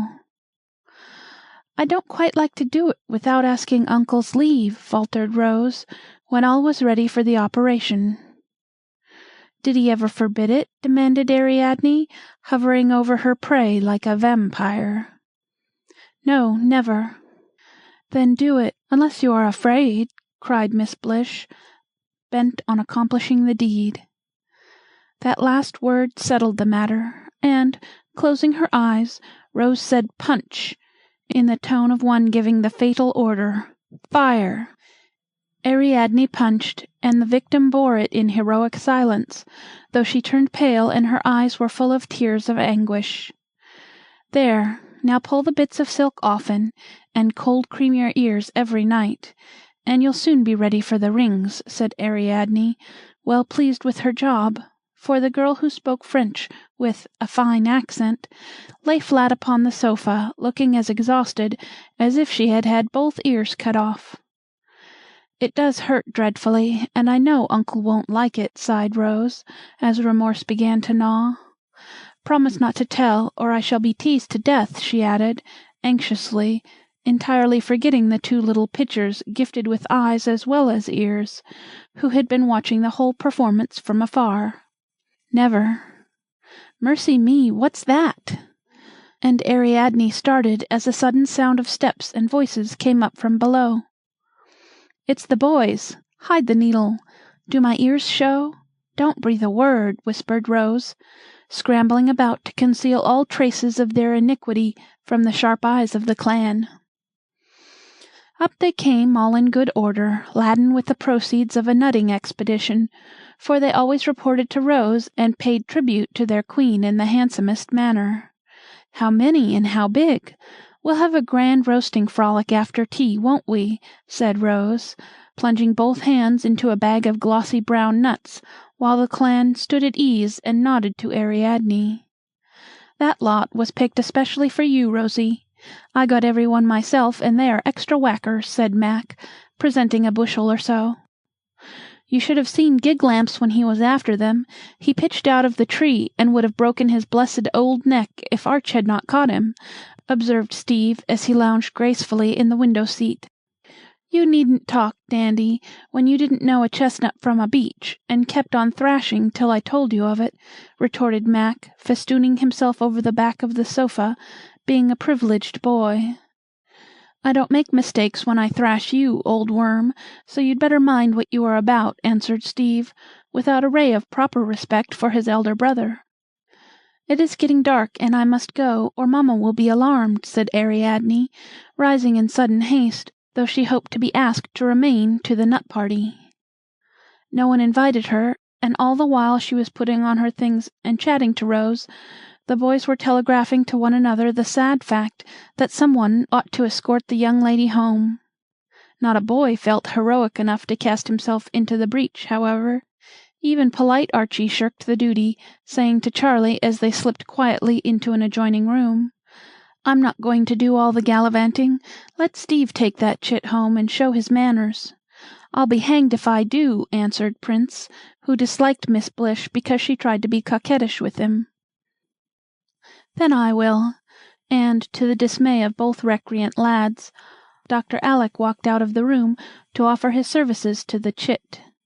He was too late, however, for Mac, obeying a look from Rose, had already made a victim of himself, and trudged meekly away, wishing the gentle Ariadne at the bottom of the Red Sea. Then I will take this lady down to tea, as the other one has found a gentleman to go home with her. I see the lamps are lighted below, and I smell a smell which tells me that Auntie has something extra nice for us tonight. As he spoke, Dr. Alec was preparing to carry Rose downstairs as usual, but Archie and Prince rushed forward, begging with penitent eagerness for the honor of carrying her in an armchair. Rose consented, fearing that her uncle's keen eye would discover the fatal bits of silk. So the boys crossed hands, and, taking a good grip of each curly pate, she was borne down in state, while the others followed by way of the banisters. Tea was ordered earlier than usual, so that Jamie and his dolly could have a taste, at least, of the holiday fun, for they were to stay till 7 and be allowed 12 roasted chestnuts apiece, which they were under bonds not to eat till next day. Tea was dispatched rapidly, therefore, and the party gathered round the wide hearth in the dining-room, where the nuts were soon dancing gaily on hot shovels or bouncing out among the company, thereby causing delightful panics among the little ones. Come, Rosie, tell us a story while we work, for you can't help much and must amuse us as your share, proposed Mac, who sat in the shade pricking nuts, and who knew by experience what a capital little Scheherazade his cousin was. Yes, we poor monkeys can't burn our paws for nothin', so tell away, Pussy, added Charlie as he threw several hot nuts into her lap, and shook his fingers afterwards. Well, I happen to have a little story with a moral to it in my mind, and I will tell it, though it is intended for younger children than you, answered Rose, who was rather fond of telling instructive tales. Fire away, said Geordie, and she obeyed, little thinking what a disastrous story it would prove to herself. Well, once upon a time, a little girl went to see a young lady who was very fond of her. Now the young lady happened to be lame, and had to have her foot bandaged up every day, so she kept a basket full of bandages, all nicely rolled and ready. The little girl liked to play with this basket, and one day, when she thought no one saw her, she took one of the rolls without asking leave, and put it in her pocket. Here Pokey, who had been peering lovingly down at the 5 warm nuts that lay at the bottom of her tiny pocket, suddenly looked up and said, "Oh!" in a startled tone, as if the moral tale had become intensely interesting all at once. Rose heard and saw the innocent betrayal of the small sinner, and went on in a most impressive manner, while the boys nudged one another and winked as they caught the joke. "But an eye did see this naughty little girl, and whose eye do you think it was?" "Eye of Dodd," murmured conscience-stricken Pokey, spreading 2 chubby little hands before the round face, which they were not half big enough to hide. Rose was rather taken aback by this reply, but feeling that she was producing a good effect, she added seriously, "Yes, God saw her, and so did the young lady, but she did not say anything. She waited to see what the little girl would do about it." She had been very happy before she took the bandage, but when it was in her pocket she seemed troubled, and pretty soon stopped playing and sat down in a corner looking very sober. She thought a few minutes, and then went and put back the roll very softly, and her face cleared up, and she was a happy child again. The young lady was glad to see that, and wondered what made the little girl put it back. "Conscience picked her," murmured a contrite voice from behind the small hands pressed tightly over Pokey's red face. "And why did she take it, do you suppose?" asked Rose in a schoolmarmish tone, feeling that all the listeners were interested in her tale and its unexpected application. "It was so nice and wound, and she wanted it deftly," answered the little voice. "Well, I'm glad she had such a good conscience. The moral is that people who steal don't enjoy what they take, and are not happy till they put it back. What makes that little girl hide her face?" asked Rose, as she concluded. "Me so shamed of Pokey," sobbed the small culprit, quite overcome by remorse and confusion at this awful disclosure. "Come, Rose, it's too bad to tell her little tricks before every one, and preach at her in that way. You wouldn't like it yourself," began Dr. Alec, taking the weeper on his knee and administering consolation in the shape of kisses and nuts. Before Rose could express her regret, Jamie, who had been reddening and ruffling like a little turkey-cock for several minutes, burst out indignantly, bent on avenging the wound given to his beloved dolly. "I know something bad that you did, and I'm going to tell right out. You thought we didn't see you, but we did, and you said uncle wouldn't like it, and the boys would tease, and you made Ariadne promise not to tell, and she punched holes in your ears to put earrings in. So now! And that's much badder than to take an old piece of rag, and I hate you for making my Pokey cry." Jamie's somewhat incoherent explosion produced such an effect that Pokey's small sin was instantly forgotten, and Rose felt that her hour had come. What?" cried the boys in a chorus, dropping their shovels and knives to gather round Rose, for a guilty clutching at her ears betrayed her, and with a feeble cry of "Ariadne made me," she hid her head among the pillows like an absurd little ostrich. "Now she'll go prancing round with bird cages and baskets, and carts and pigs, for all I know, in her ears, as the other girls do, and won't she look like a goose?" asked one tormentor, tweaking a curl that strayed out from the cushions. "I didn't think she'd be so silly," said Mac, in a tone of disappointment that told Rose she had sunk in the esteem of her wise cousin. "That Blish girl is a nuisance, and ought not to be allowed to come here with her nonsensical notions," said the prince, feeling a strong desire to shake that young person as an angry dog might shake a mischievous kitten. "How do you like it, uncle?" asked Archie, who, being the head of a family himself, believed in preserving discipline at all costs.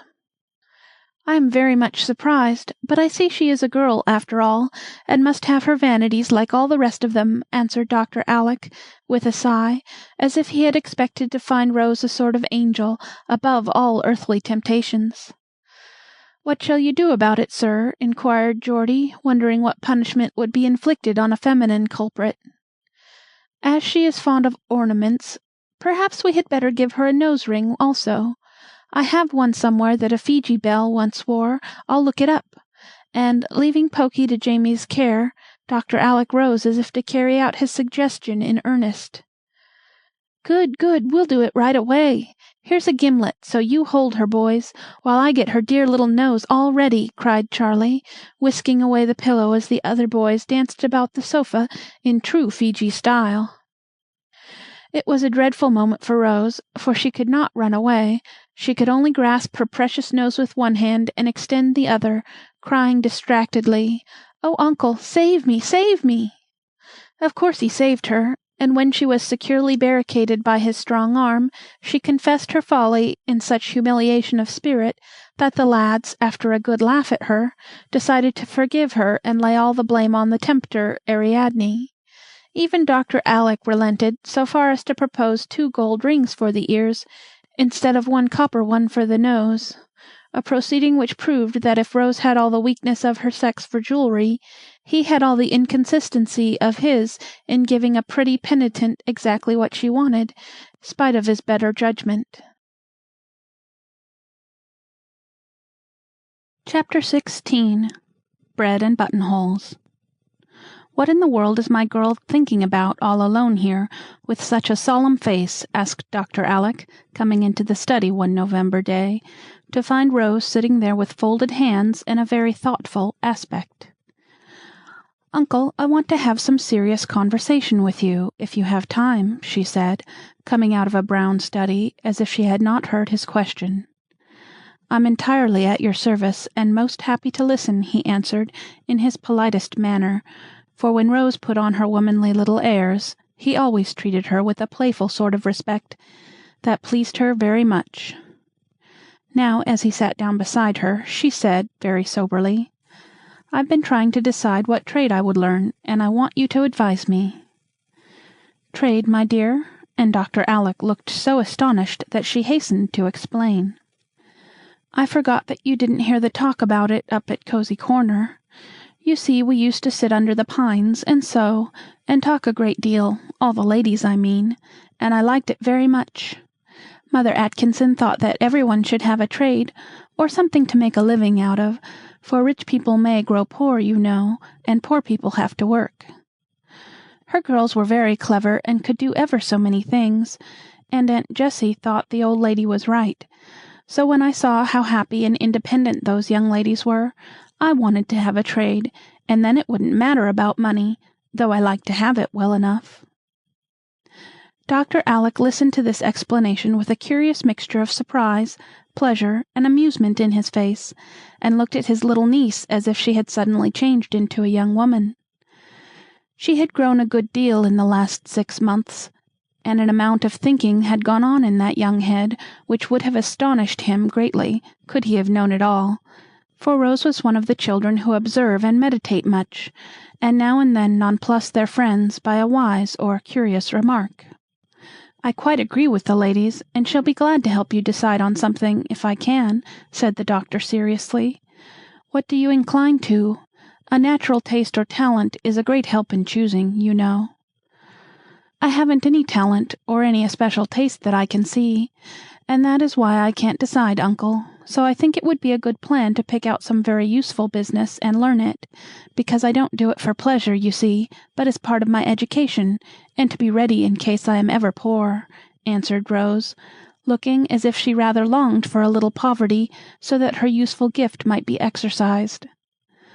"Well now, there is one very excellent, necessary, and womanly accomplishment that no girl should be without, for it is a help to rich and poor, and the comfort of families depends upon it.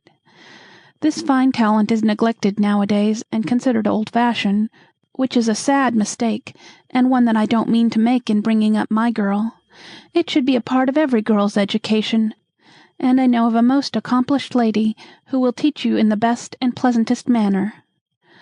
"Oh, what is it?" cried Rose eagerly, charmed to be met in this helpful and cordial way. "Housekeeping," answered Dr. Alec. "Is that an accomplishment?" asked Rose, while her face fell, for she had indulged in all sorts of vague, delightful dreams. "Yes, it is one of the most beautiful as well as useful of all the arts a woman can learn. Not so romantic, perhaps, as singing, painting, writing, or teaching, even, but one that makes many happy and comfortable, and home the sweetest place in the world. Yes, you may open your big eyes, but it is a fact that I had rather see you a good housekeeper than the greatest belle in the city. It need not interfere with any talent you may possess, but it is a necessary part of your training, and I hope that you will set about it at once, now that you are well and strong." "Who is the lady?" asked Rose, rather impressed by her uncle's earnest speech. "Aunt Plenty." "Is she accomplished?" began Rose in a wondering tone, for this great aunt of hers had seemed the least cultivated of them all. "In the good old-fashioned way she is very accomplished, and has made this house a happy home to us all, ever since we can remember. She is not elegant, but genuinely good, and so beloved and respected that there will be universal mourning for her when her place is empty. No one can fill it, for the solid, homely virtues of the dear soul have gone out of fashion, as I say, and nothing new can be half so satisfactory, to me at least." "I should like to have people feel so about me. Can she teach me to do what she does, and to grow as good?" asked Rose, with a little prick of remorse for even thinking that Aunt Plenty was a commonplace old lady. "Yes, if you don't despise such simple lessons as she can give. I know it would fill her dear old heart with pride and pleasure, to feel that any one cared to learn of her, for she fancies her day gone by. Let her teach you how to be what she has been, a skilful, frugal, cheerful housewife, the maker and the keeper of a happy home, and by, you will see what a valuable lesson it is." "I will, uncle, but how shall I begin?" "I'll speak to her about it, and she will make it all right with Dolly, for cooking is one of the main things, you know." "So it is. I don't mind that a bit, for I like to mess, and used to try at home, but I had no one to tell me, so I never did much but spoil my aprons. Pies are great fun, only Dolly is so cross I don't believe she will ever let me do a thing in the kitchen." "Then we'll cook in the parlor. I fancy Aunt Plenty will manage her, so don't be troubled. Only mind this, I'd rather you learned how to make good bread than the best pies ever baked. When you bring me a handsome, wholesome loaf, entirely made by yourself, I shall be more pleased than if you offered me a pair of slippers embroidered in the very latest style. I don't wish to bribe you, but I'll give you my heartiest kiss, and promise to eat every crumb of the loaf myself." "It's a bargain, it's a bargain! Come and tell Auntie all about it, for I'm in a hurry to begin," cried Rose, dancing before him toward the parlor, where Miss Plenty sat alone knitting contentedly, yet ready to run at the first call for help of any sort, from any quarter. No need to tell how surprised and gratified she was at the invitation she received to teach the child the domestic arts, which were her only accomplishments, nor to relate how energetically she set about her pleasant task. Dolly dared not grumble, for Miss Plenty was the one person whom she obeyed, and Phoebe openly rejoiced, for these new lessons brought Rose nearer to her, and glorified the kitchen in the good girl's eyes. To tell the truth, the elder aunts had sometimes felt that they did not have quite their share of the little niece who had won their hearts long ago, and was the sunshine of the house. They talked it over together sometimes, but always ended by saying that as Alec had all the responsibility, he should have the larger share of the dear girl's love and time, and they would be contented with such crumbs of comfort as they could get. Dr. Alec had found out this little secret, and, after reproaching himself for being blind and selfish, was trying to devise some way of mending matters without troubling anyone, when Rose's new whim suggested an excellent method of weaning her a little from himself. He did not know how fond he was of her till he gave her up to the new teacher, and often could not resist peeping in at the door to see how she got on, or stealing sly looks through the slide when she was deep in dough, or listening intently to some impressive lecture from Aunt Plenty. They caught him at it now and then, and ordered him off the premises at the point of the rolling pin, or, if unusually successful, and therefore in a milder mood, they lured him away with bribes of gingerbread, a stray pickle, or a tart that was not quite symmetrical enough to suit their critical eyes. Of course he made a point of partaking copiously of all the delectable messes that now appeared at the table, for both the cooks were on their mettle, and he fared sumptuously every day.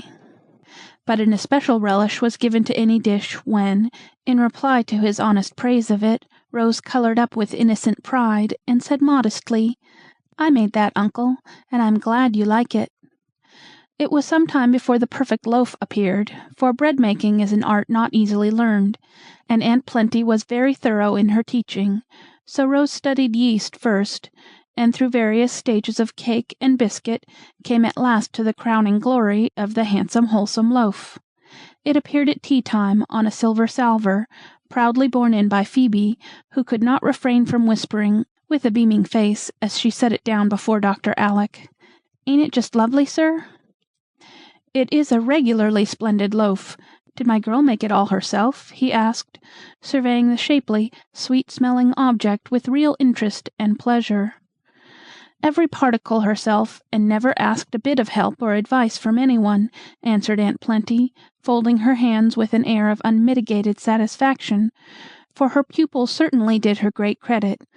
"I've had so many failures and troubles that I really thought I never should be able to do it alone. Dolly let one splendid batch burn up because I forgot it. She was there and smelt it, but never did a thing, for she said when I undertook to bake bread I must give my whole mind to it. Wasn't it hard? She might have called me at least," said Rose, recollecting with a sigh the anguish of that moment. "She meant you should learn by experience, as Rosamund did in that little affair of the purple jar. You remember. I always thought it very unfair in her mother not to warn the poor thing a little bit, and she was regularly mean when Rosamund asked for a bowl to put the purple stuff in, and she said, in such a provoking way, 'I did not agree to lend you a bowl, but I will, my dear.' Ugh! I always want to shake that hateful woman, though she was a moral mamma." "Never mind her now, but tell me all about my loaf," said Dr. Alec, much amused at Rose's burst of indignation. "There's nothing to tell, uncle, except that I did my best, gave my mind to it, and sat watching over it, all the while it was in the oven, till I was quite baked myself. Everything went right this time, and it came out a nice, round, crusty loaf, as you see. Now taste it, and tell me if it is good as well as handsome." "Must I cut it? Can't I put it under a glass cover, and keep it in the parlor as they do wax flowers, and fine works of that sort?" "What an idea, uncle! It would mold and be spoilt. Besides, people would laugh at us and make fun of my old-fashioned accomplishment. You promised to eat it, and you must, not all at once, but as soon as you can, so I can make you some more." Dr. Alec solemnly cut off his favorite crusty slice, and solemnly ate it, then wiped his lips, and, brushing back Rose's hair, solemnly kissed her on the forehead, saying heartily, "My dear, it is perfect bread, and you are an honor to your teacher. When we have our model school, I shall offer a prize for the best bread, and you will get it." "I've got it already, and I'm quite satisfied," said Rose, slipping into her seat and trying to hide her right hand, which had a burn on it. But Dr. Alec saw it, guessed how it came there, and after tea insisted on easing the pain which she would hardly confess. "Aunt Clara says I'm spoiling my hands, but I don't care, for I've had such good times with Aunt Plenty, and I think she has enjoyed it as much as I have. Only one thing troubles me, uncle, and I want to ask you about it," said Rose, as they paced up and down the hall in the twilight, the bandaged hand very carefully laid on Dr. Alec's arm. "More little confidences? I like them immensely, so tell away, my dear." "Well, you see, I feel as if Aunt Peace would like to do something for me, and I've found out what it can be. You know she can't go about like Auntie Plen, and we are so busy nowadays that she is rather lonely, I'm afraid. So I want to take lessons in sewing of her. She works so beautifully, and it is a useful thing, you know, and I ought to be a good needlewoman as well as a housekeeper, oughtn't I?" "Bless your kind little heart, that is what I was thinking the other day, when Aunt P said she saw you so very seldom now, you were so busy. I wanted to speak of it, but fancied you had as much on your hands as you could manage. It would delight the dear woman to teach you all her delicate handicraft, especially buttonholes, for I believe that is where young ladies fail. At least, I've heard them say so. So, do you devote your mind to buttonholes, make 'em all over my clothes if you want something to practice on. I'll wear any quantity." Rose laughed at this reckless offer, but promised to attend that important branch, though she confessed that darning was her weak point. Whereupon Uncle Alec engaged to supply her with socks in all stages of dilapidation, and to have a new set at once, so that she could run the heels for him as a pleasant beginning. Then they went up to make their request in due form, to the great delight of gentle Aunt Peace, who got quite excited with the fun that went on while they would yarn, looked up darning needles, and fitted out a nice little mending basket for her pupil. Very busy and very happy were Rose's days now, for in the morning she went about the house with Aunt Plenty, attending to linen closets and storerooms, pickling and preserving, exploring garret and cellar to see that all was right, and learning, in the good old-fashioned manner, to look well after the ways of the household.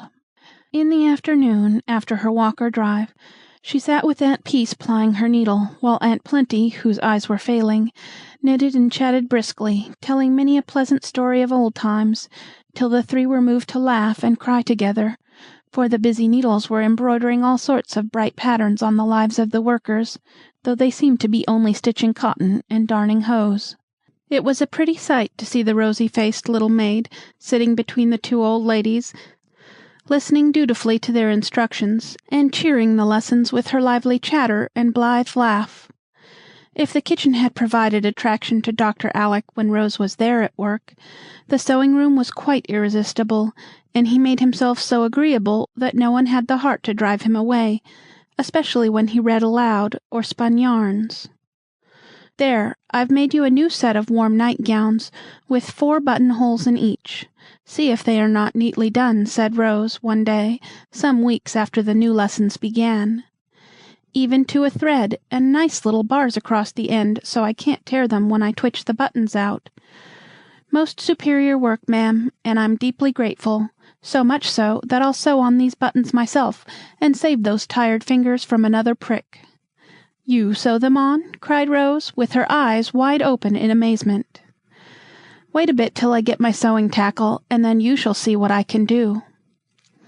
"Can he really?" asked Rose of Aunt Peace, as Uncle Alec marched off with a comical air of importance. "Oh, yes, I taught him years ago, before he went out to sea, and I suppose he has had to do things for himself, more or less, ever since, so he has kept his hand in." He evidently had, for he was soon back with a funny little work-bag, out of which he produced a thimble without a top, and, having threaded his needle, he proceeded to sew on the buttons so handily that Rose was much impressed and amused. "I wonder if there is anything in the world that you cannot do," she said, in a tone of respectful admiration. "There are 1 or 2 things that I am not up to yet," he answered, with a laugh in the corner of his eye, as he waxed his thread with a flourish. "I should like to know what." "Bread and buttonholes, ma'am." Chapter 17. Good Bargains. It was a rainy Sunday afternoon, and 4 boys were trying to spend it quietly in the library, as Jamie called the room devoted to books and boys, at Aunt Jessie's. Will and Geordie were sprawling on the sofa, deep in the adventures of the scapegraces and ragamuffins whose histories are now the fashion. Archie lounged in the easy-chair, surrounded by newspapers. Charlie stood upon the rug, in an Englishman's favorite attitude, and, I regret to say, both were smoking cigars. "It is my opinion that this day will never come to an end," said Prince, with a yawn that nearly rent him asunder. "Read and improve your mind, my son," answered Archie, peering solemnly over the paper behind which he had been dozing. "Don't preach, parson. but put on your boots and come out for a tramp instead of mulling over the fire like a granny." "No, thank you. Tramps in an easterly storm don't strike me as amusing." There Archie stopped and held up his hand, for a pleasant voice was heard saying outside, "Are the boys in the library, Auntie?" "Yes, dear, and longing for sunshine, so run in and make it for them," answered Mrs. Jessie. "It's Rose," and Archie threw his cigar into the fire. "What's that for?" asked Charlie. "Gentlemen don't smoke before ladies." "True, but I'm not going to waste my weed," and Prince poked his into the empty inkstand that served them for an ash-tray. A gentle tap at the door was answered by a chorus of "Come in!" and Rose appeared, looking blooming and breezy with the chilly air. "If I disturb you, say so, and I'll go away," she began, pausing on the threshold with modest hesitation, for something in the elder boys' faces excited her curiosity. "You never disturb us, cousin," said the smokers, while the readers tore themselves from the heroes of the bar-room and gutter long enough to nod affably to their guest. As Rose bent to warm her hands, one end of Archie's cigar stuck out of the ashes, smoking furiously and smelling strongly. "Oh, you bad boys, how could you do it, today, of all days?" she said reproachfully. "Where's the harm?" asked Archie. "You know as well as I do. Your mother doesn't like it, and it's a bad habit, for it wastes money and does you no good." "Fiddlesticks! Every man smokes, even Uncle Alec, whom you think so perfect," began Charlie in his teasing way. "No, he doesn't. He has given it up, and I know why," cried Rose eagerly. "Now I think of it, I haven't seen the old meerschaum since he came home. Did he stop it on our account?" asked Archie. "Yes," and Rose told the little scene on the seashore in the camping-out time. Archie seemed much impressed, and said manfully, "He won't have done that in vain so far as I'm concerned. I don't care a pin about smoking, so can give it up as easy as not, and I promise you I will. I only do it now and then for fun." "You too?" and Rose looked up at the bonny prince, who never looked less bonny at that moment, for he had resumed his cigar, just to torment her. Now Charlie cared as little as Archie about smoking, but it would not do to yield too soon. So he shook his head, gave a great puff, and said loftily, "You women are always asking us to give up harmless little things, just because you don't approve of them. How would you like it if we did the same by you, miss?" "If I did harmful or silly things, I'd thank you for telling me of them, and I'd try to mend my ways," answered Rose heartily. "Well now, we'll see if you mean what you say. I'll give up smoking to please you, if you will give up something to please me," said Prince, seeing a good chance to lord it over the weaker vessel at small cost to himself.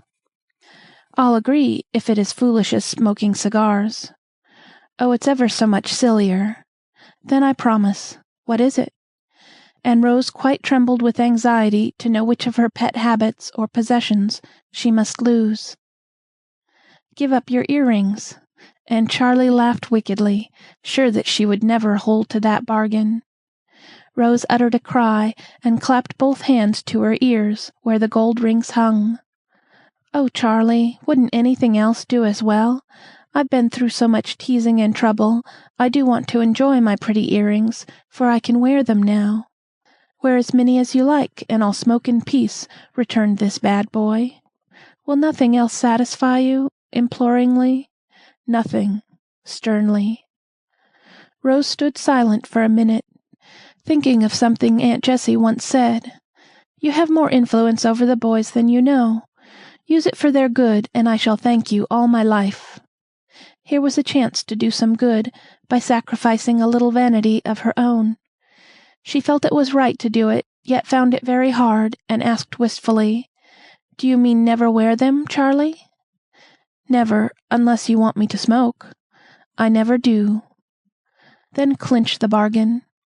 He had no idea she would do it, and was much surprised when she took the dear rings from her ears, with a quick gesture, and held them out to him, saying, in a tone that made the color come up to his brown cheek, it was so full of sweet goodwill.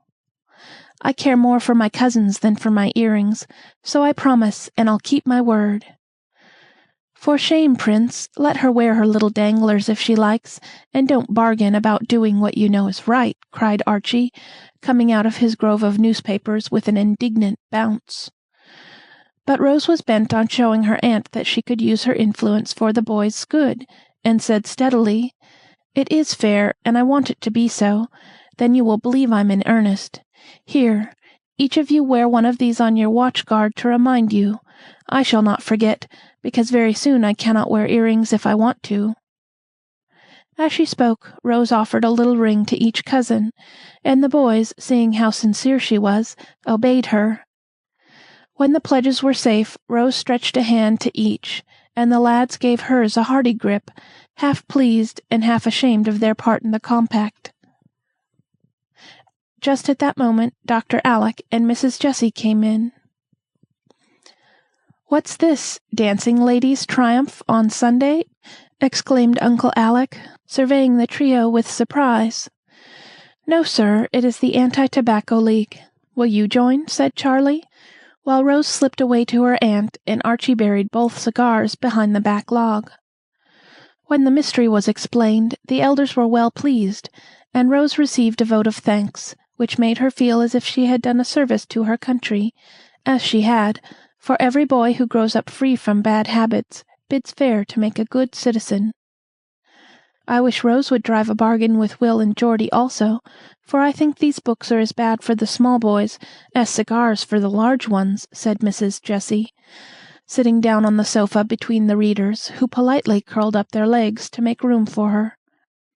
"I thought they were all the fashion," answered Dr. Alec, settling in the big chair with Rose. "So is smoking, but it is harmful. The writers of these popular stories intend to do good, I have no doubt, but it seems to me they fail because their motto is, 'Be smart and you will be rich,' instead of, 'Be honest and you will be happy.' I do not judge hastily, Alec, for I have read a dozen, at least, of these stories, and with much that is attractive to boys, I find a great deal to condemn in them, and other parents say the same when I ask them." "Now, Mum, that's too bad. I like 'em tip-top. This one is a regular screamer," cried Will.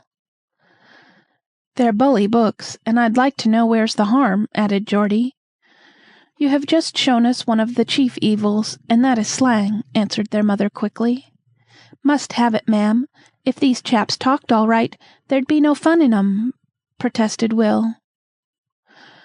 "A bootblack mustn't use good grammar, and a newsboy must swear a little, or he wouldn't be natural," explained Geordie, both boys ready to fight gallantly for their favorites.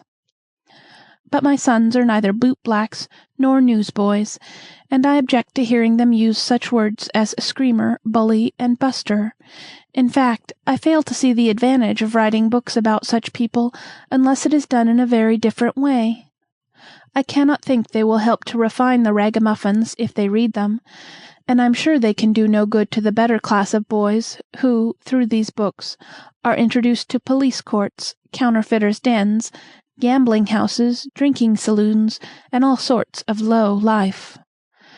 Some of them are about first-rate boys, mother, and they go to sea and study and sail around the world, having great larks all the way.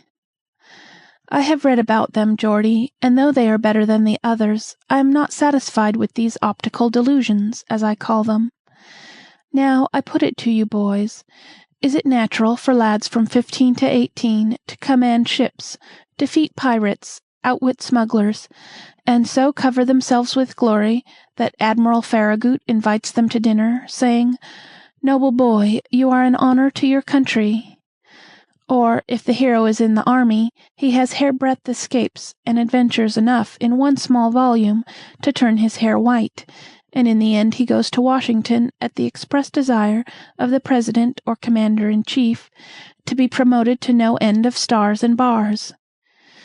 Even if the hero is merely an honest boy trying to get his living, he is not permitted to do so in a natural way, by hard work and years of patient effort, but is suddenly adopted by a millionaire whose pocket-book he has returned.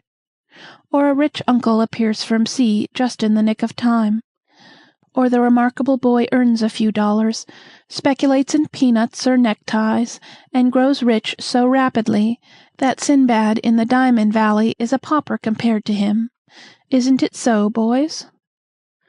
Well, the fellows in these books are mighty lucky, and very smart, I must say, answered Will, surveying an illustration on the open page before him, where a small but virtuous youth is upsetting a tipsy giant in a bar-room, and under it the elegant inscription, "Dick Dauntless punches the head of Sam Soaker."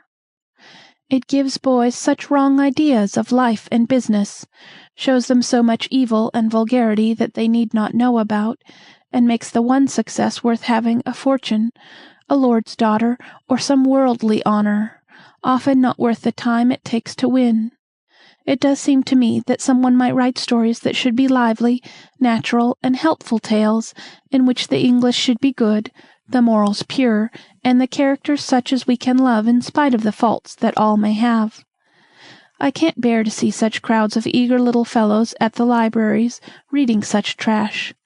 Weak when it is not wicked, and totally unfit to feed the hungry minds that feast on it for want of something better.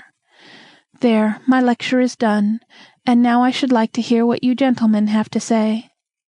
And Aunt Jessie subsided with a pretty flush on the face that was full of motherly anxiety for her boys. Tom Brown just suits mother, and me too. I wish Mr. Hughes would write another story as good, said Archie.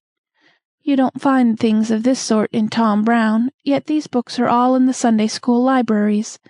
And Mrs. Jessie read the following paragraph from the book she had taken from Will's hand. In this place we saw a tooth of John the Baptist. Ben said he could see locust and wild honey sticking to it. I couldn't. Perhaps John used a piece of the true cross for a toothpick. A larky sort of boy says that, Mum, and we skip the parts where they describe what they saw in the different countries, cried Will. And those descriptions, taken mostly from guide-books, I fancy, are the only parts of any real worth. The scrapes of the bad boys make up the rest of the story, and it is for those you read those books, I think, answered his mother, stroking back the hair off the honest little face that looked rather abashed at this true statement of the case. Anyway, mother, the ship part is useful, for we learn how to sail her, and by that will all come handy when we go to sea, put in Geordie. Indeed, then you can explain this maneuver to me, of course, and Mrs. Jessie read from another page the following nautical paragraph. The wind is south-southwest, and we can have her up 4 points closer to the wind, and still be 6 points off the wind. As she luffs up, we shall man the fore and main sheets, slack on the weather, and haul on the lee braces. I guess I could if I wasn't afraid of Uncle. He knows so much more than I do. He'd laugh, began Geordie, evidently puzzled by the question. Ho, you know you can't, so why make believe? We don't understand half of the sea lingo, Mum, and I dare say it's all wrong, cried Will, suddenly going over to the enemy, to Geordie's great disgust. I do wish the boys wouldn't talk to me as if I was a ship, said Rose, bringing forward a private grievance. Coming home from church this morning, the wind blew me about, and Will called out right in the street, "Brail up the foresail, and take in the flying jib. That will ease her." The boys shouted at the plaintive tone in which Rose repeated the words that offended her, and Will vainly endeavored to explain that he only meant to tell her to wrap her cloak closer, and tie a veil over the tempest-tossed feathers in her hat. To tell the truth, if the boys must have slang, I can bear the sea lingo, as Will calls it, better than the other. It afflicts me less to hear my sons talk about brailing up the foresail than doing as they darn please, and cut your cable is decidedly preferable to let her rip. I once made a rule that I would have no slang in the house. I give it up now, for I cannot keep it, but I will not have rubbishy books. So, Archie, please send these 2 after your cigars. Mrs. Jessie held both the small boys fast, with an arm round each neck, and when she took this base advantage of them, they could only squirm with dismay. Yes, right behind the back log, she continued, energetically, There, my hearties. You like sea slang, so I'll give you a bit. Now, I want you to promise not to read any more stuff for a month, and I'll agree to supply you with wholesome fare." "Oh, Mother, not a single one!" cried Will. "Couldn't we just finish those?" pleaded Geordie. "The boys threw away half-smoked cigars, and your books must go after them. Surely you would not be outdone by the old fellows, as you call them, or be less obedient to little Mum than they were to Rose." "Course not. Come on, Geordie," and Will took the vow like a hero. His brother sighed and obeyed, but privately resolved to finish his story the minute the month was over. "You have laid out a hard task for yourself, Jessie, in trying to provide good readings for boys who have been living on sensation stories. It will be like going from raspberry tarts to plain bread and butter, but you will probably save them from a bilious fever," said Dr. Alec, much amused at the proceedings. "I remember hearing Grandpa say that a love for good books was one of the best safeguards a man could have," began Archie, staring thoughtfully at the fine library before him. "Yes, but there's no time to read nowadays. A fellow has to keep scratching round to make money, or he's nobody," cut in Charlie, trying to look worldly wise. "This love of money is the curse of America, and for the sake of it men will sell honor and honesty till we don't know whom to trust, and it is only a genius like Agassiz who dares to say, 'I cannot waste my time in getting rich,'" said Mrs. Jessie sadly. "Do you want us to be poor, Mother?" asked Archie, wondering. "No, dear, and you never need be while you can use your hands, but I am afraid of this thirst for wealth and the temptations it brings. Oh, my boys, I tremble for the time when I must let you go, because I think it would break my heart to have you fail as so many fail. It would be far easier to see you dead if it could be said of you as of Sumner, 'No man dared offer him a bribe.'" Mrs. Jessie was so earnest in her motherly anxiety that her voice faltered over the last words, and she hugged the yellow heads closer in her arms, as if she feared to let them leave that safe harbor for the great sea where so many little boats go down. The younger lads nestled closer to her, and Archie said, in his quiet, resolute way, "I cannot promise to be an Agassiz or a Sumner, Mother, but I do promise to be an honest man, please God." "Then I'm satisfied." And holding fast the hand he gave her, she sealed his promise with a kiss that had all a mother's hope and faith in it. "I don't see how they ever can be bad, she is so fond and proud of them," whispered Rose, quite touched by the little scene. "You must help her make them what they should be.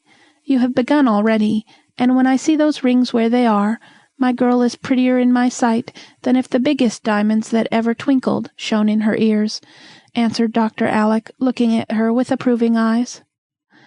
"I'm so glad you think I can do anything, for I perfectly ache to be useful. Everyone is so good to me, especially Aunt Jessie." "I think you are in a fair way to pay your debts, Rosie, for when girls give up their little vanities, and boys their small vices, and try to strengthen each other in well-doing, matters are going as they ought.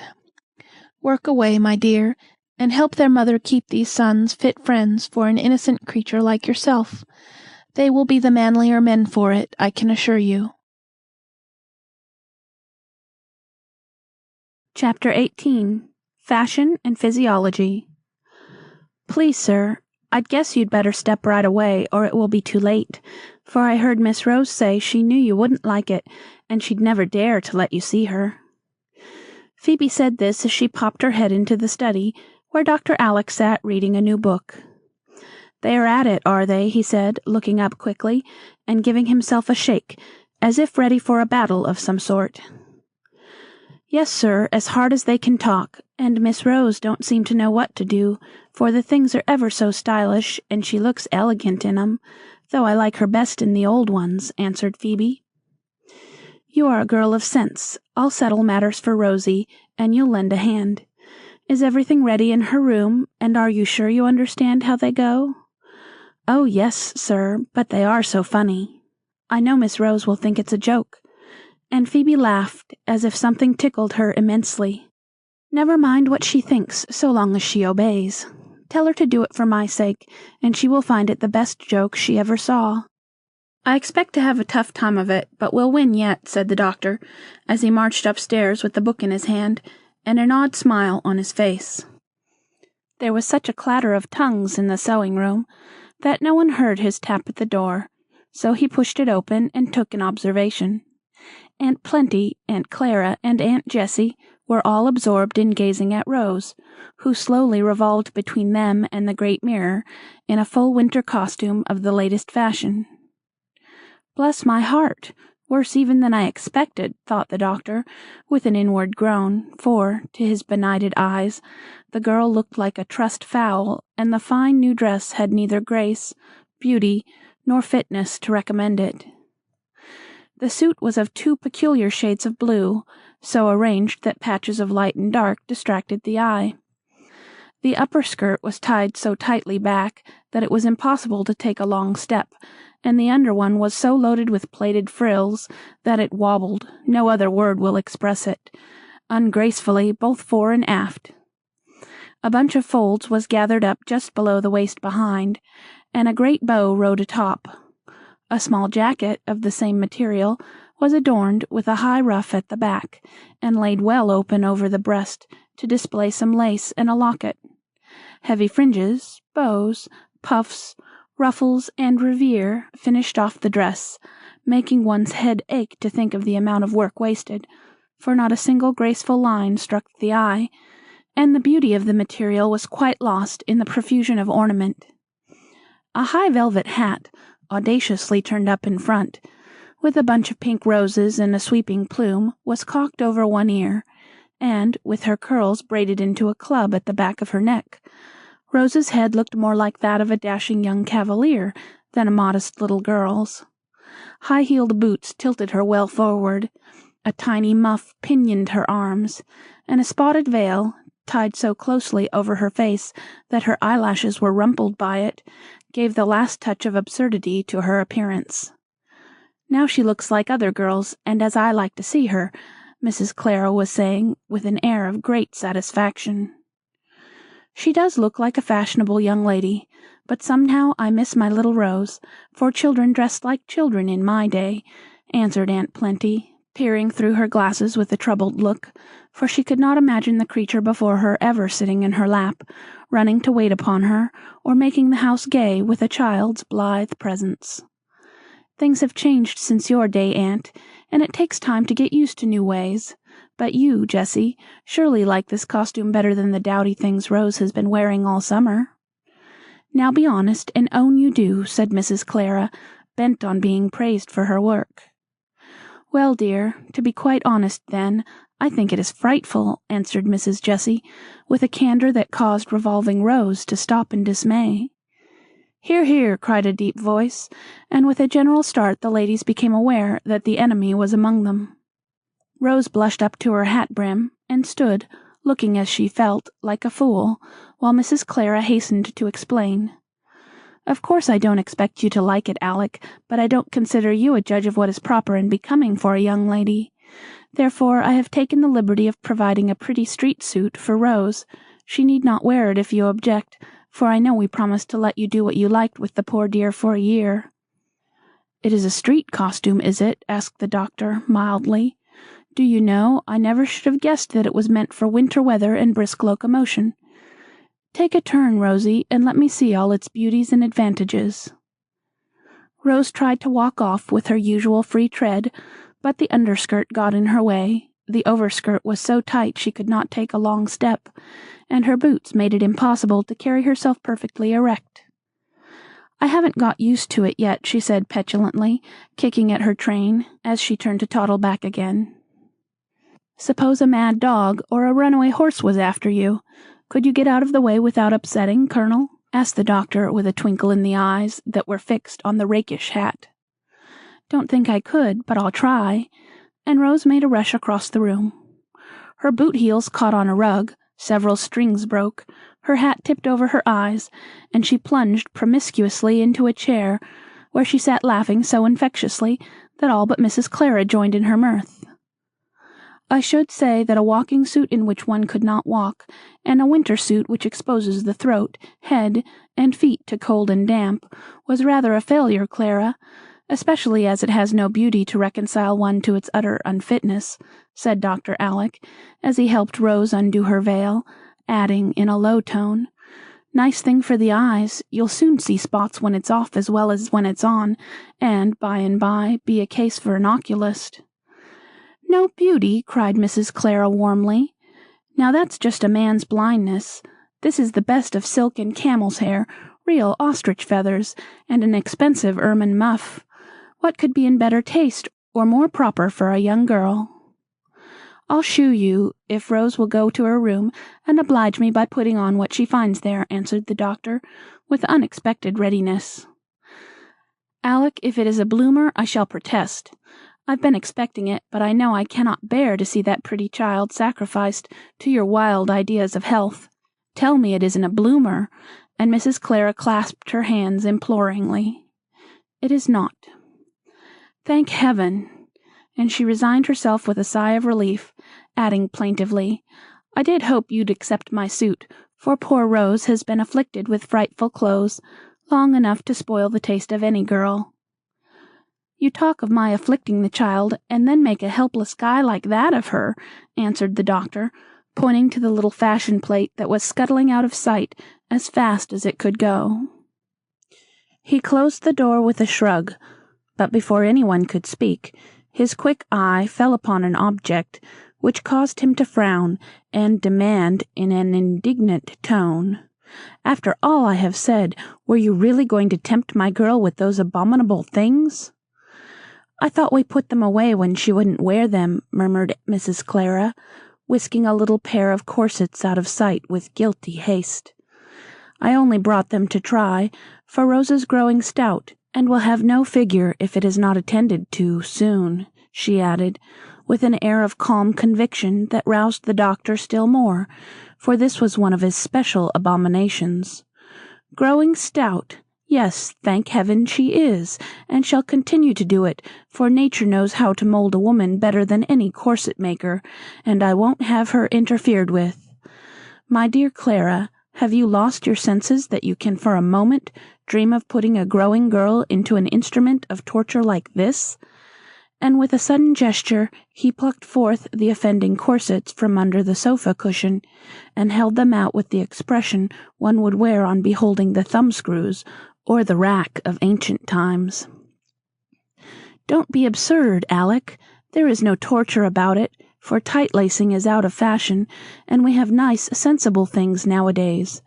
Everyone wears them, even babies have stiffened waists to support their weak little backs," began Mrs. Clara, rushing to the defense of the pet delusion of most women. "I know it, and so the poor little souls have weak backs all their days, as their mothers had before them. It is vain to argue the matter, and I won't try, but I wish to state, once for all, that if I ever see a pair of corsets near Rose, I'll put them in the fire, and you may send the bill to me." As he spoke, the corsets were on their way to destruction, but Mrs. Jessie caught his arm, exclaiming merrily, "Don't burn them, for mercy's sake, Alec. They are full of whalebones, and will make a dreadful odor. Give them to me. I'll see that they do no harm." Whalebones indeed! A regular fence of them, and metal gate-posts in front, as if our own bones were not enough if we'd give them a chance to do their duty, growled the doctor, yielding up the bone of contention with a last shake of contempt. Then his face cleared suddenly, and he held up his finger, saying, with a smile, "Hear those girls laugh. Cramped lungs could not make hearty music like that." Peals of laughter issued from Rose's room, and smiles involuntarily touched the lips of those who listened to the happy sound. "Some new prank of yours, Alec?" asked Aunt Plenty indulgently, for she had come to believe in most of her nephew's odd notions because they seemed to work so well. "Yes, ma'am, my last, and I hope you will like it. I discovered what Clara was at, and got my rival suit ready for to-day. I am not going to afflict Rose, but let her choose, and if I'm not entirely mistaken, she will like my rig best. While we wait, I'll explain, and then you will appreciate the general effect better. I got hold of this little book, and was struck with its good sense and good taste, for it suggests a way to clothe women both healthfully and handsomely, and that is a great point. It begins at the foundations, as you will see if you will look at these pictures, and I should think women would rejoice at this lightening of their burdens." As he spoke, the doctor laid the book before Aunt Plenty, who obediently brought her spectacles to bear upon the illustrations, and after a long look, exclaimed, with a scandalized face, "Mercy on us! These things are like the night drawers Jamie wears. You don't mean to say you want Rose to come out in this costume?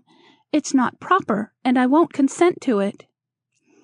"I do mean it, and I'm sure my sensible aunt will consent, when she understands that these, well, I'll call them by an Indian name, and say pajamas, are for underwear, and Rose can have as pretty frocks as she likes outside. These 2 suits of flannel, each in one piece from head to foot, with a skirt or so hung on this easily fitting waist, will keep the child warm without burdening her with belts and gathers and buckles, and bunches round the waist, and leave free the muscles that need plenty of room to work in. She shall never have the backache if I can help it, nor the long list of ills you dear women think you cannot escape. I don't consider it modest, and I'm sure Rose will be shocked at it," began Mrs. Clara, but stopped suddenly as Rose appeared in the doorway, not looking shocked a bit. "Come on, my hygienic model, and let us see you," said her uncle, with an approving glance as she walked in, looking so mischievously merry that it was evident she enjoyed the joke. "Well, I don't see anything remarkable. That is a neat, plain suit. The materials are good, and it's not unbecoming, if you want her to look like a little schoolgirl, but it has not a particle of style, and no one would ever give it a second glance," said Mrs. Clara, feeling that her last remark condemned the whole thing. "Exactly what I want," answered the provoking doctor, rubbing his hands with a satisfied air. "Rosie looks now like what she is, a modest little girl, who does not want to be stared at. I think she would get a glance of approval, though, from people who like sense and simplicity better than fuss and feathers. Revolve, my Hebe, and let me refresh my eyes by the sight of you." There was very little to see, however, only a pretty Gabrielle dress of a soft warm shade of brown, coming to the tops of a trim pair of boots with low heels, a sealskin sack, cap, and mittens, with a glimpse of scarlet at the throat, and the pretty curls tied up with a bright velvet of the same color completed the external adornment, making her look like a robin redbreast, wintry yet warm. "How do you like it, Rosie?" asked the doctor, feeling that her opinion was more important to the success of his new idea than that of all the aunts on the hill. "I feel very odd and light, but I'm warm as toast, and nothing seems to be in my way," answered Rose, with a skip which displayed shapely gaiters on legs that now might be free and active as a boy's under the modest skirts of a girl. "You can run away from the mad dogs, and walk off at a smart pace without tumbling on your nose now, I fancy." "Yes, uncle. Suppose the dog coming, I just hop over a wall, and so, when I walk of a cold day, I go like this." Entering fully into the spirit of the thing, Rose swung herself over the high back of the sofa as easily as one of her cousins, and then went down the long hall as if her stout boots were related to the famous 7 leaguers. "There, you see how it will be. Dress her in that boyish way, and she will act like a boy. I do hate all these inventions of strong-minded women," exclaimed Mrs. Clara, as Rose came back at a run. "Ah, but you see some of these sensible inventions come from the brain of a fashionable modiste, who will make you more lovely, or what you value, more stylish, outside, and comfortable within. Mrs. Van Tassel has been to Madame Stone, and is wearing a full suit of this sort. Van himself told me, when I asked how she was, that she had given up lying on the sofa, and was going about in a most astonishing way, considering her feeble health." "You don't say so! Let me see that book a moment," and Aunt Clara examined the new patterns with a more respectful air, for if the elegant Mrs. Van Tassel wore these dreadful things, it would never do to be left behind, in spite of her prejudices. Dr. Alec looked at Mrs. Jessie, and both smiled, for little Mum had been in the secret, and enjoyed it mightily. "I thought that would settle it," he said with a nod. "I didn't wait for Mrs. Van to lead the way, and for once in my life I have adopted a new fashion before Clara. My freedom suit is ordered, and you may see me playing tag with Rose and the boys before long," answered Mrs. Jessie, nodding back at him. Meantime Aunt Plenty was examining Rose's costume, for the hat and sack were off, and the girl was eagerly explaining the new undergarments. "See, Auntie, all nice scarlet flannel, and a gay little petticoat, and long stockings, oh, so warm. Phoebe and I nearly died laughing when I put this rig on, but I like it ever so much. The dress is so comfortable and doesn't need any belt or sash, and I can sit without rumpling any trimming, that's such a comfort. I like to be tidy, and so, when I wear fussed-up things, I'm thinking of my clothes all the time, and that's tiresome.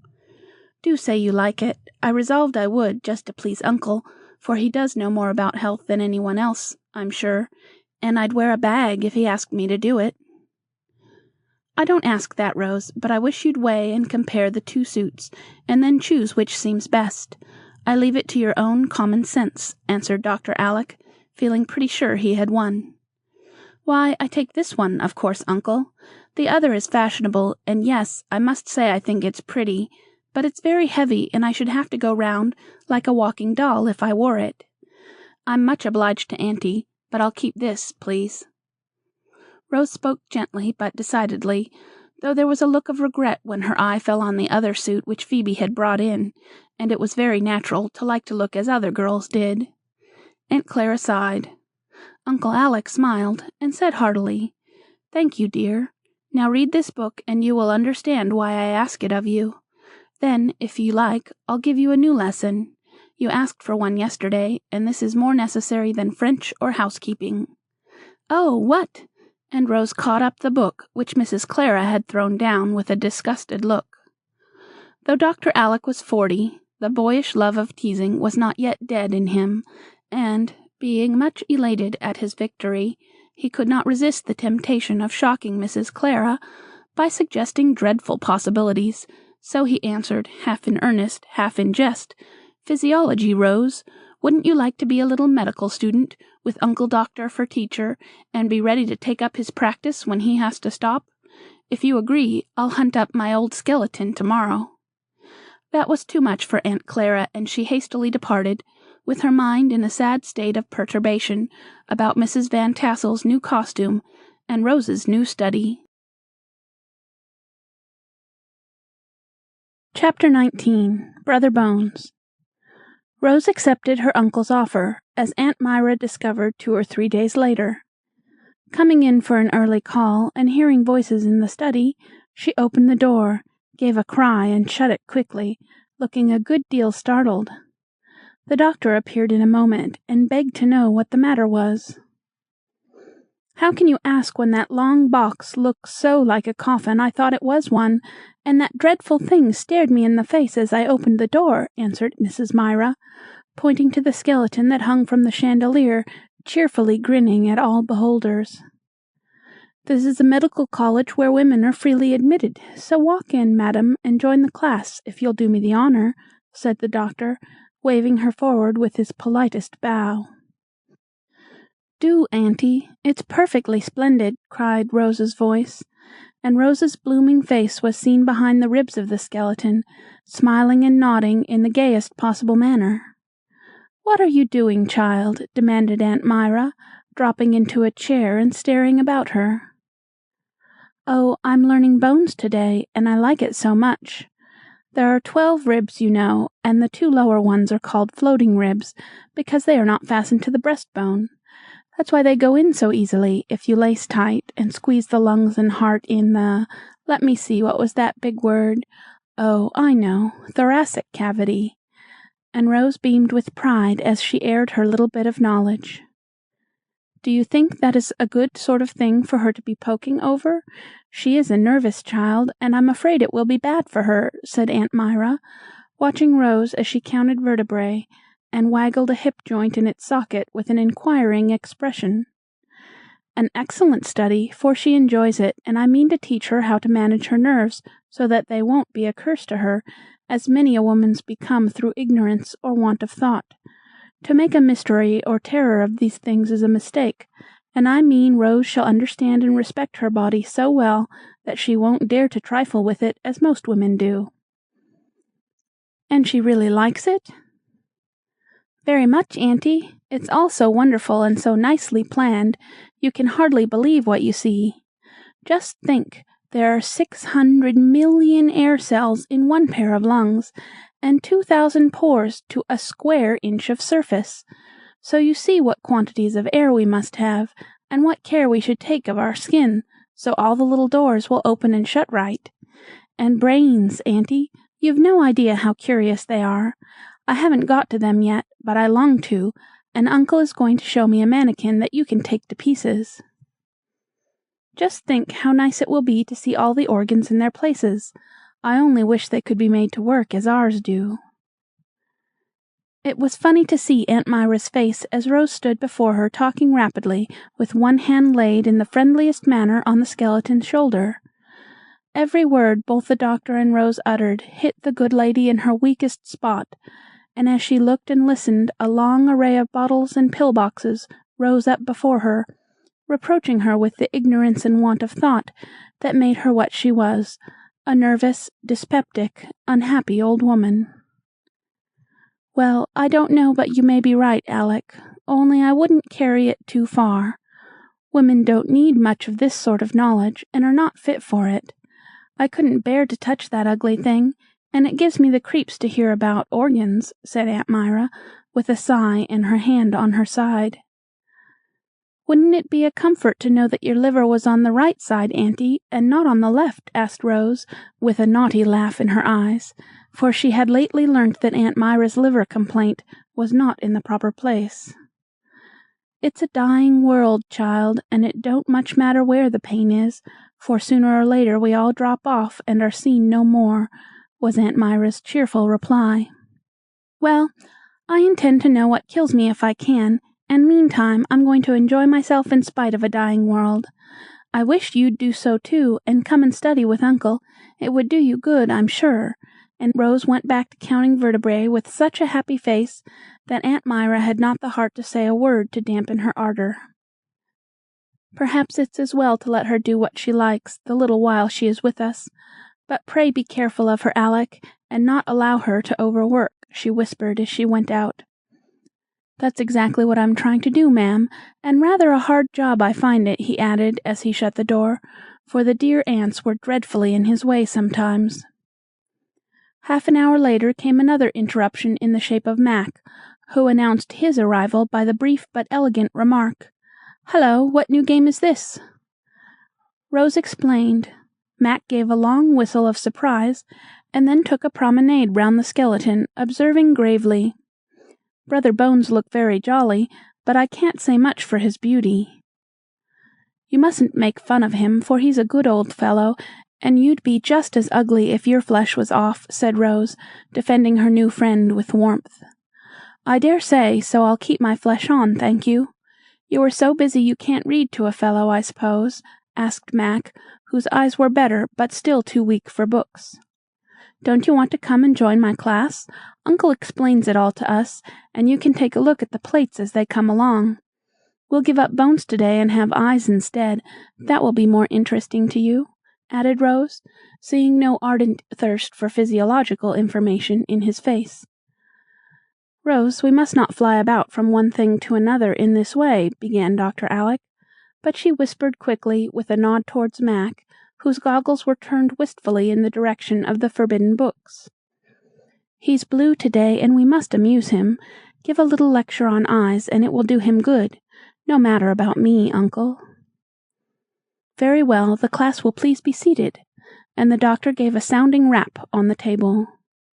"Come sit by me, dear, then we can both see the pictures, and if your head gets tired you can lie down," said Rose, generously opening her little college to a brother, and kindly providing for the weaknesses that all humanity is subject to. Side by side they sat and listened to a very simple explanation of the mechanism of the eye, finding it as wonderful as a fairy tale, for fine plates illustrated it, and a very willing teacher did his best to make the lesson pleasant. Jove! If I'd known what mischief I was doing to that mighty delicate machine of mine, you wouldn't have caught me reading by firelight, or studying with a glare of sunshine on my book," said Mac, peering solemnly at a magnified eyeball.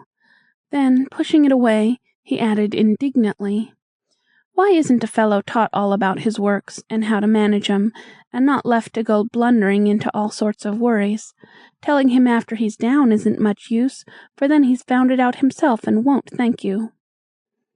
"Ah, Mac, that's just what I keep lecturing about, and people won't listen. You lads need that sort of knowledge so much, and fathers and mothers ought to be able to give it to you. Few of them are able, and so we all go blundering, as you say. Less Greek and Latin, and more knowledge of the laws of health for my boys, if I had them. Mathematics are all very well, but morals are better, and how I wish that I could help teachers and parents to feel it as they ought." "Some do. Aunt Jessie and her boys have capital talks, and I wish we could, but mother's so busy with her housekeeping, and father with his business, there never seems to be any time for that sort of thing. Even if there was, it don't seem as if it would be easy to talk to them, because we've never got into the way of it, you know." Poor Mac was right there, and expressed a want that many a boy and girl feels. Fathers and mothers are too absorbed in business and housekeeping to study their children, and cherish that sweet and natural confidence which is a child's surest safeguard, and a parent's subtlest power. So the young hearts hide trouble or temptation till the harm is done, and mutual regret comes too late. Happy the boys and girls who tell all things freely to father or mother, sure of pity, help, and pardon, and thrice happy the parents who, out of their own experience and by their own virtues, can teach and uplift the souls for which they are responsible. This longing stirred in the hearts of Rose and Mac, and by a natural impulse both turned to Dr. Alec, for in this queer world of ours, fatherly and motherly hearts often beat warm and wise in the breasts of bachelor uncles and maiden aunts, and it is my private opinion that these worthy creatures are a beautiful provision of nature for the cherishing of other people's children. They certainly get great comfort out of it, and receive much innocent affection that otherwise would be lost. Dr. Alec was one of these, and his big heart had room for every one of the 8 cousins, especially orphaned Rose and afflicted Mac. So, when the boy uttered that unconscious reproach to his parents, and Rose added with a sigh, "It must be beautiful to have a mother," the good doctor yearned over them, and, shutting his book with a dedicated slam, said, in that cordial voice of his, "Now, look here, children, you just come and tell me all your worries, and with God's help, I'll settle them for you. That is what I'm here for, I believe, and it will be a great happiness to me if you can trust me." "We can, uncle, and we will," both answered, with a heartiness that gratified him much. "Good. Now school is dismissed, and I advise you to go and refresh your 600,000,000 air cells by a brisk run in the garden. Come again whenever you like, Mac, and we'll teach you all we can about your works, as you call them, so you can keep them running smoothly." "Will come, sir. Much obliged," and the class in Physiology went out to walk. Mac did come again, glad to find something he could study in spite of his weak eyes, and learned much that was of more value than anything his school had ever taught him. Of course, the other lads made great fun of the whole thing, and plagued Dr. Alec's students half out of their lives, but they kept on persistently, and one day something happened which made the other fellows behave themselves forever after. It was a holiday, and Rose, up in her room, thought she heard the voices of her cousins, so she ran down to welcome them, but found no one there. "Never mind, they will be here soon, and then we'll have a frolic," she said to herself, and, thinking she had been mistaken, she went into the study to wait. She was lounging over the table, looking at a map, when an odd noise caught her ear. A gentle tapping somewhere, and, following the sound, it seemed to come from the inside of the long case in which the skeleton lived when not professionally engaged. This case stood upright in a niche, between two bookcases at the back of the room, a darkish corner where Brother Bones, as the boys would call him, was out of the way. As Rose stood looking in that direction, and wondering if a rat had got shut in, the door of the case swung slowly open, and with a great start she saw a bony arm lifted, and a bony finger beckon to her. For a minute she was frightened, and ran to the study door with a fluttering heart, but just as she touched the handle, a queer, stifled sort of giggle made her stop short and turn red with anger. She paused an instant to collect herself, and then went softly towards the bony beckoner.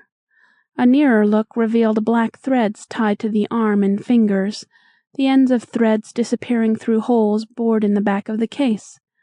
Peeping into the dark recess, she also caught sight of the tip of an elbow covered with a rough gray cloth, which she knew very well. Quick as a flash, she understood the joke. Her fear vanished, and with a wicked smile, she whipped out her scissors, cut the threads, and the bony arm dropped with a rattle. Before she could say, "Come out, Charlie, and let my skeleton alone," a sudden eruption of boys, all in a high state of tickle, proclaimed to the hidden rogue that his joke was a failure. "I told him not to do it because it might give you a start," explained Archie, emerging from the closet. "I had a smelling bottle all ready if she fainted away," added Steve, popping up from behind the great chair. "It's too bad of you not to squawk and run. We depended on it. It's such fun to howl after you," said Will and Geordie, rolling out from under the sofa in a promiscuous heap. "You're getting altogether too strong-minded, Rose. Most girls would have been in a jolly twitter to see this old fellow waggling his finger at them," complained Charlie, squeezing out from his tight quarters, dusty and disgusted. "I'm used to your pranks now, so I'm always on the watch and prepared. But I won't have Brother Bones made fun of. I know Uncle wouldn't like it, so please don't," began Rose, just as Dr. Alec came in, and, seeing the state of the case at a glance, he said quietly, "Hear how I got that skeleton, and then I'm sure you will treat it with respect." The boy settled down at once on any article of furniture that was nearest, and listened dutifully.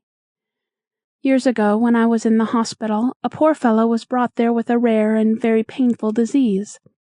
There was no hope for him, but we did our best, and he was so grateful that when he died he left us his body that we might discover the mysteries of his complaint, and so be able to help others afflicted in the same way. It did do good, and his brave patience made us remember him long after he was gone.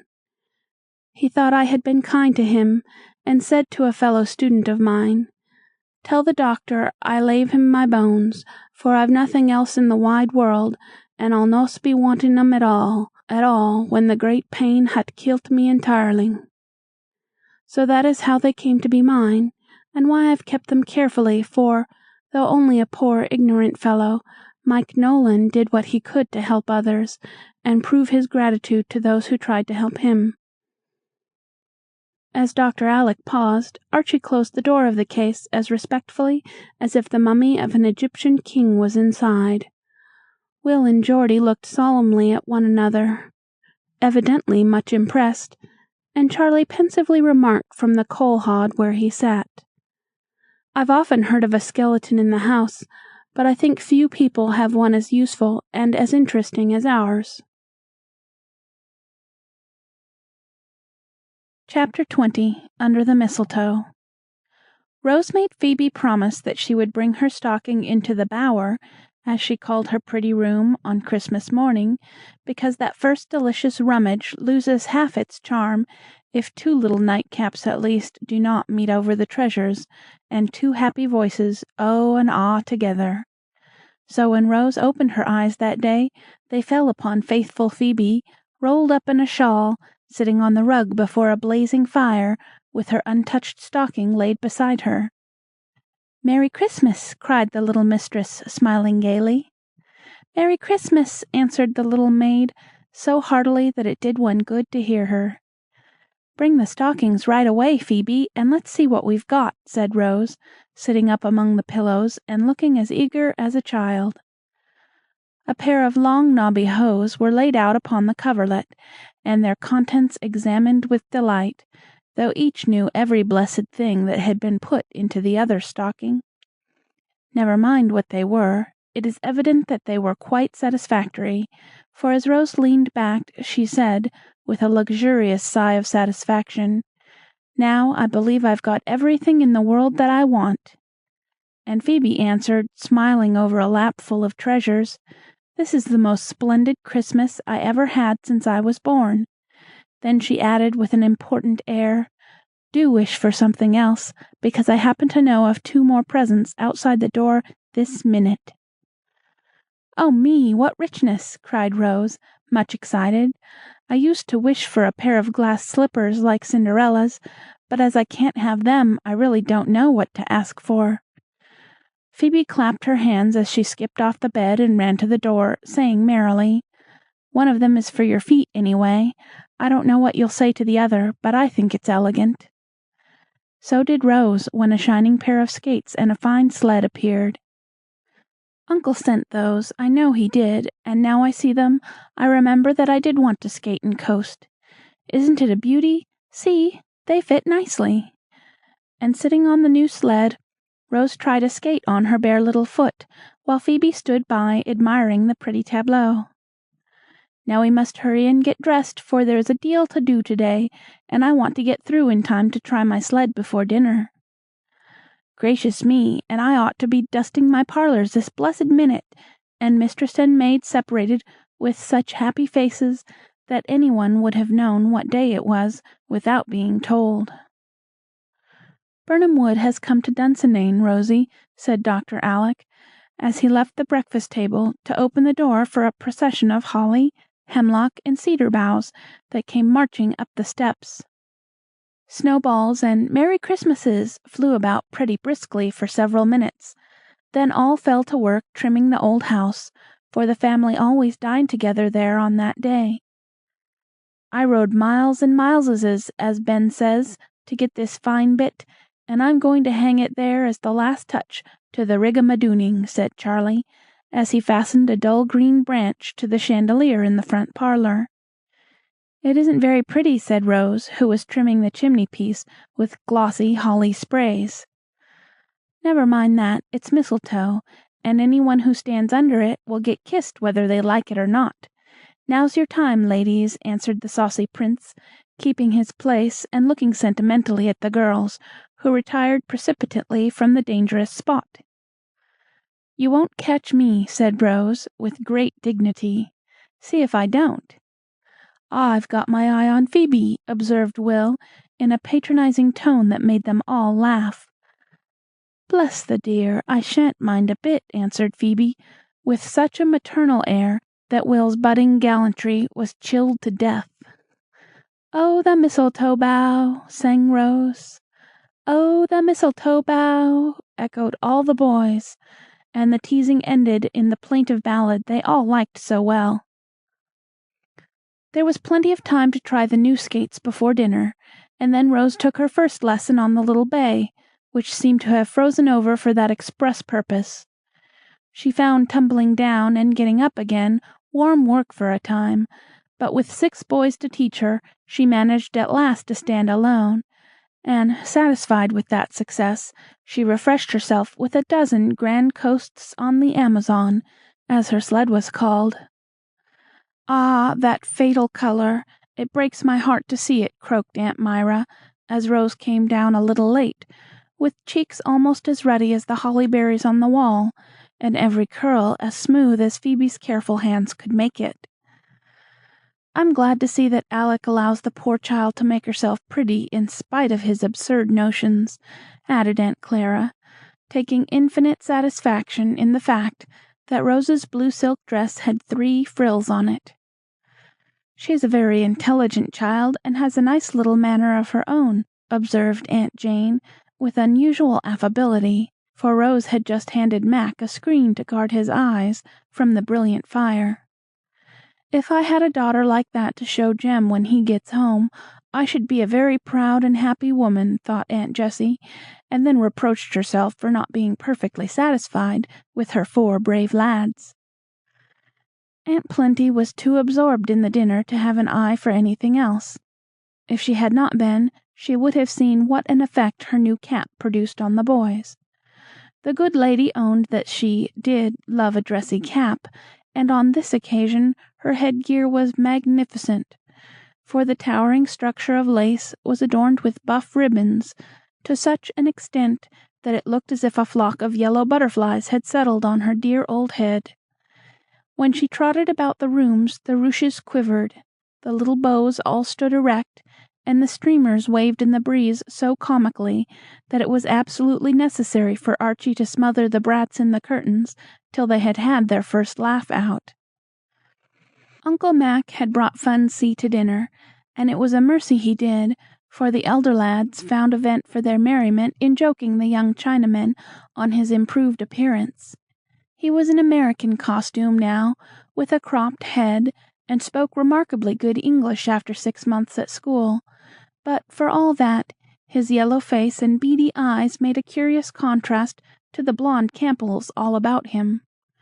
Will called him the Typhoon, meaning tycoon, and the name stuck to him to his great disgust. Aunt Peace was brought down and set in the chair of state at the table, for she never failed to join the family on this day, and sat smiling at them all. Like an embodiment of peace on earth, Uncle Alec said, as he took his place beside her, while Uncle Mac supported Aunt Plenty at the other end.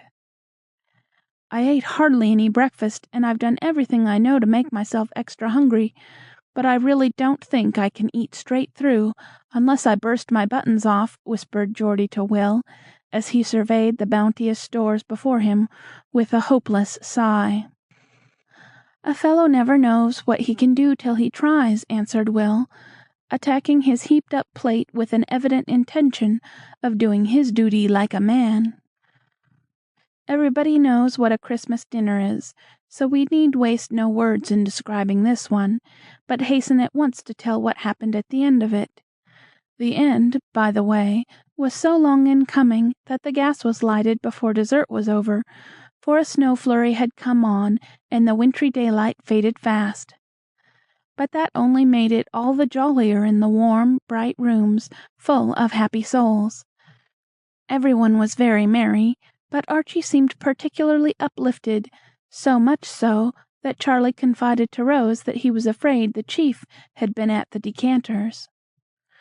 Rose indignantly denied the insinuation, for when the healths were drunk in the good old-fashioned way to suit the elders, she had observed that Aunt Jessie's boys filled their glasses with water, and had done the same herself in spite of the prince's jokes about the rosy.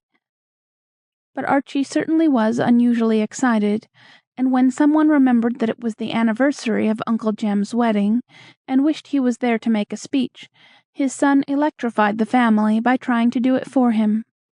It was rather incoherent and flowery, as maiden speeches are apt to be, but the end was considered superb, for, turning to his mother with a queer little choke in his voice, he said that she deserved to be blessed with peace and plenty, to be crowned with roses and lad's love, and to receive the cargo of happiness sailing home to her in spite of wind or tide, to add another gem to the family jewels.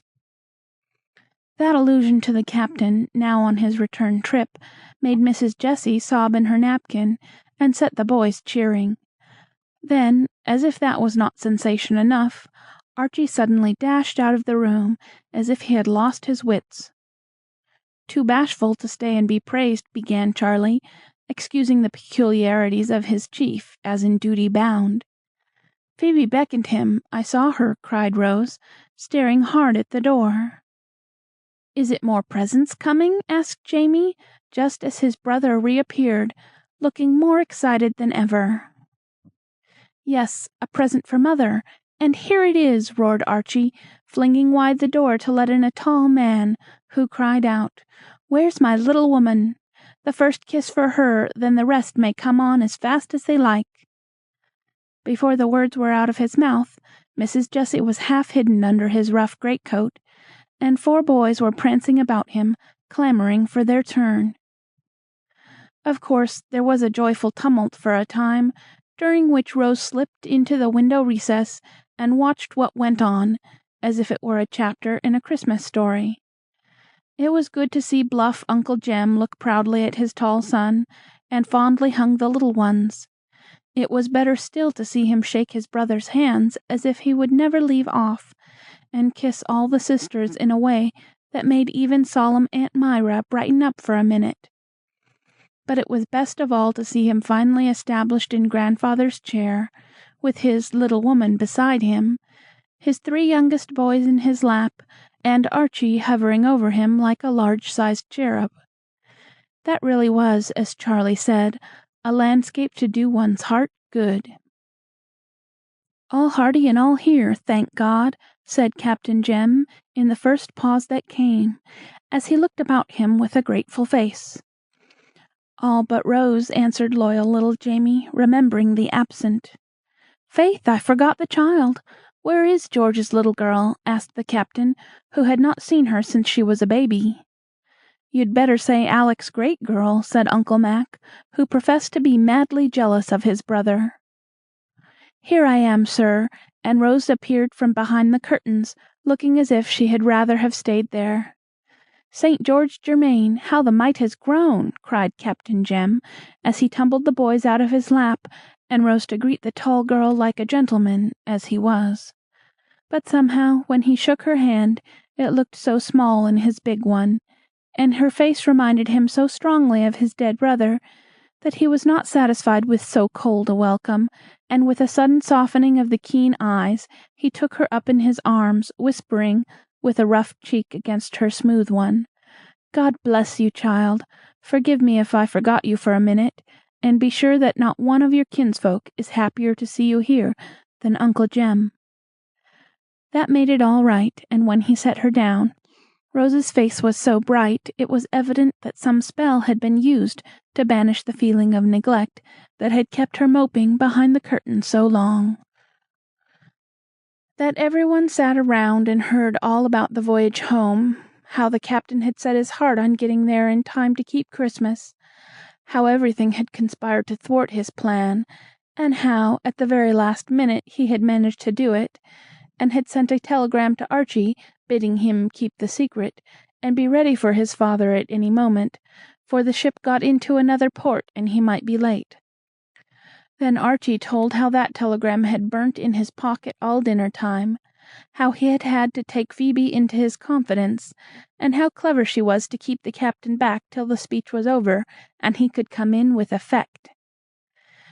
The elders would have sat and talked all the evening, but the young folks were bent on having their usual Christmas frolic.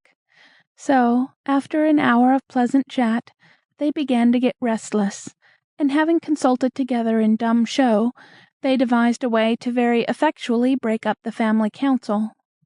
Steve vanished, and sooner than the boys imagined Dandy could get himself up, the skirl of the bagpipe was heard in the hall, and the bonny piper came to lead Clan Campbell to the revel. "Draw it mild, Stenny, my man. Ye play unco weel, but ye make a most infernal din," cried Uncle Jem, with his hands over his ears, for this accomplishment was new to him, and "took him all aback," as he expressed it. So Steve droned out a Highland reel as softly as he could, and the boys danced it to a circle of admiring relations. Captain Jem was a true sailor, however, and could not stand idle while anything lively was going on. So, when the piper's breath gave out, he cut a splendid pigeon wing into the middle of the hall, saying, "Who can dance a fore and after?" and waiting for no reply, began to whistle the air so invitingly that Mrs. Jessie set to him, laughing like a girl. Rose and Charlie took their places behind, and away went the four with a spirit and a skill that inspired all the rest to cut in as fast as they could. That was a grand beginning, and they had many another dance before anyone would own they were tired.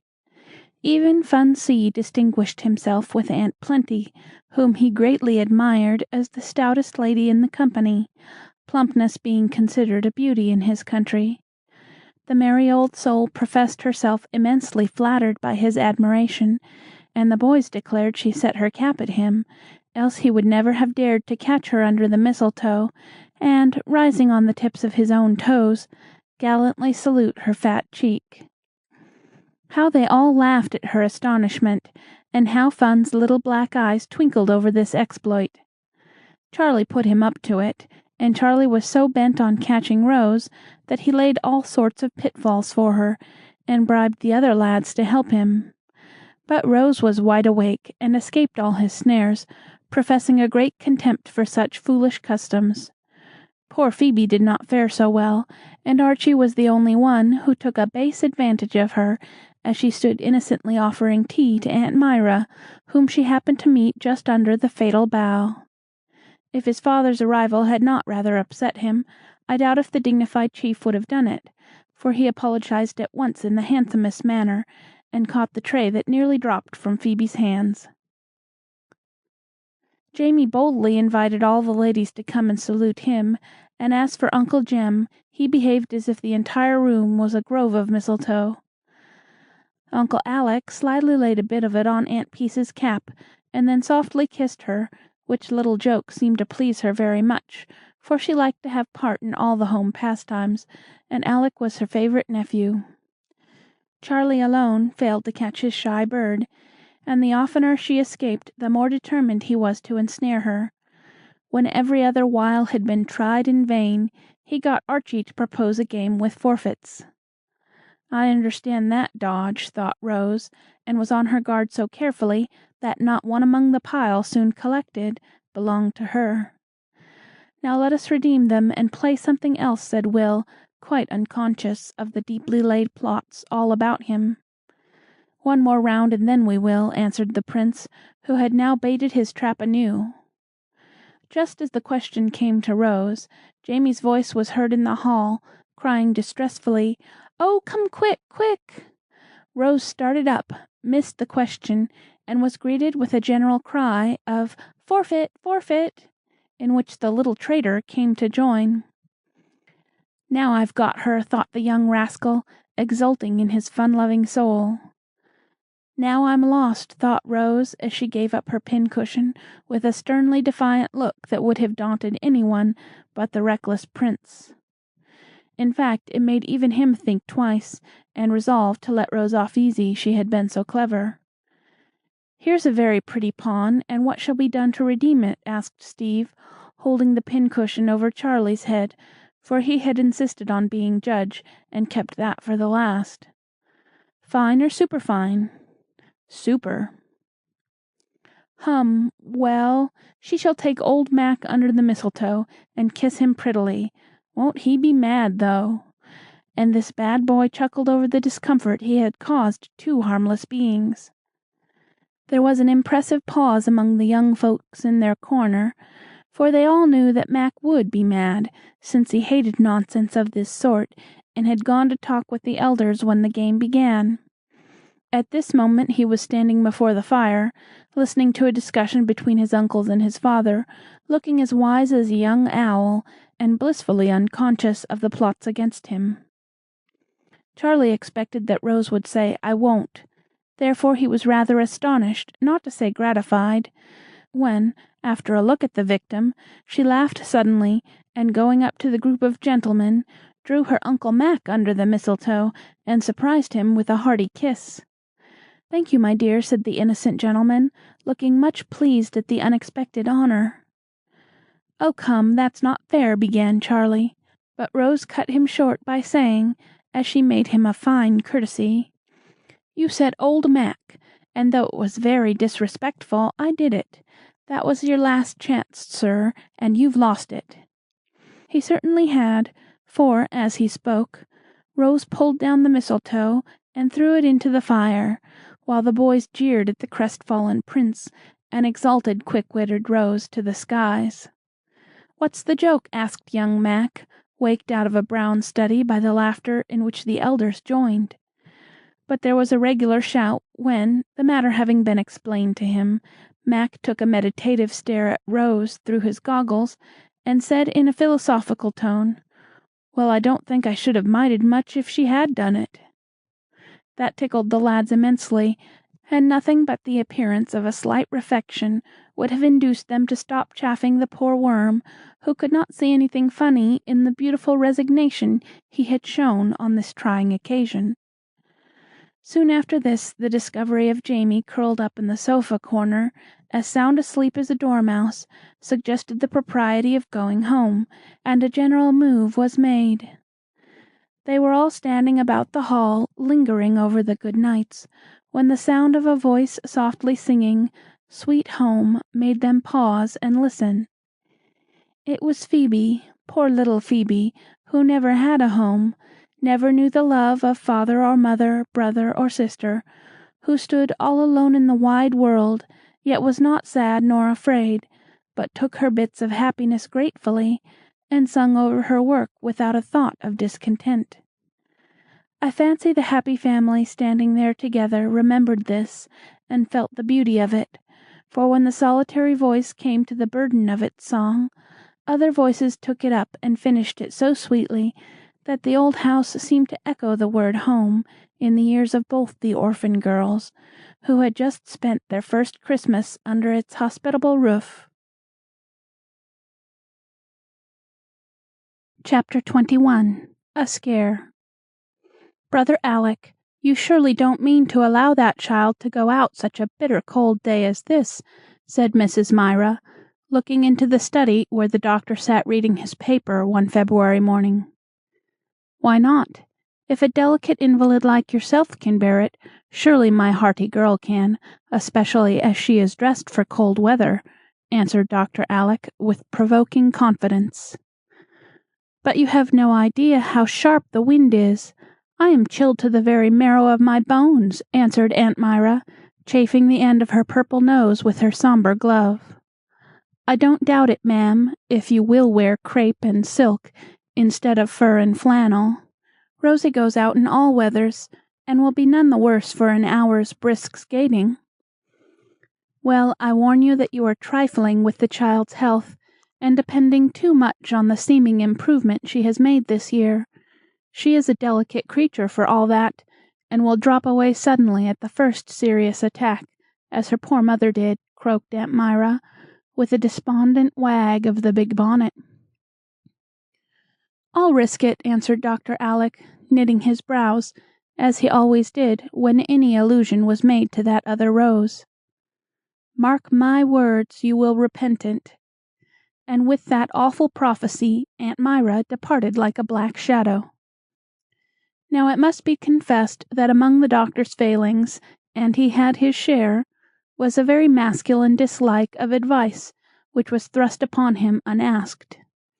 He always listened with respect to the great aunts, and often consulted Mrs. Jessie, but the other three ladies tried his patience sorely, by constant warnings, complaints, and counsels. Aunt Myra was an especial trial, and he always turned contrary the moment she began to talk. He could not help it, and often laughed about it with comic frankness. Here now was a sample of it, for he had just been thinking that Rose had better defer her run till the wind went down and the sun was warmer. But Aunt Myra spoke, and he could not resist the temptation to make light of her advice, and let Rose brave the cold.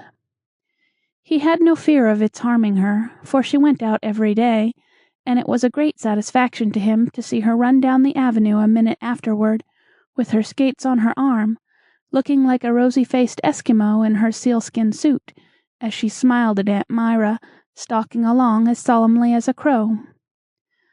"I hope the child won't stay out long, for this wind is enough to chill the marrow in younger bones than Myra's," thought Dr. Alec, half an hour later, as he drove toward the city to see the few patients he had consented to take for old acquaintances' sake.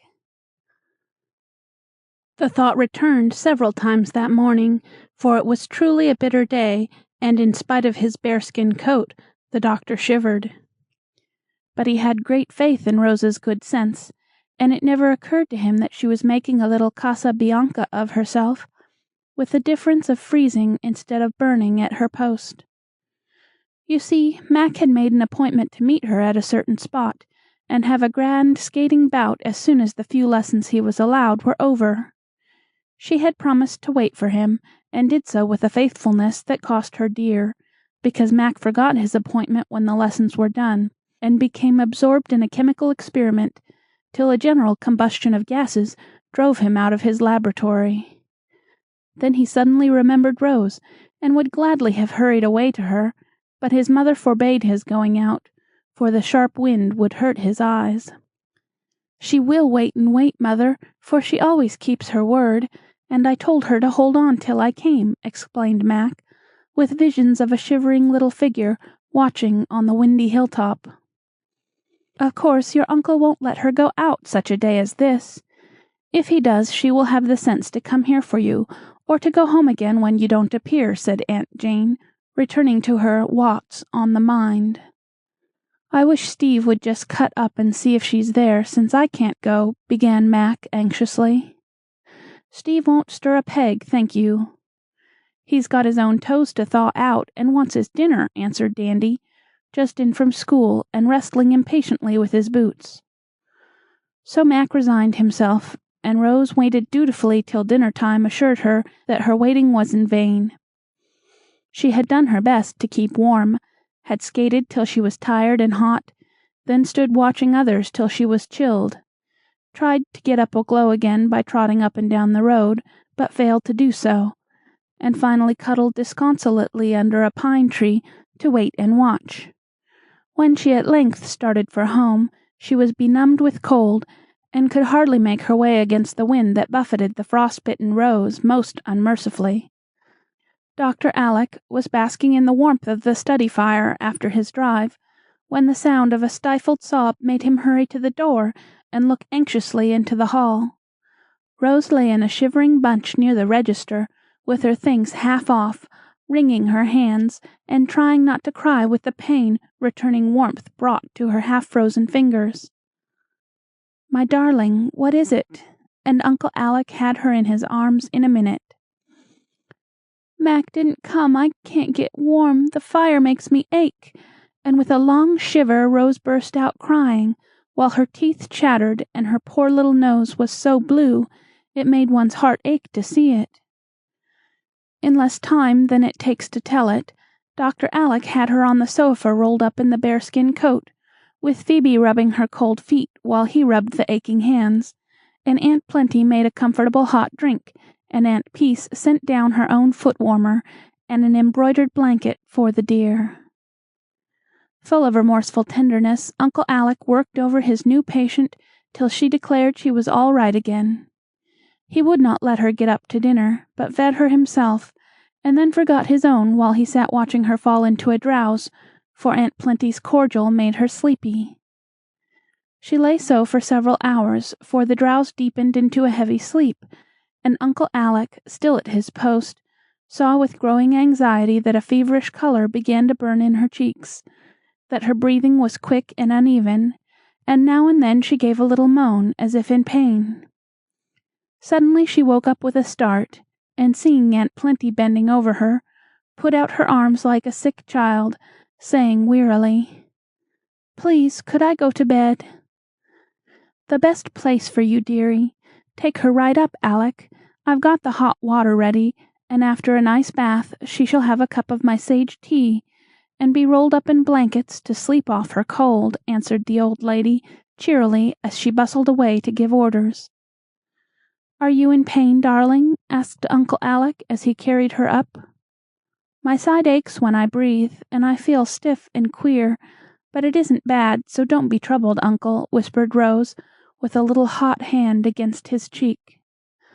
But the poor doctor did look troubled, and had cause to do so, for just then Rose tried to laugh at Dolly charging into the room with the warming pan, but could not, for the sharp pain took her breath away, and made her cry out.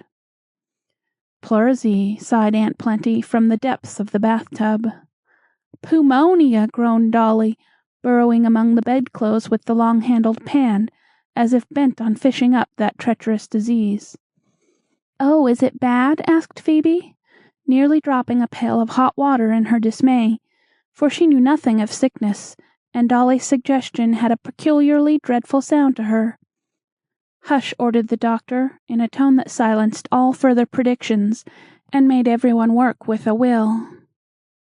"Make her as comfortable as you can, and when she is in her little bed I'll come and say good night," he added, when the bath was ready and the blankets browning nicely before the fire.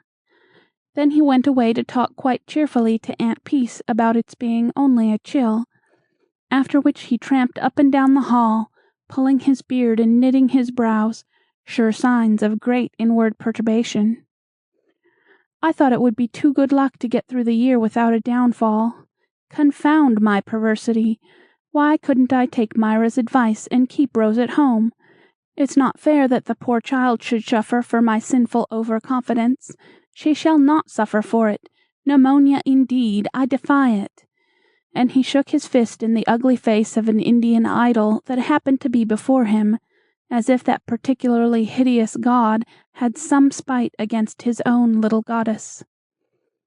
In spite of his defiance, his heart sank when he saw Rose again, for the pain was worse, and the bath and blankets, the warming pan and piping hot sage tea were all in vain. For several hours there was no rest for the poor child, and all manner of gloomy forebodings haunted the minds of those who hovered about her, with faces full of the tenderest anxiety. In the midst of the worst paroxysm, Charlie came to leave a message from his mother, and was met by Phoebe coming despondently downstairs with a mustard plaster that had brought no relief. "What the dickens is the matter?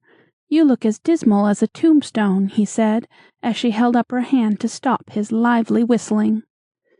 "Miss Rose is dreadful sick." "The deuce she is!" "Don't swear, Mr. Charlie. She really is, and it's Mr. Mac's fault." And Phoebe told the sad tale in a few sharp words, for she felt at war with the entire race of boys at that moment.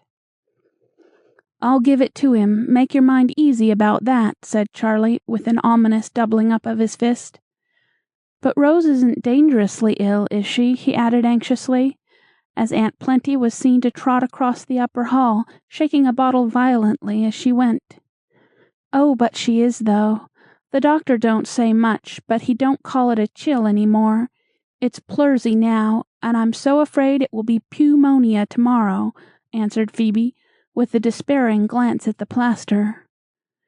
Charlie exploded into a stifled laugh at the new pronunciation of pneumonia, to Phoebe's great indignation.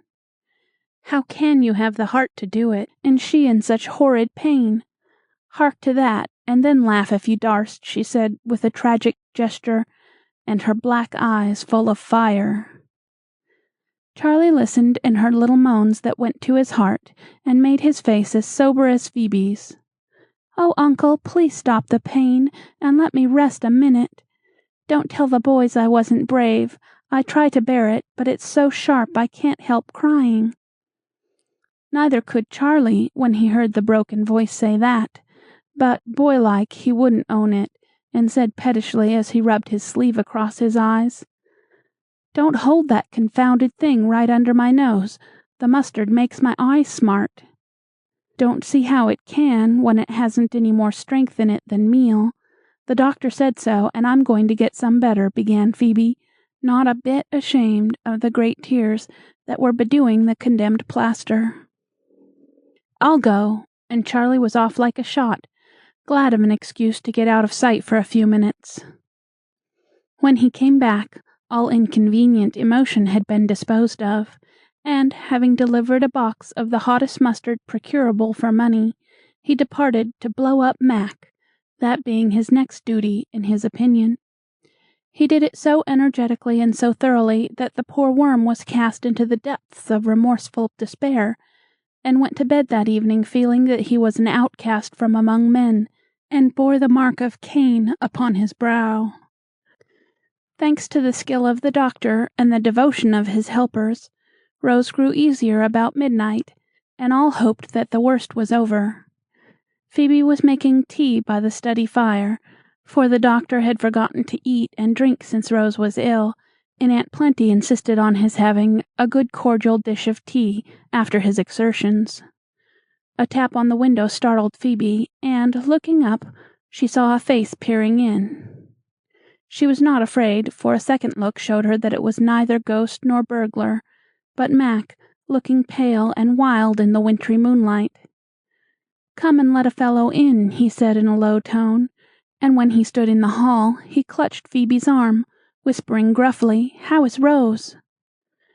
"Thanks be to goodness, she's better," answered Phoebe, with a smile that was like broad sunshine to the poor lad's anxious heart. "And she will be all right again to-morrow?" "Oh dear, no.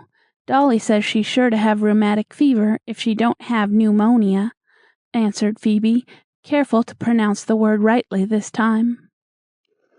Down went Mac's face, and remorse began to gnaw at him again as he gave a great sigh and said doubtfully, "I suppose I couldn't see her?" "Of course not at this time o' night, when we want her to go to sleep." Mac opened his mouth to say something more, when a sneeze came upon him unawares, and a loud "Ah-rush-hoo!" awoke the depths of the quiet house. "Why didn't you stop it?" said Phoebe reproachfully. "I dare say you've waked her up." "Didn't know it was coming. Just my luck," groaned Mac, turning to go before his unfortunate presence did more harm. But a voice from the stairhead called softly, "Mac, come up. Rose wants to see you." Up he went and found his uncle waiting for him. "What brings you here at this hour, my boy?" asked the doctor in a whisper.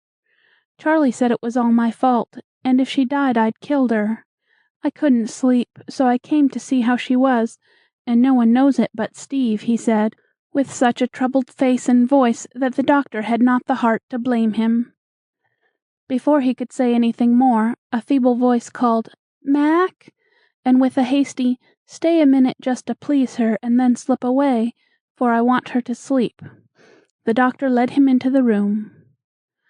The face on the pillow looked very pale and childish, and the smile that welcomed Mac was very faint, for Rose was spent with pain, yet could not rest till she had said a word of comfort to her cousin.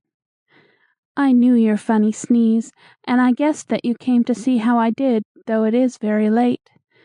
Don't be worried, I'm better now, and it is my fault I was ill, not yours, for I needn't have been so silly as to wait in the cold just because I said I would." Mac hastened to explain, to load himself with reproaches, and to beg her not to die on any account, for Charlie's lecture had made a deep impression on the poor boy's mind. "I didn't know there was any danger of my dying," and Rose looked up at him with a solemn expression in her great eyes.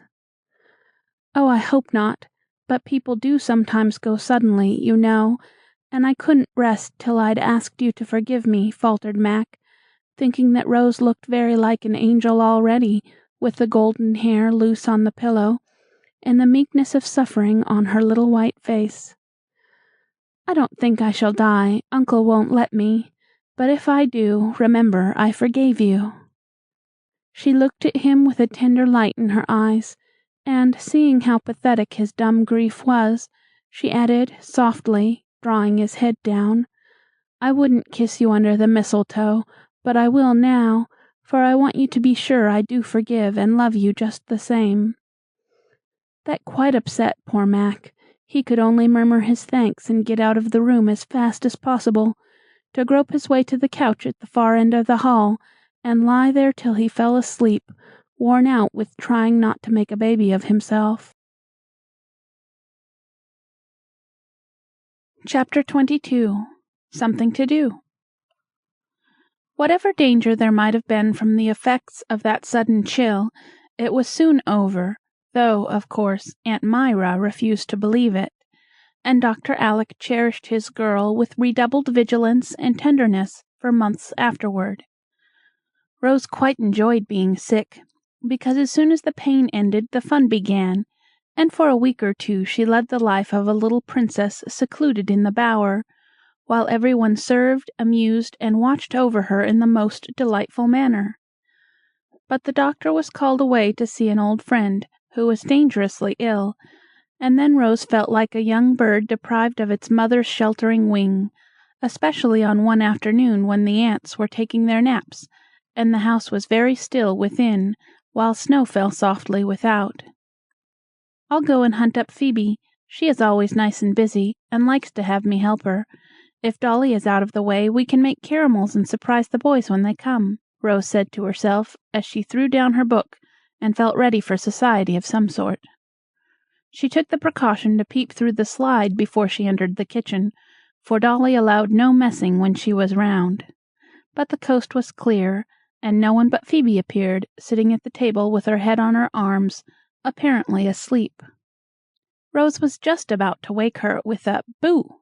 when she lifted her head, dried her wet eyes with her blue apron, and fell to work with a resolute face on something she was evidently much interested in. Rose could not make out what it was, and her curiosity was greatly excited, for Phoebe was writing with a sputtering pen on some bits of brown paper, apparently copying something from a little book. "I must know what the dear thing is about, and why she cried and then set her lips tight and went to work with all her might," thought Rose, forgetting all about the caramels, and, going round to the door, she entered the kitchen, saying pleasantly, "Phoebe, I want something to do. Can't you let me help you about anything, or shall I be in the way?" "Oh dear no, miss. I always love to have you round when things are tidy. What would you like to do?" answered Phoebe, opening a drawer as if about to sweep her own affairs out of sight. But Rose stopped her, exclaiming like a curious child, "Let me see, what is it? I won't tell if you'd rather not have Dolly know." "I'm only trying to study a bit, but I'm so stupid I don't get on much," answered the girl reluctantly, permitting her little mistress to examine the poor contrivances she was trying to work with. A broken slate that had blown off the roof, an inch or two of pencil, an old almanac for a reader, several bits of brown or yellow paper ironed smoothly and sewn together for a copybook, and the copy's sundry receipts written in Aunt Plenty's neat hand. These, with a small bottle of ink and a rusty pen, made up Phoebe's outfit, and it was little wonder that she did not get on, in spite of the patient persistence that dried the desponding tears and drove along the sputtering pen with a will. "You may laugh if you want to, Miss Rose. I know my things are queer, and that's why I hide them, but I don't mind since you found me out, and I ain't a bit ashamed except of being so backward at my age," said Phoebe humbly, though her cheeks grew redder as she washed out some crooked capitals with a tear or two not yet dried upon the slate. "Laugh at you! I feel more like crying to think what a selfish girl I am, to have loads of books and things and never remember to give you some. Why didn't you come and ask me, and not go struggling along alone in this way? It was very wrong of you, Phoebe, and I'll never forgive you if you do so again," answered Rose, with one hand on Phoebe's shoulder, while the other gently turned the leaves of the poor little copybook. "I didn't like to ask for anything more when you were so good to me all the time, Miss, dear," began Phoebe, looking up with grateful eyes. "Oh, you proud thing! Just as if it wasn't fun to give away, and I had the best of it. Now, see here, I've got a plan, and you mustn't say no, or I shall scold. I want something to do, and I'm going to teach you all I know. It won't take long." And Rose laughed as she put her arm around Phoebe's neck, and patted the smooth dark head with the kind little hand that so loved to give. It would be just heavenly, and Phoebe's face shone at the mere idea, but fell again as she added wistfully, "Only I'm afraid I ought not to let you do it, Miss Rose. It will take time, and maybe the doctor wouldn't like it.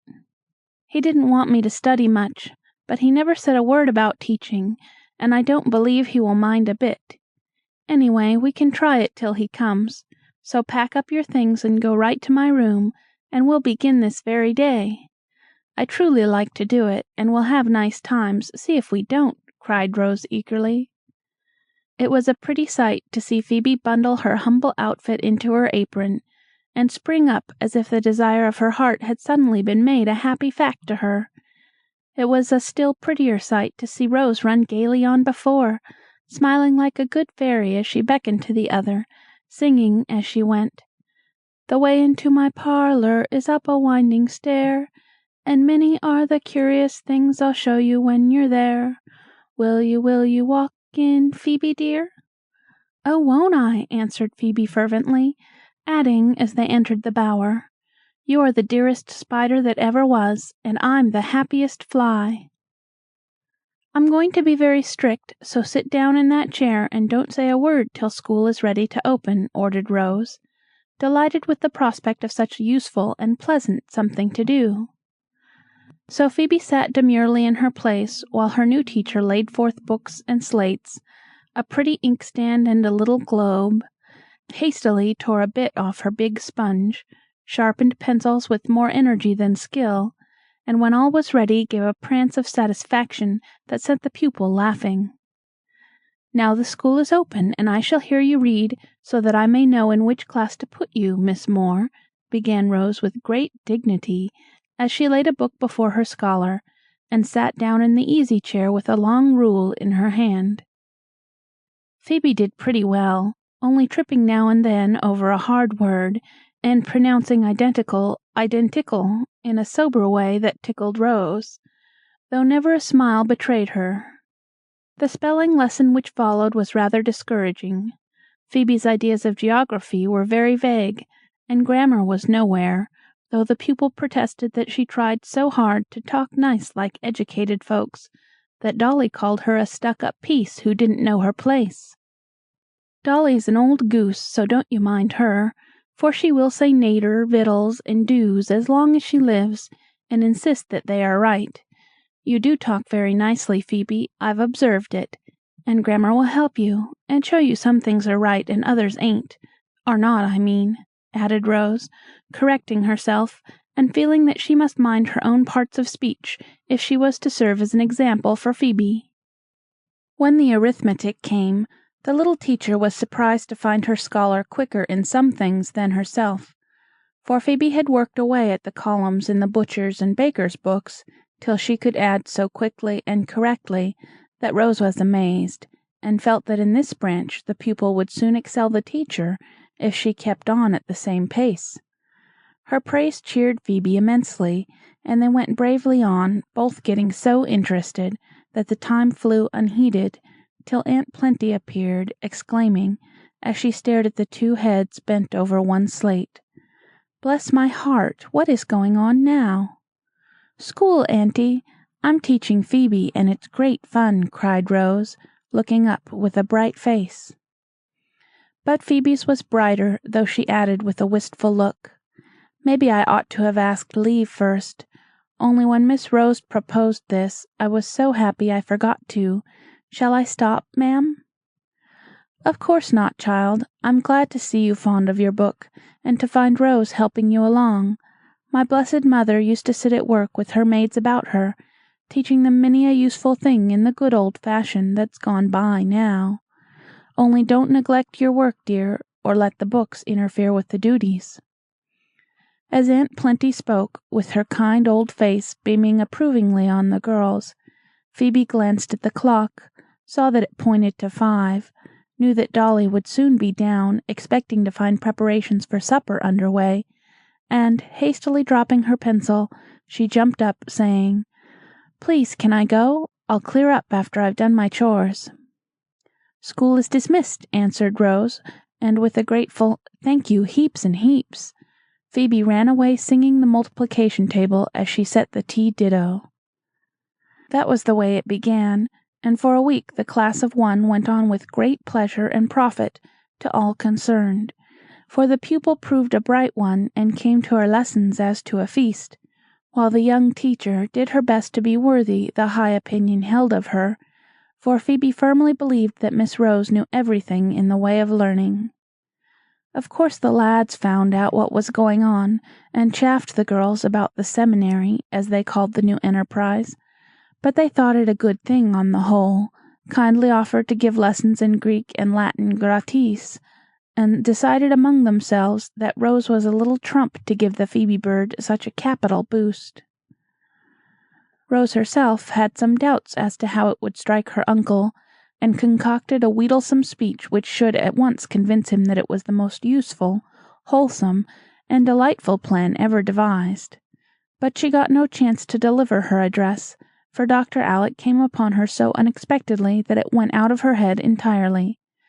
She was sitting on the floor in the library, poring over a big book laid open in her lap, and knew nothing of the long-desired arrival till two large, warm hands met under her chin and gently turned her head back, so that someone could kiss her heartily on either cheek, while a fatherly voice said, half reproachfully, "Why is my girl brooding over a dusty encyclopedia, when she ought to be running to meet the old gentleman who couldn't get on another minute without her?" "Oh, Uncle, I'm so glad, and so sorry. Why didn't you let us know what time you'd be here, or call out the minute you came? Haven't I been homesick for you? And now I'm so happy to have you back I could hug your dear old curly head off," cried Rose, as the encyclopedia went down with a bang, and she up with a spring that carried her into Dr. Alec's arms, to be kept there in the sort of embrace a man gives to the dearest creature the world holds for him. Presently he was in his easy-chair with Rose upon his knee, smiling up in his face and talking as fast as her tongue could go, while he watched her with an expression of supreme content as he stroked the smooth, round cheek, or held the little hand in his, rejoicing to see how rosy was the one, how plump and strong the other. "Have you had a good time? Did you save the poor lady? Aren't you glad to be home again with your girl to torment you?" "Yes, to all those questions. Now tell me what you've been at, little sinner. Auntie Plen says you want to consult me about some new and remarkable project which you have dared to start in my absence. She didn't tell you, I hope?" "Not a word more, except you were rather doubtful how I'd take it, and so wanted to 'fess yourself, and get round me as you always try to do, though you don't often succeed. Now then, own up and take the consequences." So Rose told about her school, in her pretty, earnest way, dwelling on Phoebe's hunger for knowledge, and the delight it was to help her, adding with a wise nod, "And it helps me too, Uncle, for she is so quick and eager I have to do my best, or she will get ahead of me in some things. To-day, now, she had the word cotton in a lesson, and asked all about it, and I was ashamed to find I really knew so little that I could only say that it was a plant that grew down south in a kind of pod, and was made into cloth. That's what I was reading up when you came, and tomorrow I shall tell her all about it, and indigo too. So you see it teaches me also, and is as good as a general review of what I've learned, in a pleasanter way than going over it alone." "You artful little baggage! That's the way you expect to get round me, is it? That's not studying, I suppose." "No, sir, it's teaching. And please, I like it much better than having a good time by myself. Besides, you know, I adopted Phoebe and promised to be a sister to her, so I am bound to keep my word, am I not?" answered Rose, looking both anxious and resolute as she waited for her sentence. Dr. Alec was evidently already won, for Rose had described the old slate and brown paper copybook with a pathetic effect, and the excellent man had not only decided to send Phoebe to school long before the story was done, but reproached himself for forgetting his duty to one little girl in his love for another.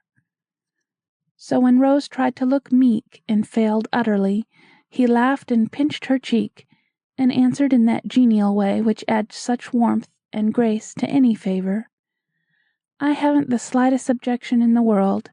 In fact, I was beginning to think I might let you go at your books again, moderately, since you are so well, and this is an excellent way to try your powers. Phoebe is a brave, bright lass, and shall have a fair chance in the world, if we can give it to her, so that if she ever finds her friends they need not be ashamed of her." "I think she has found some already," began Rose, eagerly. "Hey, what? Has anyone turned up since I've been gone?" asked Dr. Alec quickly, for it was a firm belief in the family that Phoebe would prove to be somebody sooner or later. "No, her best friend turned up when you came home, Uncle," answered Rose with an approving pat, adding gratefully, "I can't half thank you for being so good to my girl, but she will, because I know she is going to make a woman to be proud of. She's so strong and true and loving." "Bless your heart, dear, I haven't begun to do anything yet, more shame to me. But I'm going at it now, and as soon as she gets on a bit, she shall go to school as long as she likes. How will that do for a beginning?"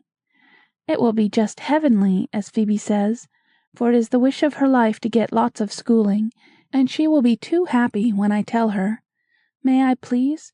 It will be so lovely to see the dear thing open her big eyes and clap her hands at the splendid news. No one shall have a finger in this nice little pie. You shall do it all yourself. Only don't go too fast, or make too many castles in the air, my dear, for time and patience must go into this pie of ours if it is to turn out well." "Only when it is open, won't the birds begin to sing?" laughed Rose, taking a turn about the room as a vent for the joyful emotions that made her eyes shine. All of a sudden she stopped and asked soberly, "If Phoebe goes to school, who will do her work? I'm willing, if I can. Come here, and I'll tell you a secret. Dolly's bones are getting so troublesome, and her dear old temper so bad, that the aunts have decided to pension her off and let her go and live with her daughter, who has married very well. I saw her this week, and she'd like to have her mother come. So in the spring we shall have a grand change, and get a new cook and chamber girl, if any can be found to suit our honored relatives. Oh me, how can I ever get on without Phoebe? Couldn't she stay, just so I could see her? I'd pay her board rather than have her go, I'm so fond of her." How Dr. Alec laughed at that proposal, and how satisfied Rose was when he explained that Phoebe was still to be her maid, with no duties except such as she could easily perform between school hours. "She is a proud creature for all her humble ways, and even from us would not take a favor if she did not earn it somewhere. So this arrangement makes it all square and comfortable, you see, and she will pay for the schooling by curling these Goldilocks a dozen times a day if you let her." "Your plans are always so wise and kind. That's why they work so well, I suppose, and why people let you do what you like with them. I really don't see how other girls get along without an Uncle Alec," answered Rose, with a sigh of pity for those who had missed so great a blessing. When Phoebe was told the splendid news, she did not stand on her head with rapture, as Charlie prophesied she would, but took it quietly, because it was such a happy thing she had no words big and beautiful enough to thank them in, she said. But every hour of her day was brightened by this granted wish, and dedicated to the service of those who gave it. Her heart was so full of content that it overflowed in music, and the sweet voice singing all about the house gave thanks so blithely that no other words were needed.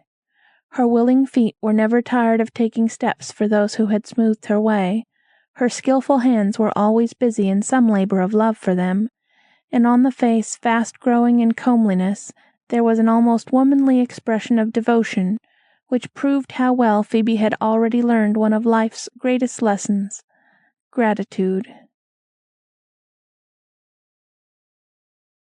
Chapter 23. Peacemaking.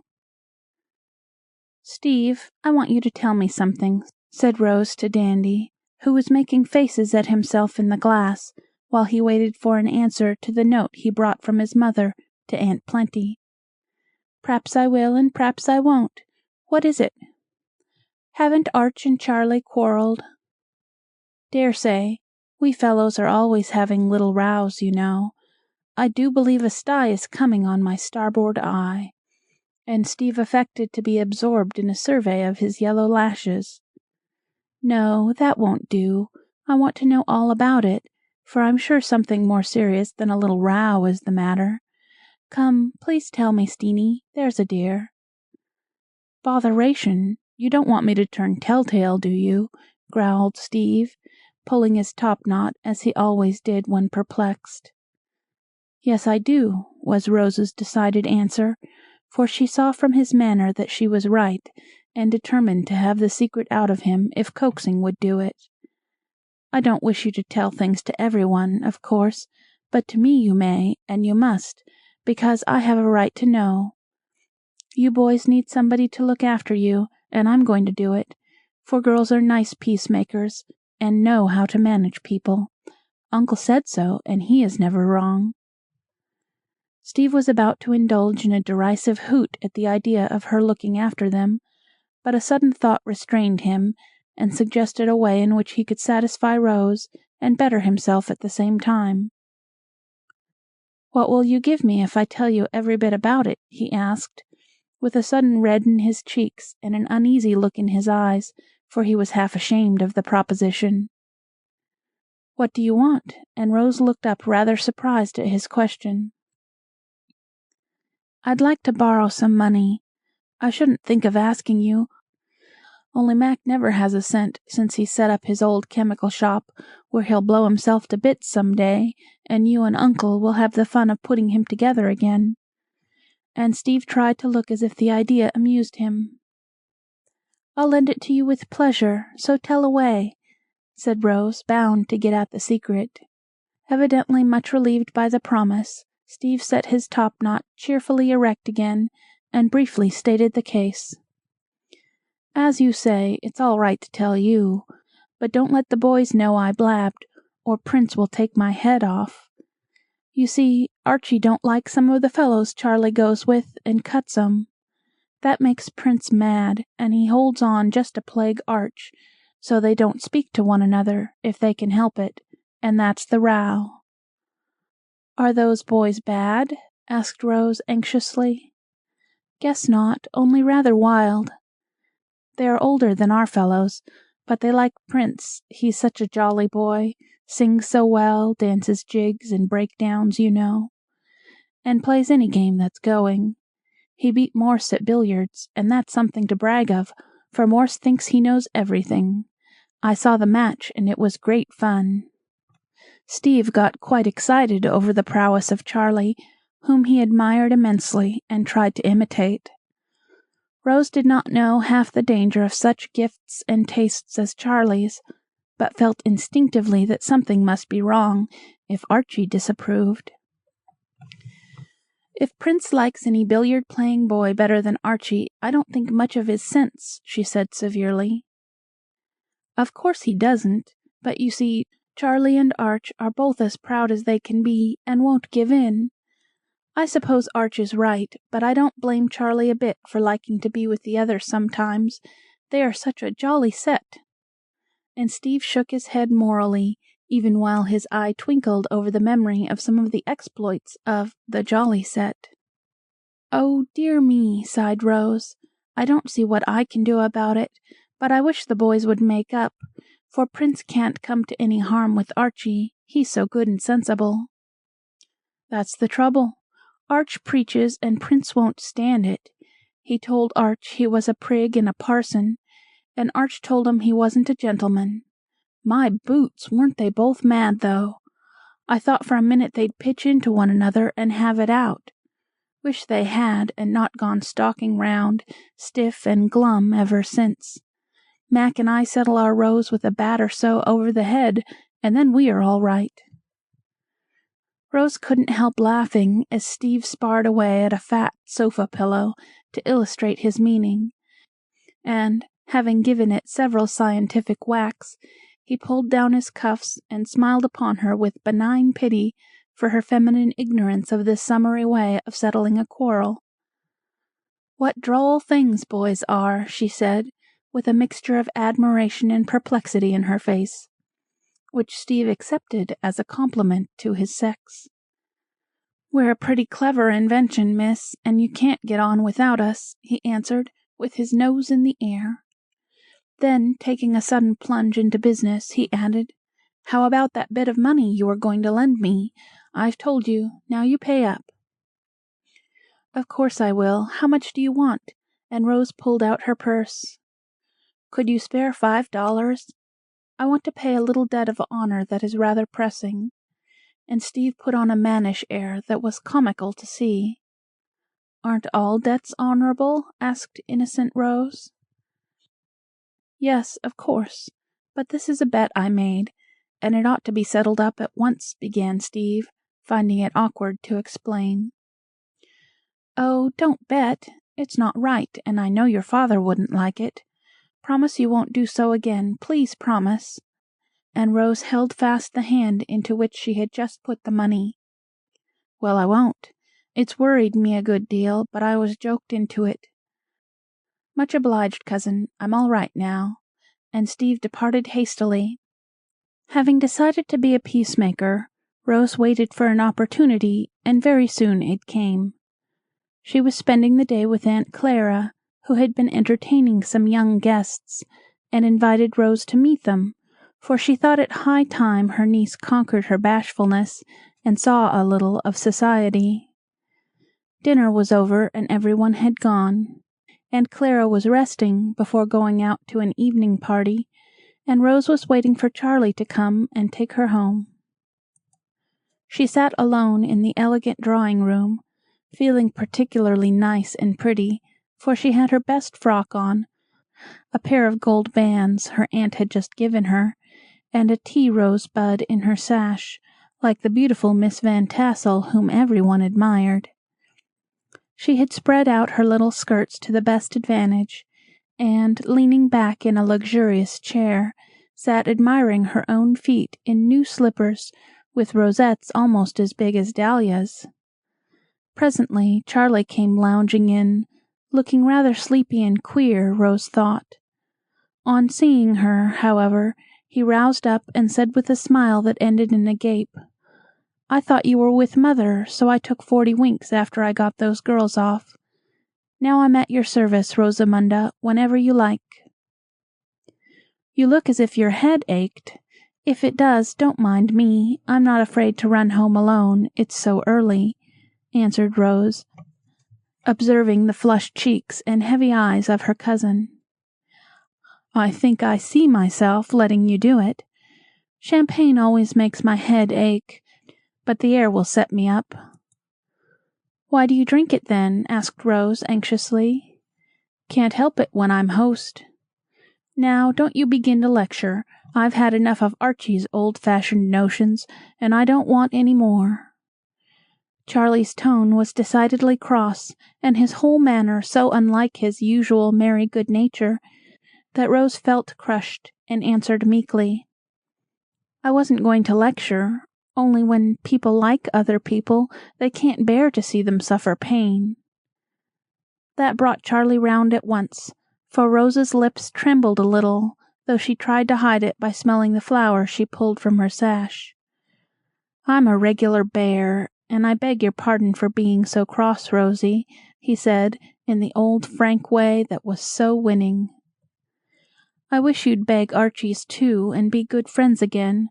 You never were cross when he was your chum," Rose said, looking up at him as he bent toward her from the low chimney-piece, where he had been leaning his elbows. In an instant he stood as stiff and straight as a ramrod, and the heavy eyes kindled with an angry spark as he said, in his high and mighty manner, "You'd better not meddle with what you don't understand, cousin." "But I do understand, and it troubles me very much to see you so cold and stiff to one another. You always used to be together, and now you hardly speak. You are so ready to beg my pardon, I don't see why you can't beg Archie's, if you are in the wrong." "I'm not." This was so short and sharp that Rose started, and Charlie added, in a calmer but still very haughty tone, "A gentleman always begs pardon when he has been rude to a lady, but one man doesn't apologize to another man who has insulted him." "Oh, my heart, what a pepper-pot," thought Rose, and, hoping to make him laugh, she added slyly, "I was not talking about men, but boys, and one of them a prince, who ought to set a good example to his subjects." But Charlie would not relent, and tried to turn the subject by saying gravely, as he unfastened the little gold ring from his watch-guard, "I've broken my word, so I want to give this back and free you from the bargain. I'm sorry, but I think it a foolish promise, and don't intend to keep it. Choose a pair of earrings to suit yourself as my forfeit. You have a right to wear them now." "No, I can only wear one, and that is no use, for Archie will keep his word, I'm sure." Rose was so mortified and grieved at this downfall of her hopes that she spoke sharply, and would not take the ring the deserter offered her. He shrugged his shoulders, and threw it into her lap, trying to look cool and careless, but failing entirely, for he was ashamed of himself, and out of sorts generally. Rose wanted to cry, but pride would not let her, and, being very angry, she relieved herself by talk instead of tears. Looking pale and excited, she rose out of her chair, cast away the ring, and said in a voice that she vainly tried to keep steady, "You are not at all the boy I thought you were, and I don't respect you one bit. I've tried to help you be good, but you won't let me, and I shall not try any more. You talk a great deal about being a gentleman, but you are not, for you've broken your word, and I can never trust you again. I don't wish you to go home with me. I'd rather have Mary. Good night." And with that last dreadful blow, Rose walked out of the room, leaving Charlie as much astonished as if one of his pet pigeons had flown in his face and pecked at him. She was so seldom angry that when her temper did get the better of her, it made a deep impression on the lads, for it was generally a righteous sort of indignation at some injustice or wrong-doing, not childish passion. Her little thunderstorm cleared off in a sob or two as she put on her things in the entry closet, and when she emerged she looked the brighter for the shower. A hasty good night to Aunt Clara, now under the hands of the hairdresser, and then she crept down to find Mary the maid. But Mary was out, so was the man, and Rose slipped away by the back door, flattering herself that she had escaped the awkwardness of having Charlie for escort.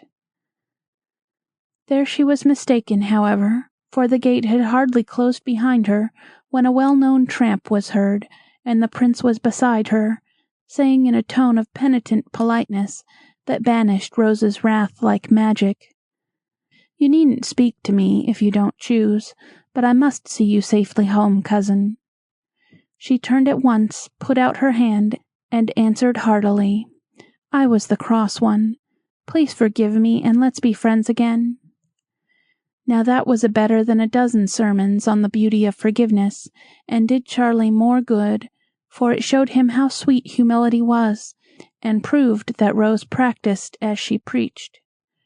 He shook the hand warmly, then drew it through his arm, and said, as if anxious to recover the good opinion, with the loss of which he had been threatened, "Look here, Rosie, I've put the ring back, and I'm going to try again.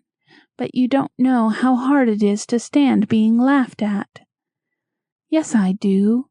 Ariadne plagues me every time I see her, because I don't wear earrings after all the trouble I had getting ready for them." "Ah, but her twaddle isn't half as bad as the chaffing I get. It takes a great deal of pluck to hold out when you are told you are tied to an apron string, and all that sort of thing," sighed Charlie. "I thought you had a deal of pluck, as you call it. The boys all say you are the bravest of the 7, said Rose. "So I am about some things, but I cannot bear to be laughed at." "It is hard, but if one is right, won't that make it easier?" "Not to me. It might to a pious parson like Arch." "Please don't call him names. I guess he has what is called moral courage, and you physical courage. Uncle explained the difference to me, and moral is the best, though it often doesn't look so," said Rose thoughtfully. Charlie didn't like that, and answered quickly, "I don't believe he'd stand it any better than I do, if he had those fellows at him." "Perhaps that's why he keeps out of their way, and wants you to." Rose had him there, and Charlie felt it, but would not give in just yet, though he was going fast, for somehow, in the dark, he seemed to see things clearer than in the light, and found it very easy to be confidential when it was only Rose. "If he was my brother, now, he'd have some right to interfere," began Charlie, in an injured tone. "I wish he was," cried Rose. "So do I," answered Charlie, and then they both laughed at his inconsistency. The laugh did them good, and when Prince spoke again, it was in a different tone, pensive, not proud nor perverse. "You see, it's hard upon me that I have no brothers and sisters. The others are better off, and needn't go abroad for chums if they don't like. I'm all alone, and I'd be thankful even for a little sister." Rose thought that very pathetic, and, overlooking the uncomplimentary word even in that last sentence, she said, with a timid sort of earnestness that conquered her cousin at once, "Play I was a little sister. I know I'm silly, but perhaps I'm better than nothing, and I'd dearly love to do it." "So should I, and we will, for you are not silly, my dear, but a very sensible girl, we all think, and I'm proud to have you for a sister. There now."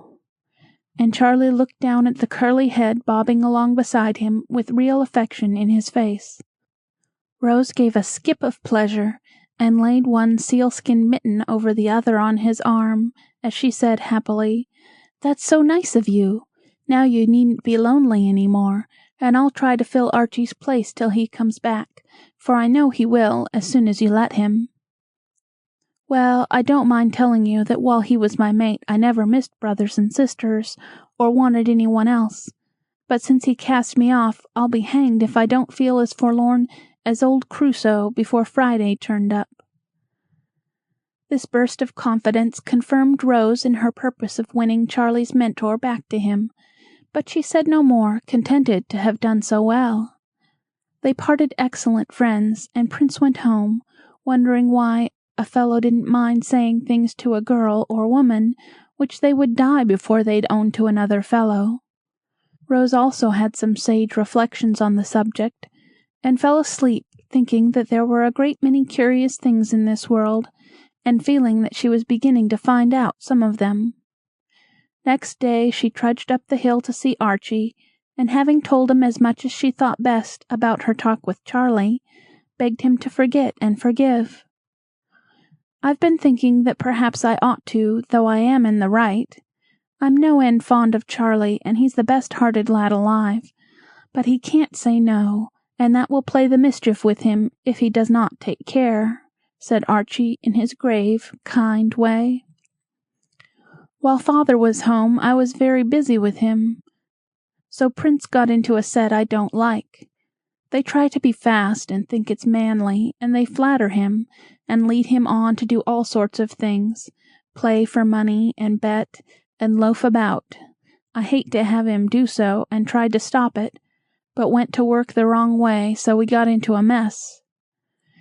He is all ready to make up if you don't say much, for he owned to me he was wrong, but I don't think he will own it to you in words," began Rose. "I don't care for that.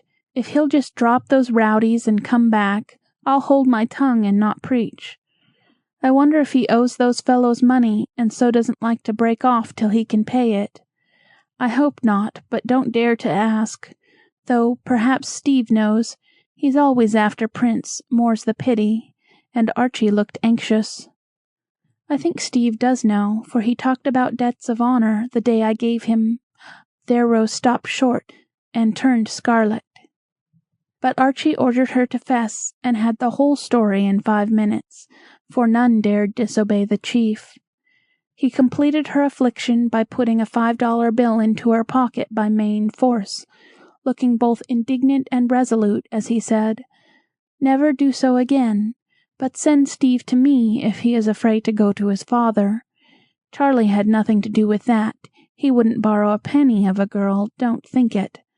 But that's the harm he does Steve, who adores him, and tries to be like him in all things. Don't say a word. I'll make it all right, and no one shall blame you." "Oh me!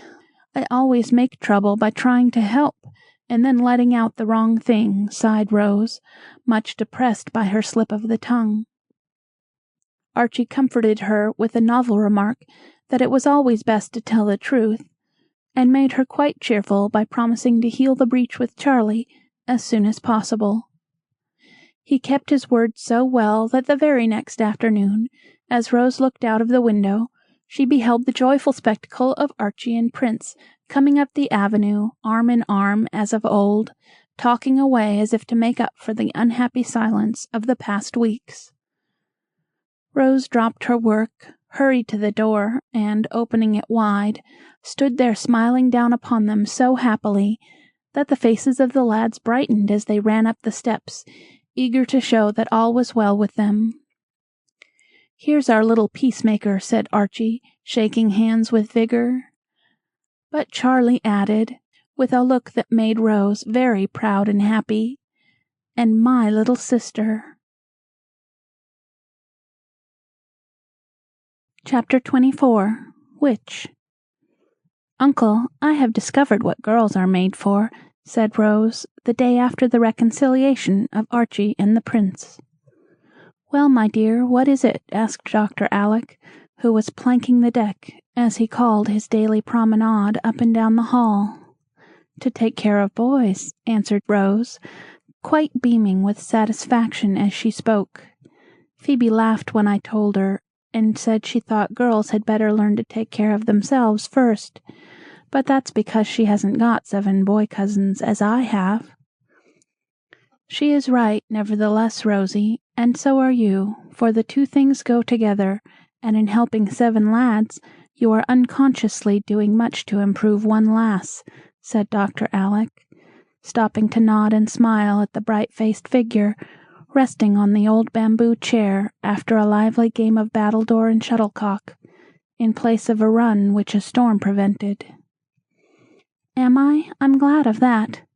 But really, uncle, I do feel as if I must take care of the boys, for they come to me in all sorts of troubles and ask advice, and I like it so much. Only I don't always know what to do, and I'm going to consult you privately, and then surprise them with my wisdom." "All right, my dear. What's the first worry? I see you have something on your little mind, so come and tell uncle." Rose put her arm in his, and, pacing to and fro, told him all about Charlie, asking what she could do to keep him straight and be a real sister to him. "Could you make up your mind to go and stay with Aunt Clara a month?" asked the doctor when she ended. "Yes, sir, but I shouldn't like it. Do you really want me to go?" "The best cure for Charlie is a daily dose of rose water, or rose and water, or rose and water.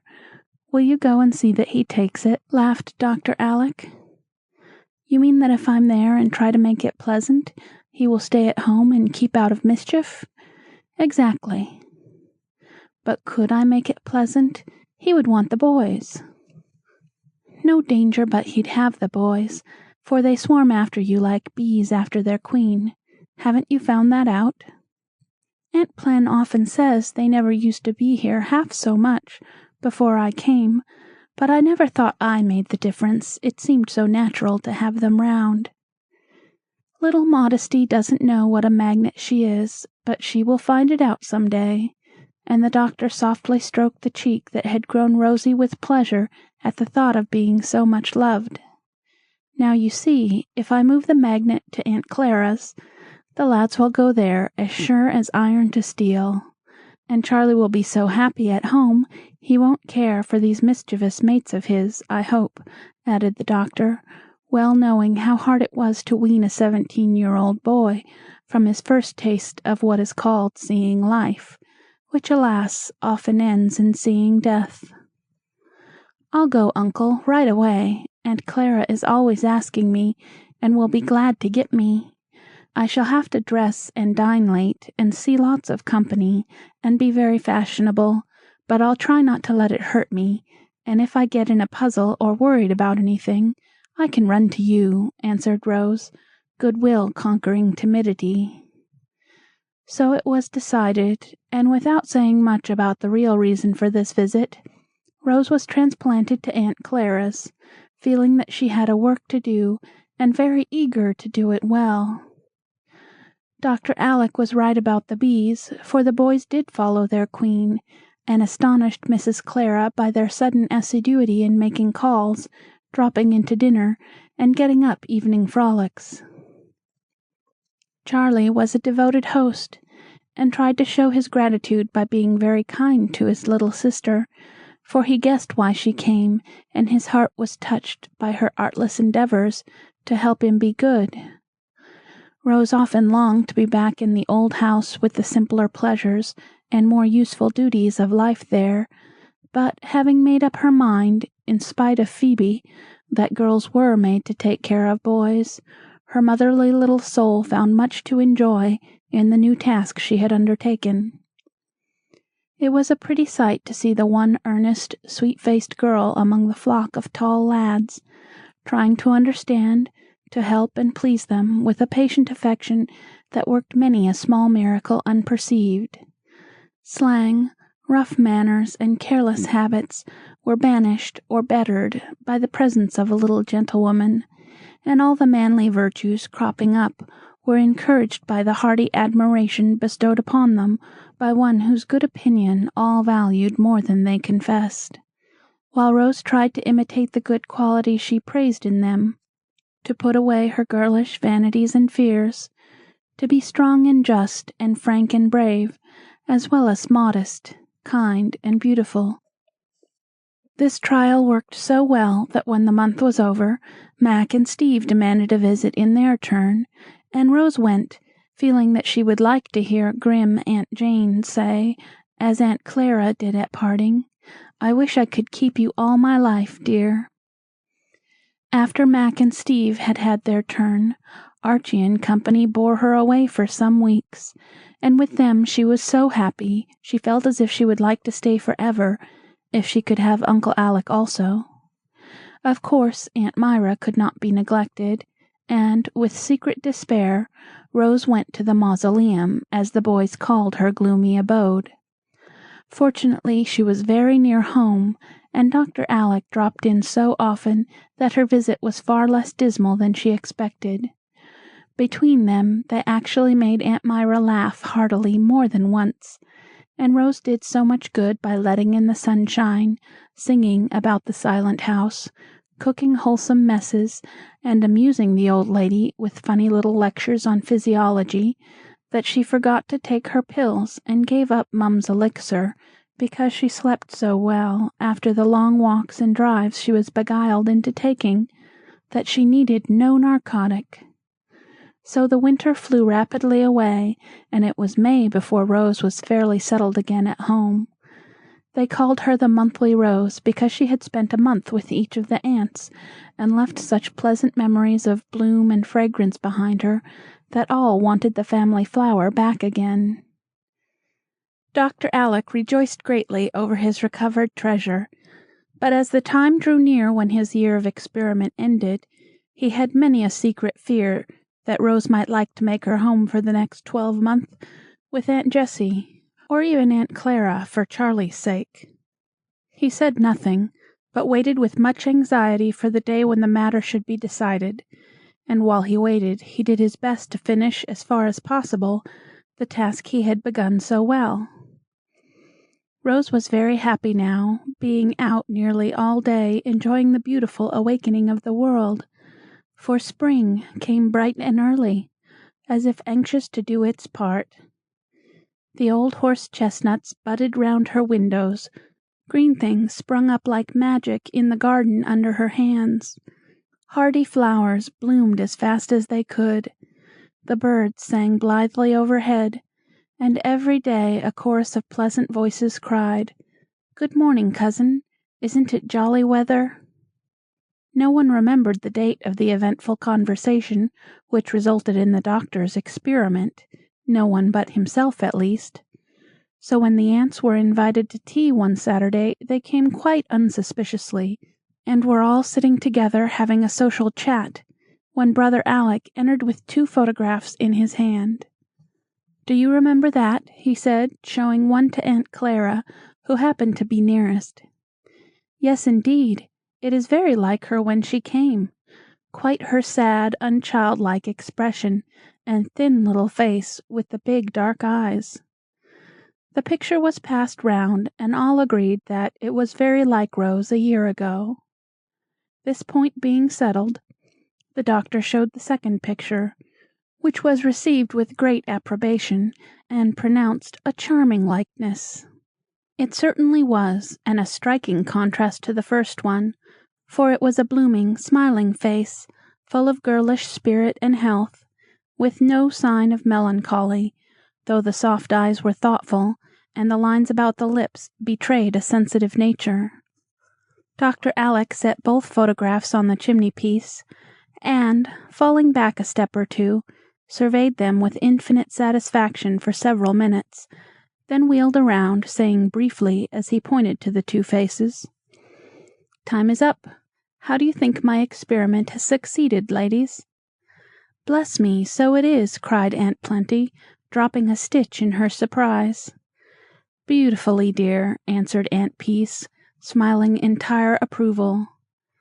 "She certainly has improved, but appearances are deceitful, and she had no constitution to build upon," croaked Aunt Myra. "I am willing to allow that, as far as mere health goes, the experiment is a success," graciously observed Aunt Jane, unable to forget Rose's kindness to her Mac. "So am I, and I'll go farther, for I really do believe Alec has done wonders for the child. She will be a beauty in 2 or 3 years," added Aunt Clara, feeling that she could say nothing better than that. "I always knew he would succeed, and I'm so glad you all allow it, for he deserves more credit than you know, and more praise than he will ever get," cried Aunt Jessie, clapping her hands with an enthusiasm that caused Jamie's little red stocking to wave like a triumphal banner in the air. Dr. Alec made them a splendid bow, looking much gratified, and then said soberly, "Thank you. Now the question is, shall I go on? For this is only the beginning. None of you know the hindrances I've had, the mistakes I've made, the study I've given the case, and the anxiety I've often felt. Sister Myra is right in one thing. Rose is a delicate creature, quick to flourish in the sunshine, and as quick to droop without it. She has no special weakness, but inherits her mother's sensitive nature, and needs the wisest, tenderest care to keep a very ardent little soul from wearing out a finely organized little body. I think I have found the right treatment, and with you to help me, I believe we may build up a lovely and a noble woman who will be a pride and comfort to us all." There Dr. Alec stopped to get his breath, for he had spoken very earnestly, and his voice got a little husky over the last words. A gentle murmur from the aunts seemed to encourage him, and he went on with an engaging smile, for the good man was slyly trying to win all the ladies to vote for him when the time came. "Now, I don't wish to be selfish or arbitrary, because I am her guardian, and I shall leave Rose free to choose for herself. We all want her, and if she likes to make her home with any of you rather than with me, she shall do so. In fact, I encouraged her visits last winter, that she might see what we can all offer her, and judge where she will be happiest. Is not that the fairest way? Will you agree to abide by her choice, as I do?" "Yes, we will," said all the aunts, quite in a flutter of excitement at the prospect of having Rose for a whole year. "Good. She will be here directly, and then we will settle the question for another year. A most important year, mind you, for she has got a good start, and will blossom rapidly now, if all goes well with her. So I beg of you, don't undo my work, but deal very wisely and gently with my little girl, for if any harm come to her, I think it would break my heart." As he spoke, Dr. Alec turned his back abruptly, and affected to be examining the pictures again. But the aunts understood how dear the child was to the solitary man who had loved her mother years ago, and who now found his happiness in cherishing the little Rose who was so like her. The good ladies nodded and sighed, and telegraphed to one another that none of them would complain if not chosen, or ever try to rob Brother Alec of his heart's delight, as the boys called Rose. Just then a pleasant sound of happy voices came up from the garden, and smiles broke out on all serious faces. Dr. Alec turned at once, saying, as he threw back his head, "There she is, now for it." The cousins had been a-Maying, and soon came flocking in laden with the spoils. "Here is our bonny Scotch Rose with all her thorns about her," said Dr. Alec, surveying her with unusual pride and tenderness, as she went to show Aunt Peace her basket full of early flowers, fresh leaves, and curious lichens. "Leave your clutter in the hall, boys, and sit quietly down if you choose to stop here, for we are busy," said Aunt Plenty. shaking her finger at the turbulent clan, who were bubbling over with the jollity born of spring, sunshine, and healthy exercise. "Of course we choose to stay. Wouldn't miss our Saturday high tea for anything," said the chief, as he restored order among his men with a nod, a word, and an occasional shake. "What is up, a court-martial?" asked Charlie, looking at the assembled ladies with affected awe and real curiosity, for these faces betrayed that some interesting business was afloat. Dr. Alec explained in a few words, which he made as brief and calm as he could, but the effect was exciting nevertheless, for each of the lads began at once to bribe, entice, and wheedle our cousin to choose his home. "You really ought to come to us for mother's sake, as a relish, you know, for she must be perfectly satiated with boys," began Archie, using the strongest argument he could think of at the moment. "Ah, yes," she thought, "he wants me most. I've often longed to give him something that he wished for very much, and now I can."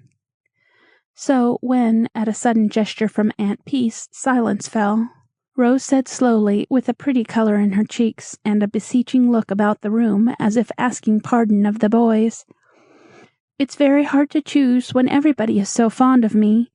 Therefore I think I'd better go to the one who seems to need me most." "No, dear, the one you love the best and will be happiest with," said Dr. Alec quickly, as a doleful sniff from Aunt Myra and a murmur of "My sainted Caroline" made Rose pause and look that way. "Take time, cousin. Don't be in a hurry to make up your mind. And remember, Codlin's your friend," added Charlie, hopeful still. "I don't want any time. I know who I love best, who I'm happiest with, and I choose Uncle. Will he have me?" cried Rose in a tone that produced a sympathetic thrill among the hearers, it was so full of tender confidence and love. If she really had any doubt, the look in Dr. Alec's face banished it without a word, as he opened wide his arms, and she ran into them, feeling that home was there. No one spoke for a minute, but there were signs of emotion among the aunts, which warned the boys to bestir themselves before the waterworks began to play. So they took hands and began to prance about uncle and niece, singing with sudden inspiration the nursery rhyme, "Ring around Rosie." Of course that put an end to all sentiment, and Rose emerged laughing from Dr. Alec's bosom, with the mark of a waistcoat button nicely imprinted on her left cheek. He saw it, and said with a merry kiss that half effaced it, "This is my ewe lamb, and I have set my mark on her so no one can steal her away." That tickled the boys, and they set up a shout of "Uncle had a little lamb." But Rose hushed the noise by slipping into the circle, and making them dance prettily like lads and lasses round a maypole, while Phebe, coming in with fresh water for the flowers, began to twitter, chirp, and coo, as if all the birds of the air had come to join in the spring revel of the 8 Cousins. End of 8 Cousins by Louisa May Alcott.